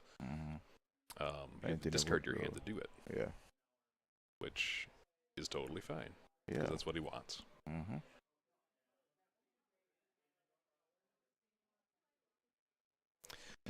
Oh, you're not wrong. You're not wrong. 43 damage is still just a little bit too much. He has it, I think. Unless he has a burn spell on the rune deck. He has a Dodgy Engrave. And I think what? Oh, he can only play 1 card? Oh, right, they are. You true. Yeah, oof. Tragic, as they say. Well, that is actually my say. Steven's just debating. He's like, this is the right move. Like, this is what he does. Right. I think this is right. Yeah, but if Angel opponent has use of Angel on enter, yeah. Okay.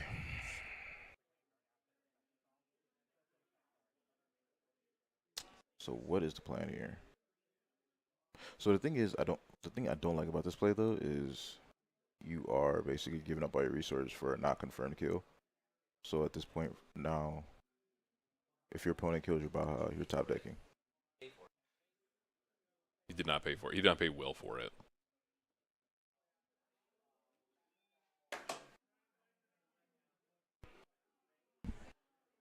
He's got a tap for his Baja. Mm-hmm. Yeah, There we go. goes. Okay. Yep, there we go. Thank you, Steven. Mm-hmm. So Ivan has just used Spirited Decay on his own to get an extra 100 life and kill. Yeah. Yep. All right, so here we go. All right. So Going Ivan into- could get the life loss. It's over.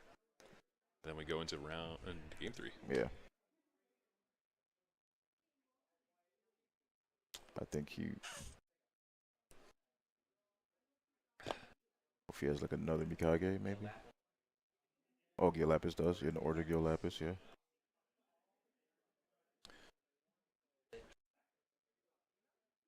You know, there's plenty of lines here. Yep. Looks like he has 3 or 4 cards in hand, so this should not be a hard turn for Ivan. No. Really Well, close game out of 2. all. This is really. He has. Wait, let me see. I did not see. What is he?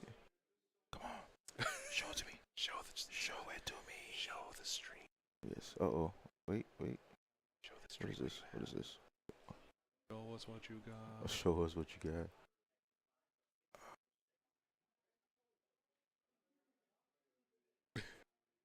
Thinking noises. Yeah. Jeremy is becoming one with the screen. See, he was talking about me earlier. See? He's going into the digital world as we speak. Right. He's going to meet Vmon. It's going to be fine. Are we ordering this? No, we're not ordering this.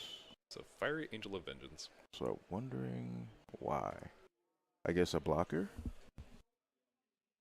I mean, what does it matter? Bahama, it loses it after the turn, right? Doesn't it? Oh, no. So he's on the ground after this, right? They still flying? He's got all the simple skills. I thought it was just for the turn. No, I'm up. You're going to pay 1 to flash out Rhea.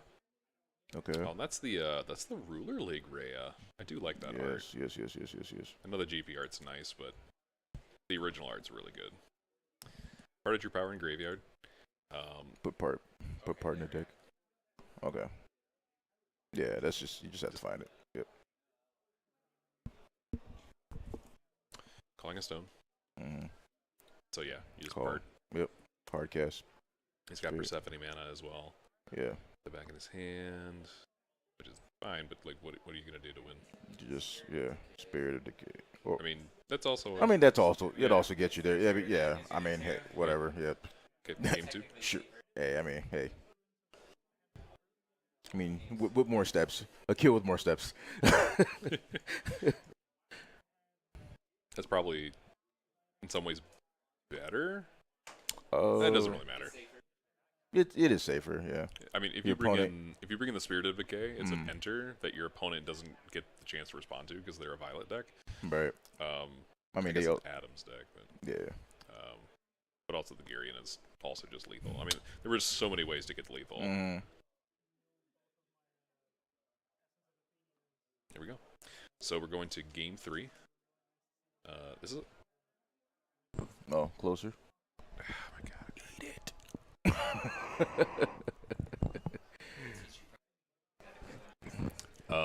I have good microphone etiquette. It's just this mic is bizarre to me.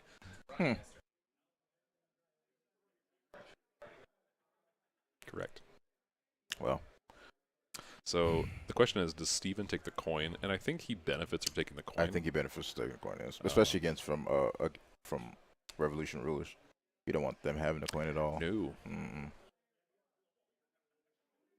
Which is, I think, just like maybe a little bit of a happy accident. But it's like, oh, this is great. Steven says, so I hear table 1 is 2 Milas Elmir's decks fighting it out. Yeah. Okay. Oh, yeah. So infinite damage versus infinite turns. Infinite damage is also infinite will production, right? Yeah. Like, for the most part. Yeah, basically for the most part. Yeah, Zugalion. The 1-drop ping a player for 100, right? Percival. Fire arrow? Oh, magical arrow. Arrow. I know Percy was in there. Athena. Yeah, the Titan. The Titan. Yes. Fair. 7,000 life. Yeah. You gotta be smart. Yeah. So Steven opened up a Bahamut, which is ideal. And then he also has Dodgy and Forbidden Fruit already. Heavenly Fruit. Conclave came into hand, which is even better. Yeah, he started off pretty good. And he took the coin. This is cost don't pass. So we have our cool. Callstone Pass. So we do our my list. Oh Jesus, Mikage. Mill 3. We got Gary and Mikage.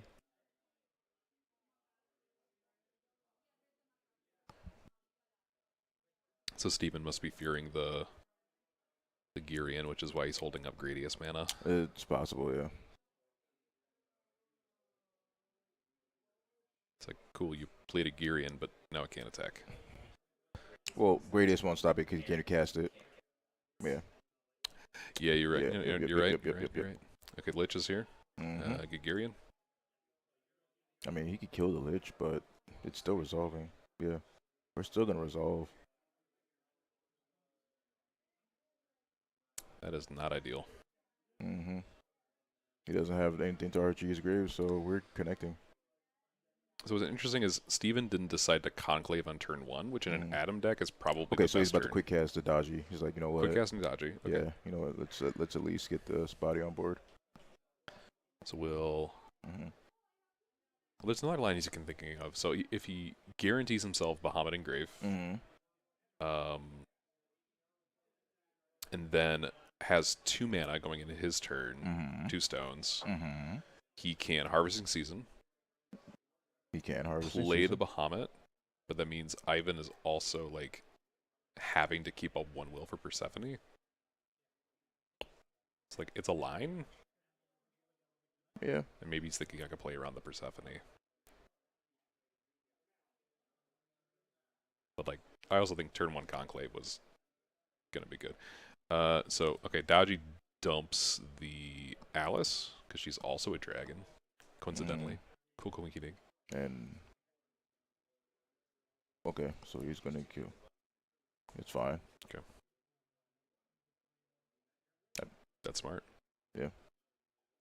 So the Girian's here, unfortunately, but there's a real potential that Steven could just do it. I mean, so yeah. Yes. Like every Shinjiro has done amazing for him. So take that 3. Yep. All right. Cool. Taking 3. Killing Stone's here. Okay. And we just smack in for 15. At this point, there's no reason not to.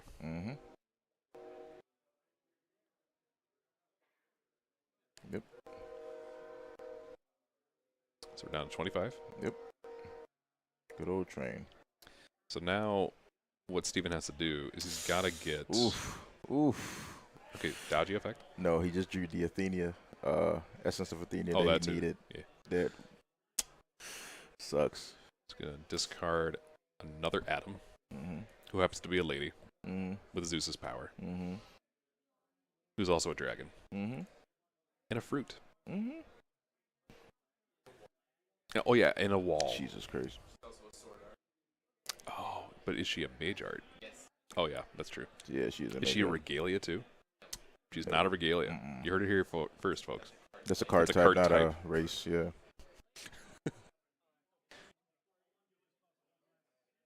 Harvest Season is here. It's a 2 cost, so it's reduced. So he's able to actually do this. Yep. Void, Tachyon, Baja, Prom. Yeah, I think we got it. Yep, we got it. Yeah, we definitely got it. So he plays 2 White Garden in the main. That's a little unconventional, but not bad.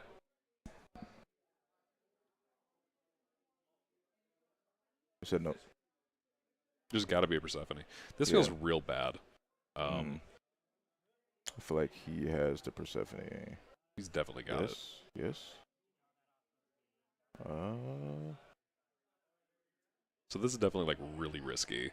Like this decides the game. Yeah. Oh yeah, he doesn't look like he has Persephone at all. Yep, he does not have Persephone. He could seize the match. There it is. Yep. That's game. Yeah. Oh my gosh. Wow. I've never wanted setting the stage for Providence more. Oh my gosh. Just making all of those Bahamut's just untargetable. Yeah. Making him waste his Persephones would have been amazing. But, you know, that's okay. We still got the 2-1 best Fushi player in the world, I think. Because there's only like 2 of them. Oh my gosh. So, oh my gosh. Let's, okay. So let's talk about the runes we did not see. So Power of Immortality. Yes. That is a very good card. Power of Immortality on your own Bahamut. I mean, super to funny. get that extra 400 damage in, that would have been nice. Mind Like Still Water to give yourself Barrier Chant for 2. Dragon's Flight, of course, to search your dragons out. Whispers from an Angel to gain your life and draw a card. And then Harvest Season is the main reason you play Fushi. I was told directly that the reason I'm playing Mind Like Still Water is because all of Fushi's Master Runes suck. So this card is just better. Unfortunately, yeah. Yeah. But yeah, he actually did have an extra damage because we were wondering like how he's going to get that extra 300 damage. But that Power of Mentality could have done something. Extra 400 pump, yeah. Yeah. Yeah. Tragic. Absolutely. Oh, goodness. Sideboard was 2 Inferno, a Castle of Beatrice. Okay. I don't hate the Inferno, actually. He had 2 Spirit of Decay in his own sideboard, which I thought was interesting, because, I mean, you're doing at least 10 with the Harvesting Season. Right. What? Oh, yes. We have a giveaway. Oh, let's talk about the yes. Yeah, let's stop talking about the decks. Let's do the giveaway. Yeah. So, we have a giveaway. It was in place of the entry promos for this GP. So, what do you have to go to? Send your YouTube username to Ruler School Content. That's all one word, all lowercase, at gmail.com. Actually, you know what?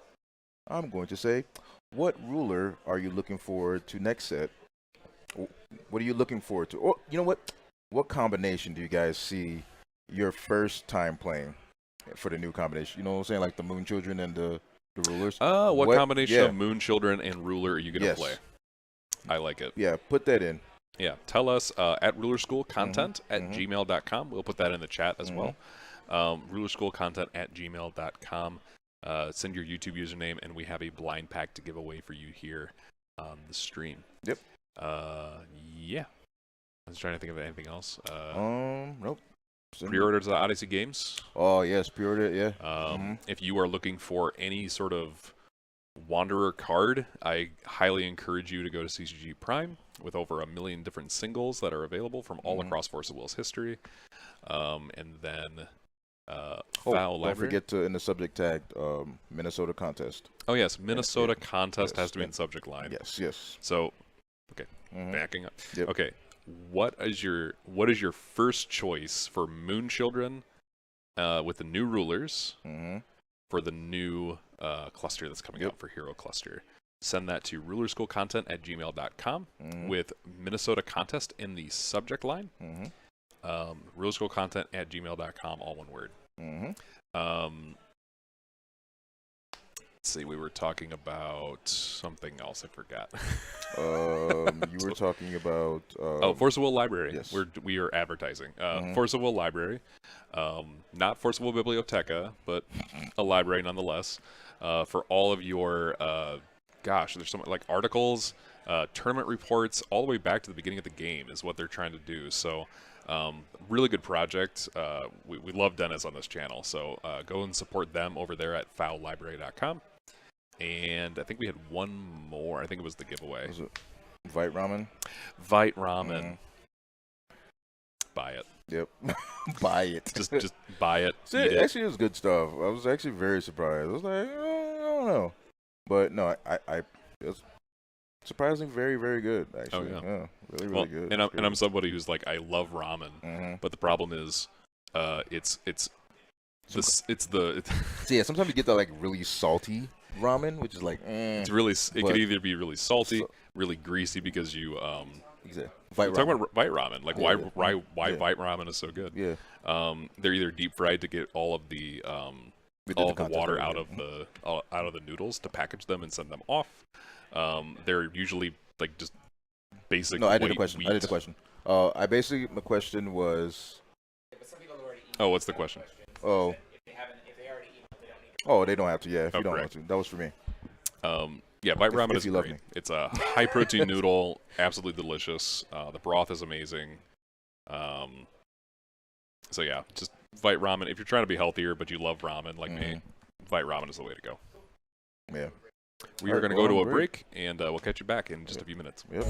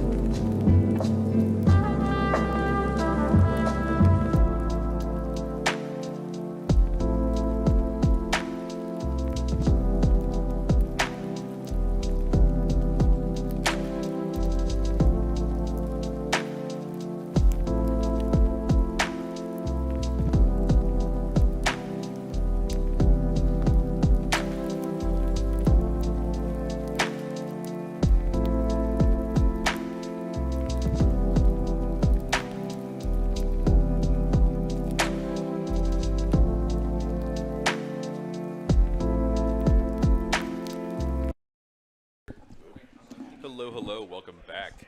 I'm gonna move over just a little. Wow, that's the wrong way. Okay, there we go. That's a little bit better. That's Babatunde's thumb. Okay. Hope you all enjoyed that as much as I did. So we're here. We're at round 5. Gosh, what do we talk about? I'm going to talk about what things excited me today, and I think that's the idea that we saw some really interesting responses to Zeus being the boogeyman of the format. In the sense that he's not very boogie as a man. He's just, the deck to beat, which I think is totally fair. When the tier chart is really more like this, and like the power levels are kind of like more contained, it feels a little bit more fun to play the game, which I think most card game players would say is absolutely true. So we saw a couple of interesting lists that were able to sort of sneak into the top tables, like Almiria's My List, which is a combination you are allowed to play. It's not combo banned. But the versions were Infinite Damage with Zhuge Liang. I hope I'm saying that right. Yes, this card. That when you dealt damage, you produce will, which is super fun. And then you just wreck your opponent with all that extra will. And it was the Infinite Turns, which I'm not exactly sure what that deck is. But we are now here at the stream. We have 2 deck lists. We are playing, and we're actually going to see those on Almiria's My List less. One of them, anyway, and then it's going to be against a Zeus player. So once... Oh, it's Dalton. Hello. Once he says you may begin, just put the start button on the chrono. Thank you. So glad to be seeing Dalton here. He's one of our CCG Prime local folks who's doing really well today. I think he's... Dennis, I prefer an ordered Algernon against the upcoming. Dalton paired down. Yes, right? he did. So he's still in the running for sure. I think he's locked in. He's XO1, so he's 301. So at this point in time, he has 10 points. He should be locked in. That's great. For top 8. That's awesome. Jarrett is on a win in though, being at 9 points because he's X1. Gotcha. So and they can't draw. Yeah. So this is a win and in for Jarrett, and this should be a lock for Dalton regardless. Did I spell Dalton's name wrong? No, you didn't. You're good. You have it. Okay. So we're playing a lot of regalia in this. Yes, for sure. 4 Excalibur, 4 Deep Blue, 4 Gleipnir, 4 Heavenly Instrument, Hydromonica, and then you're playing Tea Parties, Whisper from the Abyss for draw power, Origin of the 7 Land, of course, Decay of the Machines, 3 Tea Party members, so that works really well with your regalia. Inferno, Melfi's, Horn of the Sacred Beast, Lumia, and a Secret Duel in the Moonlight. We're in. Okay. Yeah, so Zhuge Liang not showing up in this Almeria Smileless list. Looks like Jarrett is going to go first, which is a little bit unfortunate for Dalton because this means that Dalton does not have the opportunity to be able to go for Dry Wing to stop Almeria's Smileless from making him extra will. So that's a thing. That's real. That's real. Now, can Jarrett draw one of his 3 origins? That's a real question. He's playing 3 origins? Yeah, for sure. 3 origins. Well, Dalton only has 1 origin, so he needs to see it sooner rather than later. Oh, yeah, absolutely. The unfortunate thing is the most important time for him to see it is unfortunately past because he is going second. So Dalton mills 3. This is the last round, Min. Yes, we're only 5 rounds Jarrett today. mills 3 as well. So, I didn't quite see everything in Dalton's hand, but I think it's an Aries. Which is really unfortunate for him to have an opener. You want that in the deck so that you can search it off of Zeus centers. But we'll see how it goes. It's like we have a Tea Party on Jarrett's side. Figuring out what he wants to mulligan here. Oh, no. No, he's already mulliganed. Okay. Using the floating. Oh, he has the floating red. Excalibur. Regular Excalibur. Then Calling Stone. Moonshade. He is playing for Ruler's Memoria. I was like, is that why we're doing this? Does have the origins. Yep. That is unfortunate. Mindless trigger is an automatic trigger. This is table 2, Indigo. So we have a floating red and a floating green now. Yes. What are we going to do with that floating will in this deck? I'm not quite sure what to make of this. I'm really interested to see what Jarrett does because I've been hearing Playing, about these decks. playing all day. Melfi, so we could use that floating red, floating green to cast a Melfi. Produce more will. Pretty smart, but he's only playing a single. He's gonna sink it into. He's gonna sink his stone into Tea Party.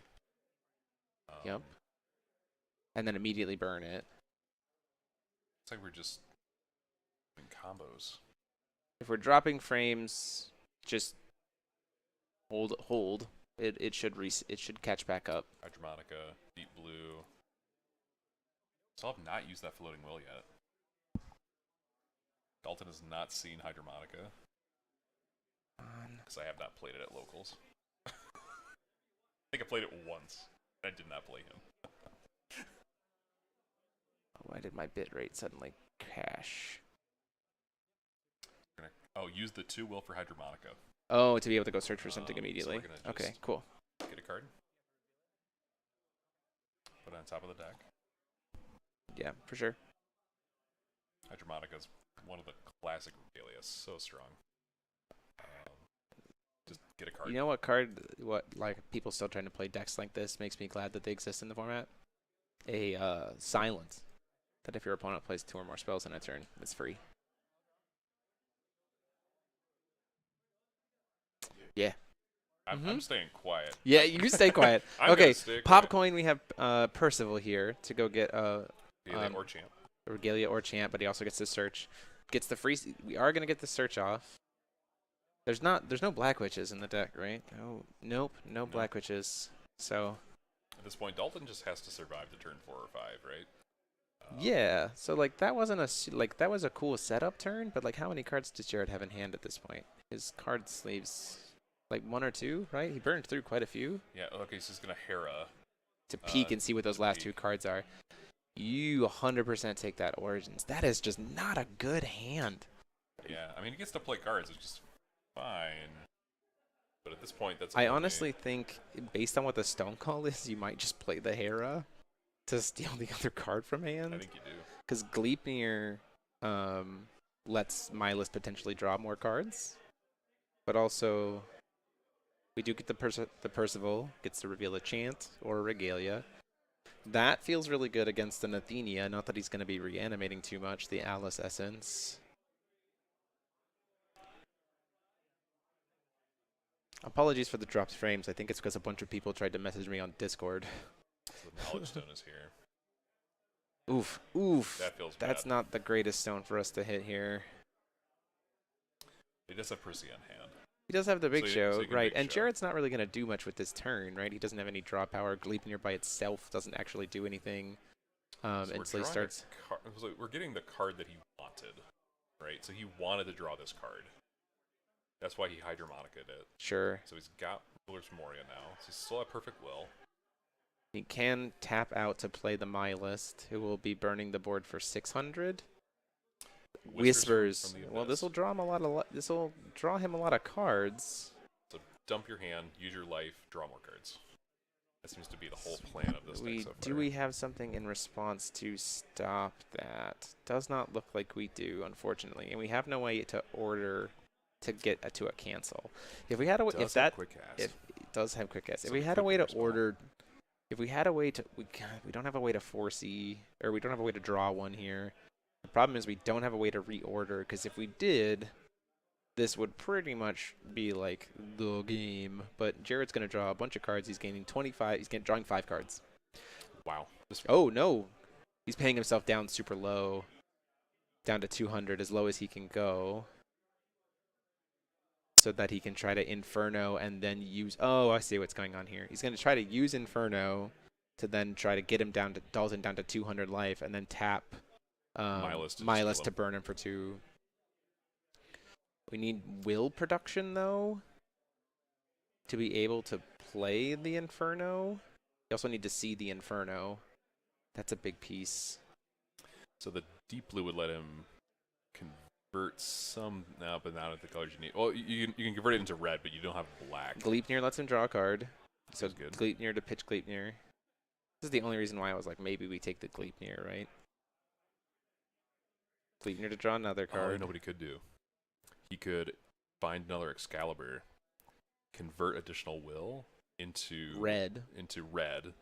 cast a Melfi, or not even red, into green, cast a Melfi, produce an Mhm. Inferno. Tea Party gets him to recover a stone. He draws a card. Wow, hitting the Knowledge Stone literally like is the thing that sucks here. So we're gonna pump. Tea Party members. So I got one pump off the Excalibur, because you can. Yeah, you I can. mean, you might as well. The weirdness here is we are playing in a second Tea Party members. Like we are playing in a world where like sometimes you just don't draw your pieces. Yeah. So like Jarrett still actually has to see everything. I think he's legitimately going to have to pass turn. Looks like he's seeing what cards he has to hold on to at end of turn for cleanups. Deep blue gets him. So there's your will. There's blue and white or green and white. Right? White and can you put Deep blue. deep blue up on there? There's the Melfi. I think it's you can pitch it to produce green as well. Yeah. Blue or green. Nope, other one. Phantom board, the Regalia. Uh, Yeah. You discard another one to produce. So there's your Melfi. That gives you your Inferno. And I he has see two he has Infernos. Infernos in hand. Wow. Okay. Yeah. So that's the combo. Certainly is a sequence.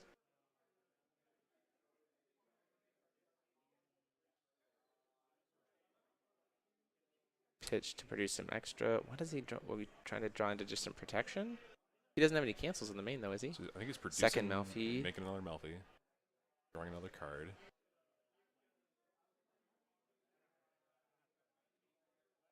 Yeah, I also don't know why we played a Knowledge Stone. Yeah, he's got Inferno in hand. There it is. There's the Inferno. So we set down to So 2. Dalton's going to go down to 2. If that resolves, right? We don't have anything to stop it from resolving. We do not. It's almost like we should have banned My List. I don't think My List was what did anything here. Well, you're right. It's just the will he Oh, the produces. tap. I mean, the tap to ping him for 2. The most powerful effect on my list is the produce 1 red at the start of turn.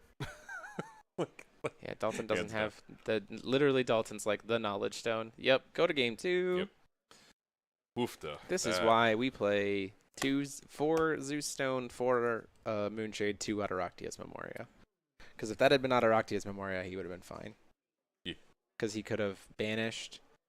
He could have in response to the Milas tap. You just banish the Percival, play the Athenia Essence to remove his whole graveyard, order, go grab. You also could have canceled the Whispers, like with an Ares, that would have worked too. Mm-hmm. But you also could have grabbed Aphrodite and just gone back up to 4,000 life. And Mm-hmm. it's also the other reason why, again, I was like, maybe we take the Gleipnir. But he drew into so many Gleipnirs anyway, it didn't super matter. Well, like I said, like the even if he loses his whole hand, he's drawing Dalton's the card choosing he to wants. go second again, and I don't agree with that decision. Unless he, like, sees specifically Alice. Zeus enters the Game of Gods and Essence of Alice. Like, maybe that's a world where I'm like, I'm going to try to go for second here. Well, considering Jarrett getting more will is probably not smart. Yeah. But the idea is that, like, Dalton's on a singleton deck anyway, right? So, like, any options he has is going to be, like, I'm going to need to just draw into it or, like, have it in the opener. But if he goes to... Because the other thing is a dry wing, and sure, he's playing Decay of the Machines mainboarded, right? He's playing 3. But, like, that's certainly a thing. But also, like, if there is a dry wing, then suddenly Milas doesn't get the additional will at the beginning of the game, right? I think Jarrett is actually siding out his Decay. It's a hot take. Let's see how that goes. So consider it. Okay, so Dalton is a singleton deck. He has 1 origin in the deck. He's going to see an extra card. He's going to have an extra will. Whereas Jarrett won't. So he won't be able to combo into his Inferno and just win as easily. Sure. But that also means Dalton gets a chance to find his origin, which is going to go a lot farther now that we know Jarrett took out his decays. Yeah, we certainly are seeing, at the top tables of this event, to speak to Steven's piece, we are certainly seeing, we have currently 3 different, like, combo MyList decks currently in the format. One of them is abusing, all of them, 2 of them are abusing the fact that MyList starts with higher life totals when compared with Almerius, and one of them is abusing, it's not really abusing, but it's using Almerius to be able to reanimate Final Stance and go for, like, turns that way. So, like, these are all things that become, it begs the question, right? Yeah. These are decks that have not shown up literally anywhere outside of this event. This is a 39-man event, but still has really good players. The question becomes, do these decks then become glass cannons that now that they've been seen, they're better prepared for and hard punished? Is it just time to let MyList go and like have him be permanently banned? Right, there's a lot of conversations that come apart. Also, I in that situation, had Dalton been playing the proper stone, I actually think he wins that game, because as soon as you let the MyList player go down to 0 life, and you're just like, cool. Now that you're actually trying to kill me, you're dead. Now that you're actually trying to kill me with your ruler, I just gain 2,000 life, and you don't have a way to recover your ruler again. And then you're at 200 life, and my token swings and kills you. Like, it's a crackback lethal. Yeah. So. Again, I think it just comes down to precedent. Like, do you want to give rulers powerful effects? Like, you get 1 free will. Right. In a format where we also have Origin Drywing.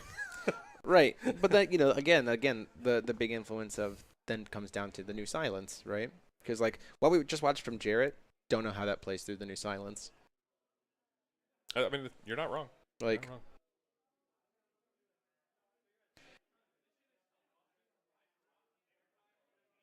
That's a pass. We literally did nothing with the MyList well.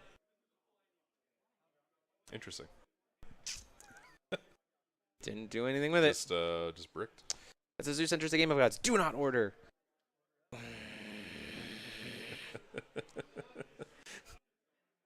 Jeremy coached the entire team through the Zeus mirror. He has 2 Zeus enters the Game of Gods. He has 2 of them. So I think, and he just called stone, and he just ordered instead of being able to have 2 will during Jarrett's combo turn. Correct. So the Oberazuki is going to die.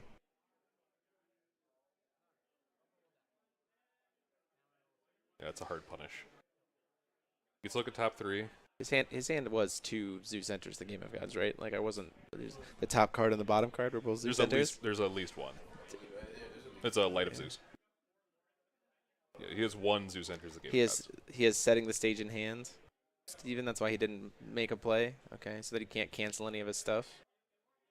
I still think you have Aphrodite. Why did we go for the addition? This is why. This is okay. Okay. Then a Borazuki's gonna resolve as well. Yeah, peek at top 3 and then 1 to hand, 1 to grave. But now we only have 1 stone, so like. Oh wait, origin? That's not terrible. Did we get the origin? We didn't see the origin. That's an Essence of Alice. Essence of Alice and that Wind. Should have been going to hand, but he's choosing not to. Okay, what's wrong? Because then your 1 stone could still be 2 will. I think that might be Aphrodite. What are we doing here?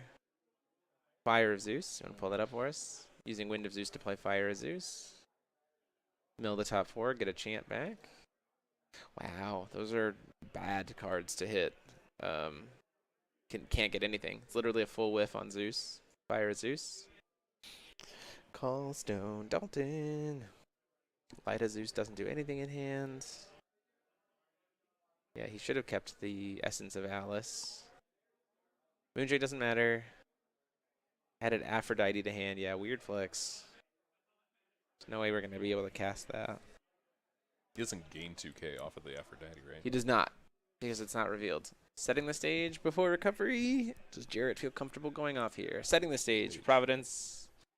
As previously detected, it is the Combo Protector card. Yep. Your chase has barrier now. Yeah.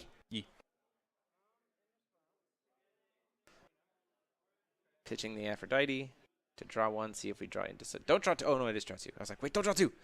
Man, a third Zeus enters the Game of Gods. Seems like it's a good card, except we can't use it at all. Goes down to 38. Plays the Zeus enters. What are we doing here? Hera to peek and try to steal the and hope that there's no whispers? And hope to steal the whispers here? I don't hate that, except setting the stage of Providence. Well, I mean, Dalton's instincts are, this is a combo deck, I need to pick apart the hand. My thought would be I would actually, because setting the stage of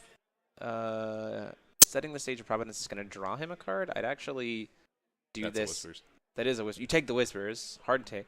But in my opinion, you let the setting the stage resolve because we're not going to cancel it. But then before recovery, we peak. Because what if Jared top decks what if Jared doesn't have it, but then draws into it in this instance? It's like, well, that feels bad. Optimization lines. Taking the whispers is suddenly Tea Party. Yep. Tea Party's immediately going to draw him a card. I mean, Dalton just gets to watch and see what Jarrett can try to execute on. There is a world where Dalton gets, and hear me out on this, there is a world where Dalton tries to turbo out to Union 7 Hera. Like Hera on field.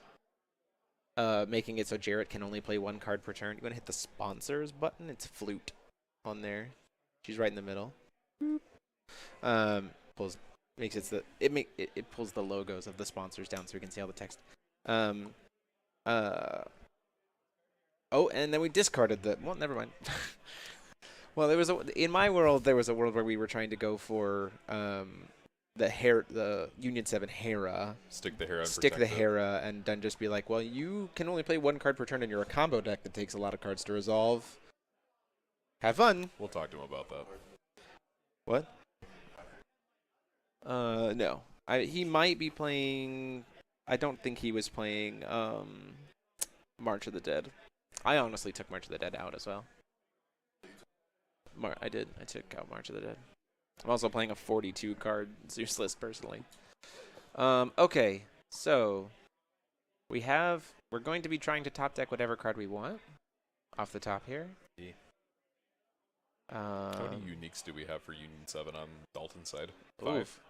1, 2, 3, 4, 5. I think we're at 6. 5 or 6. Persephone, Apollon, we're certainly hit. Then there's 2 other. Yeah, we're at 6. Aphrodite, Hera, and are That's we just gonna go for the infinite?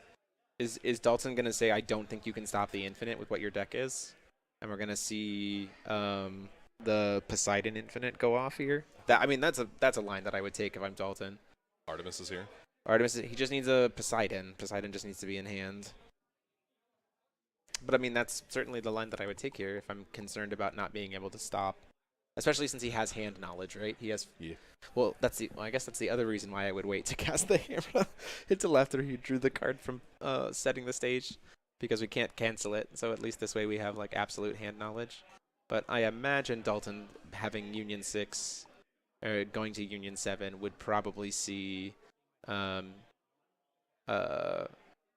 He uses the 1 floating because it only costs him 2. It only costs him 1 because you put Artemis on the chase, and then she becomes your 7th while she's on your chase, so she only costs 1 to play. So Artemis is going to get to recover. He gets to use the 1 floating from before to be able to play Artemis and recover 2 stones. Poseidon in deck, he just passed it. Yeah, so he has an enter in hand. He also has another Zeus enter. So yeah, I don't know what Jarrett top decked after off of the Zeus or off of the setting the stage of Providence, but provided that Dalton executes this properly, he has the Poseidon Infinite, which is enough with enough stuff in graveyard to play your whole hand. That's a Hestia.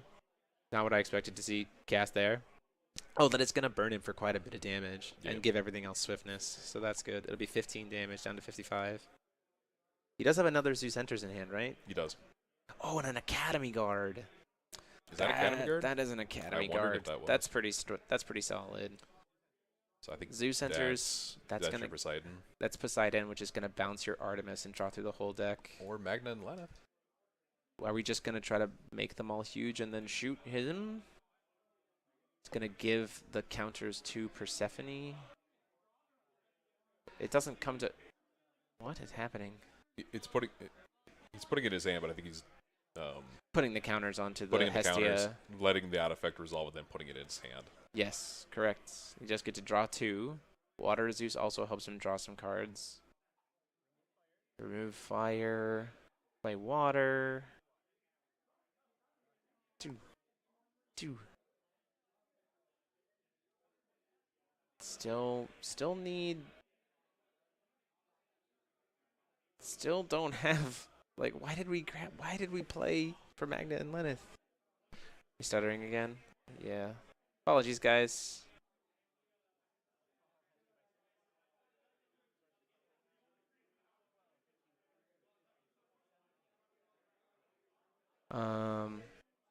Hestia swings for 15 or 11.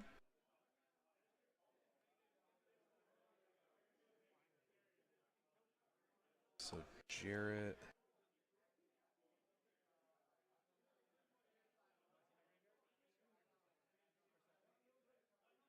Oh, and he's also going to pump up with Persephone. So 17. But that's not lethal because we're not going for the Zeus Infinite. What are we doing here? It's not optimal. I don't even think it's lethal. No, that's what I mean. It's not optimal. It's not lethal. Right. But also, Rogue Spectator. you're going to be able to block the Rogue Spectator, which is fine. Yup. But Jarrett is also not going to be able to get his Whispers this next turn. Not as before Recovery Whispers. Right. So we're going to do before the blocks, we're going to go ahead and light a Zeus to get rid of the Rogue Spectator. It also hits the Regalia. It doesn't hit the Regalia. It just hits Resonators. It doesn't hit the J/Resonators. Just hits J/Resonators. It can just give Eternal to anything. It gives Eternal to everything. Got it. That you want, specifically. And then swing in for 6. Why did we not go for the Poseidon? I mean, it still does have a mana left, and we do see the Academy Guard. Pay 2. And 1. Oh, he had 1 extra floating wheel. Just plays Magna and Lenneth, and their combined total attack kills him. 1 shot with Magna Lenneth. Well, bam.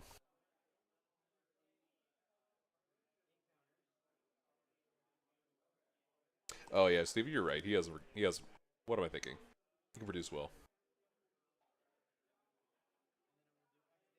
Yeah, he's safe. So yeah, this Magna and Lenneth is shooting for 6 plus another 17, so 23 plus Magna and Lenneth is 6 is 29 plus the other 8 counters is 37, so it's more than enough. And we go into game 2, game 3. Look at these combo decks being combos. If only someone would print a free Silence. Oh, That's God. a perfect sideboard card for decks just like these. I am shutting up. I am not saying anything.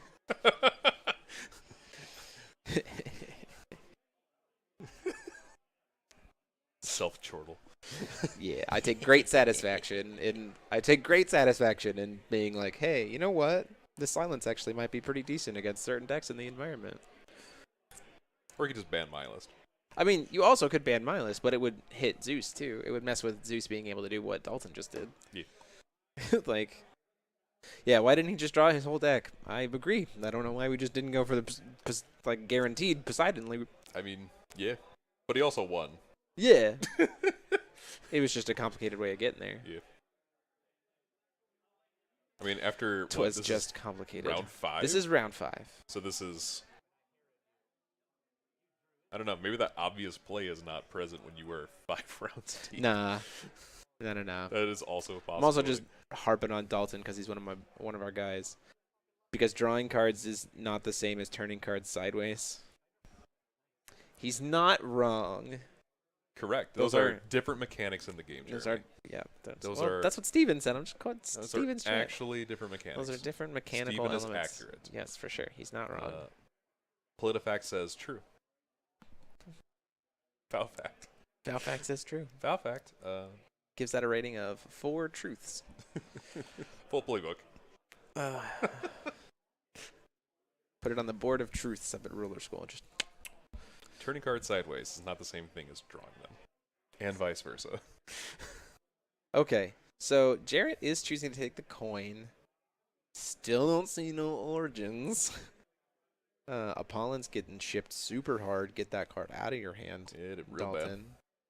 Deus Ex enters the game. Essence of Deus Ex also needs to get out of your hands. What are you doing? It's an Aphrodite. And did he just draw the temple? Looked like maybe he did. That would be sad. That would be very sad. Tea party. I'm just setting the stage of Providence. Setting the stage for Tea parties. tea. For tea. Tea time. But that would lead to too many cards in hand that one would have to read. You're not wrong. Like, look at that. If you played that, we just go, cool, silence. Turns over. Play that second card. No more cards. I'm being very quiet. Couldn't play this with, like, now he gets to play the Whispers. And Are we commenting the match or arguing for the new silence? both. So we played 2 Regalia. We got to use the extra will from my list and the Ruler's Memoria. We played Whispers from the Abyss. You want to pull that up for us? We're trying to kill right now, and the problem is I don't think Dalton has a Zeus enters. I don't think he does either. It problem. Big problem. But like, this is the dynamic, Hit the right? So flute. like, this was one way of looking at the Zeus matchup for any deck. Can I get under Zeus? Under Zeus. Yeah, you're not wrong.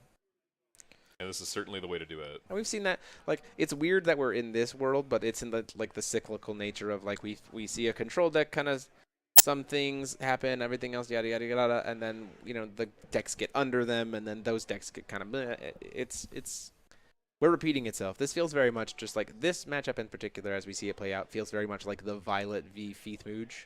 Yeah. Like, in a lot of ways. Violet just Very wanted to similar. get under, right? Tea So, party. Dalton is going to draw. That is a Wind of Zeus. Paying 2. Burning. He's going to burn him for 5. Oh my gosh, he just burns him for 5 for lethal. Produce white. Lumia to gain. I mean, I Gain all his don't. life back. But like, I don't hate that, right? Because Yeah. it keeps him safe. Yeah.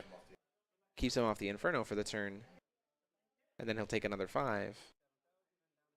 Does he just play? Does he have a way to play a second Whispers? Yeah. Absolutely, he does. I mean, maybe. Look at that fistful of cards. That's so many cards. There's no way he doesn't have like just more will. Yeah.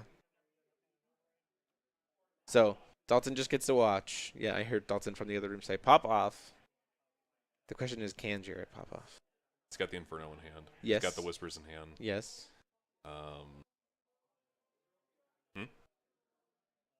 You get to a Melfi. Yeah. So that you need double Melfi at this point. You need Melfi for Whispers and Melfi for Inferno. I just flip my list. That also is just a way to kill your opponent. You have a million cards in your hands. Does he have double? Because yeah. That'll do it. That's 300 per Coin plus every card in hand. He needs that's why 12 you tap cards. Your regalia, yeah. He needs 12 cards. That's it. That's it. Wow. That's it. Bring us over to Camview. Or sorry, other one. The talking. Hoofda. Yeah. Combo decks still exist. Hoofda in Minnesota. Combo decks still exists. And of course combo decks exist and are found by American players. Because we certainly love our red decks more than anyone else in the world. Europe doesn't play combo decks like we do. No. Moments like this is why I prefer Secret Duel. Yeah. So which he does play one of in the main. So regardless, I think that Dalton is a sure in lock. That deck, Dalton's a sure in lock. Jarrett should be a sure in lock as well. And yeah, now we can just ban. Maybe now we can just ban my list. I wouldn't be opposed to it. I didn't even have to say anything and I won. I mean, I will say that, like, I also before the last ban list was saying that I think that my list is deserving of a ban. So I don't really necessarily know if you won specifically. My I interpretation of this whole match was Jeremy was arguing for the silence and not for a Milas. No, ban. I was just saying that I'm glad that the silence is coming into the format because people like this match showed that even though the combination ban list took the obvious hyper combos out of the format, you give players a player based creative space to work, and they can still find things. Yeah. Right. And so like my piece was saying that like I'm glad that that kind of card is coming into the format against the combo decks, because even if we ban my list, people are still going to try to find crazy like early game combo stuff, right? So I'm not saying that I don't think that my list is deserving of a ban, and I would, because again, back before the combination ban list, I was saying that I think my list deserves a ban. So we both win. How about that? You know what? I'll take it. We both win. We both win. We both win. Unlike Dalton. Unlike Dalton, he did not win. Who did not? He won once, in a weird way. Once. But yeah, that's so. I think at this point in time, it'll be 2 Zeuses, I believe 3 Milas Almeriuses will be in top, 2 of the infinite damage and 1 of the infinite, or 1 of what we just saw, the Inferno combo. Yeah, Min plays combo decks. Huh. Yeah, That was a clutch Lumia, I will say. That Lumia was pretty dang clutch. It also is unfortunate that, like, here's the unfortunate piece. If Dalton had been able to order that spell, the game would have been over immediately. Oh, yeah. Because you just don't have a chance to react to the 500 damage and you're just dead. You're just like, hey! Lethal. And you're like, ah. Also, you just search Hestia at that point, too. So it's even more damage. I mean, right, but they're already dead. But they're before they enter effect. You don't need to. Yeah. So, yeah, that's the piece of, like, I think, you know, I am kind of glad as we get ready to the next combination ban list, because I think while it was heavy-handed in some areas, I do think, again, the creative space of suddenly we're in the Wanderer format did still have some places left to explore, and those spaces left to explore I don't think were showcased very in depth by the European tournaments we've had up to this point. Like this list has literally never been anywhere. Yeah. Like we haven't seen it in any of the. This is an innovation. Yeah, we haven't seen this list exist, or these my list decks pop up anywhere before this or anywhere in the European GPs of this event. It feels like the European ban lists were okay. Zeus is clearly the best deck. We're just gonna play fundamental force of will in response. This was we're gonna try and get under Zeus. Zeus. This was the idea of trying to get under Zeus. Go faster as opposed to play better. Right, for sure. And so it'll be interesting to see with his next combination ban list if it like further iterates on the first one of trying to push away from what these combo decks are still trying to do even further, to like really further limit them out of the format, which I think in this case, I think the linchpin for all of these decks is probably my list. So the easiest thing is probably to just say buy my list and finally get rid of him. But we'll have to see what the company decides to do. And we'll also have to see how top 8 goes tomorrow. So that'll be interesting to see. We have a lot of time left on round, but we're tired.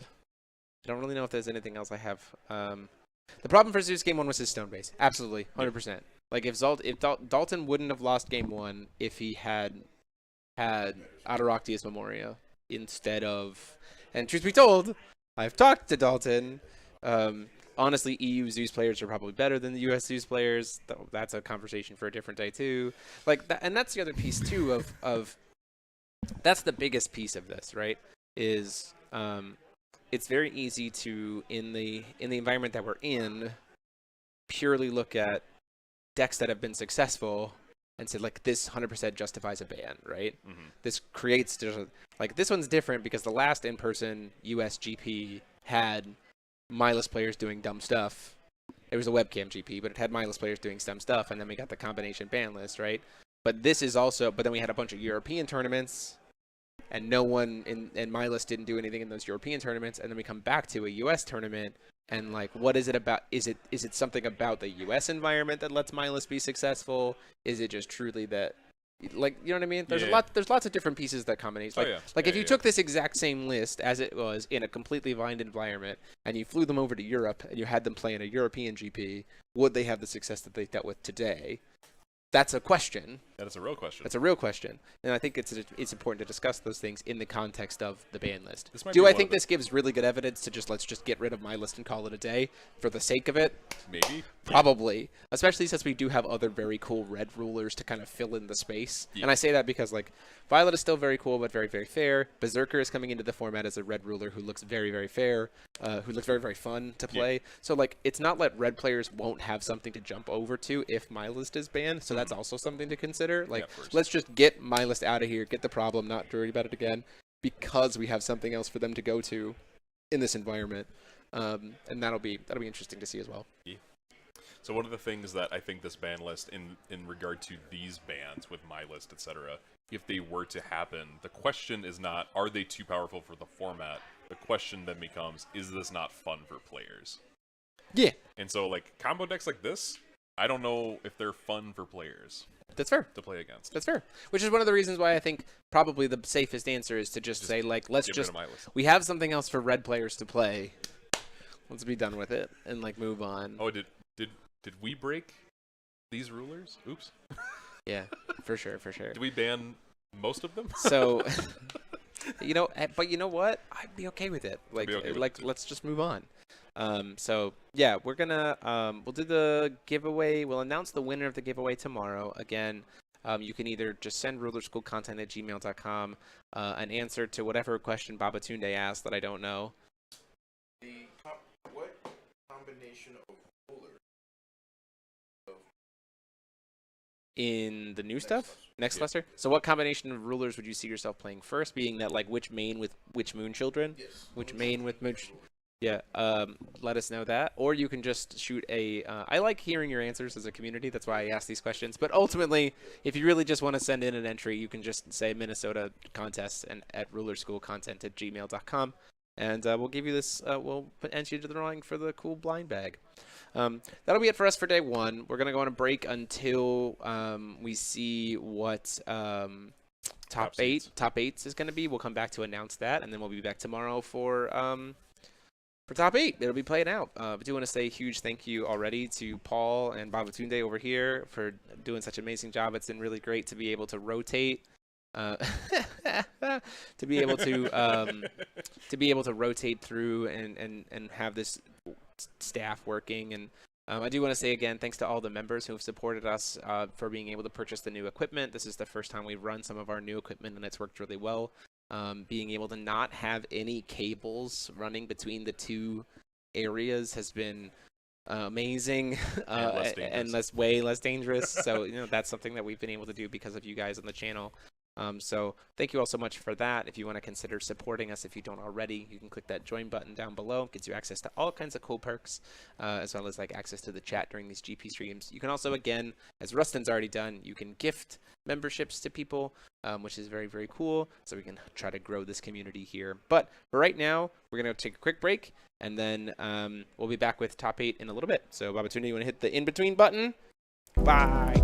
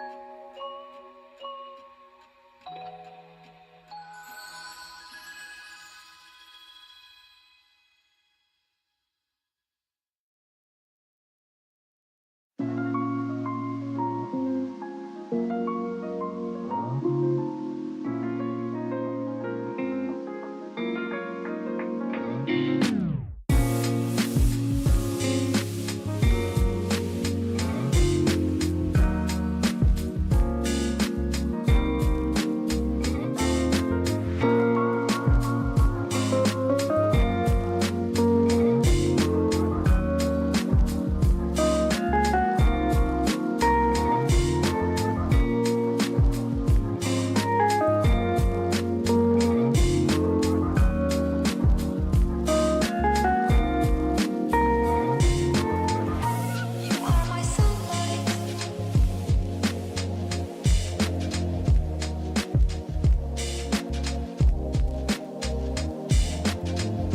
You are my sunlight.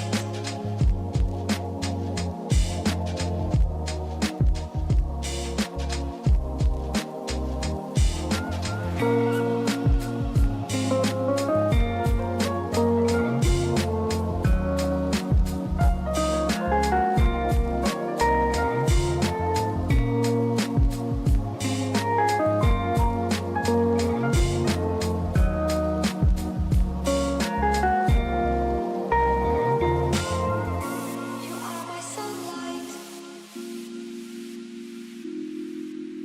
You are my sunlight.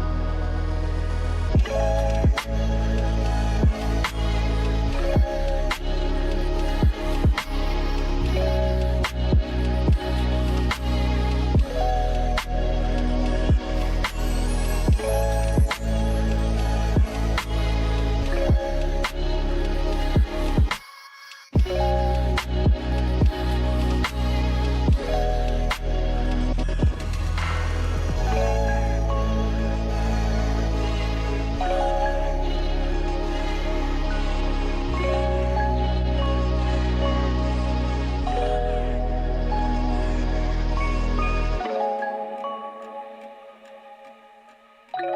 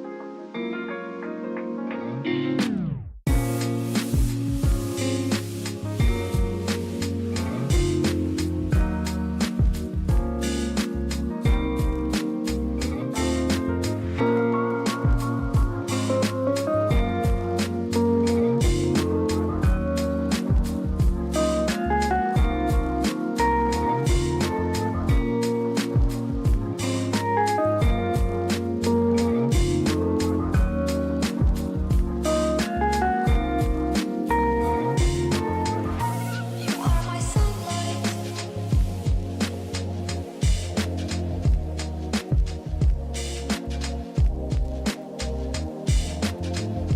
You are my sunlight. Okay, we're back. That's a story. Okay, cool. Yeah, hey, thank you for finally. Okay, so here we go. 5 rounds, 39 players. All right. What we got? I have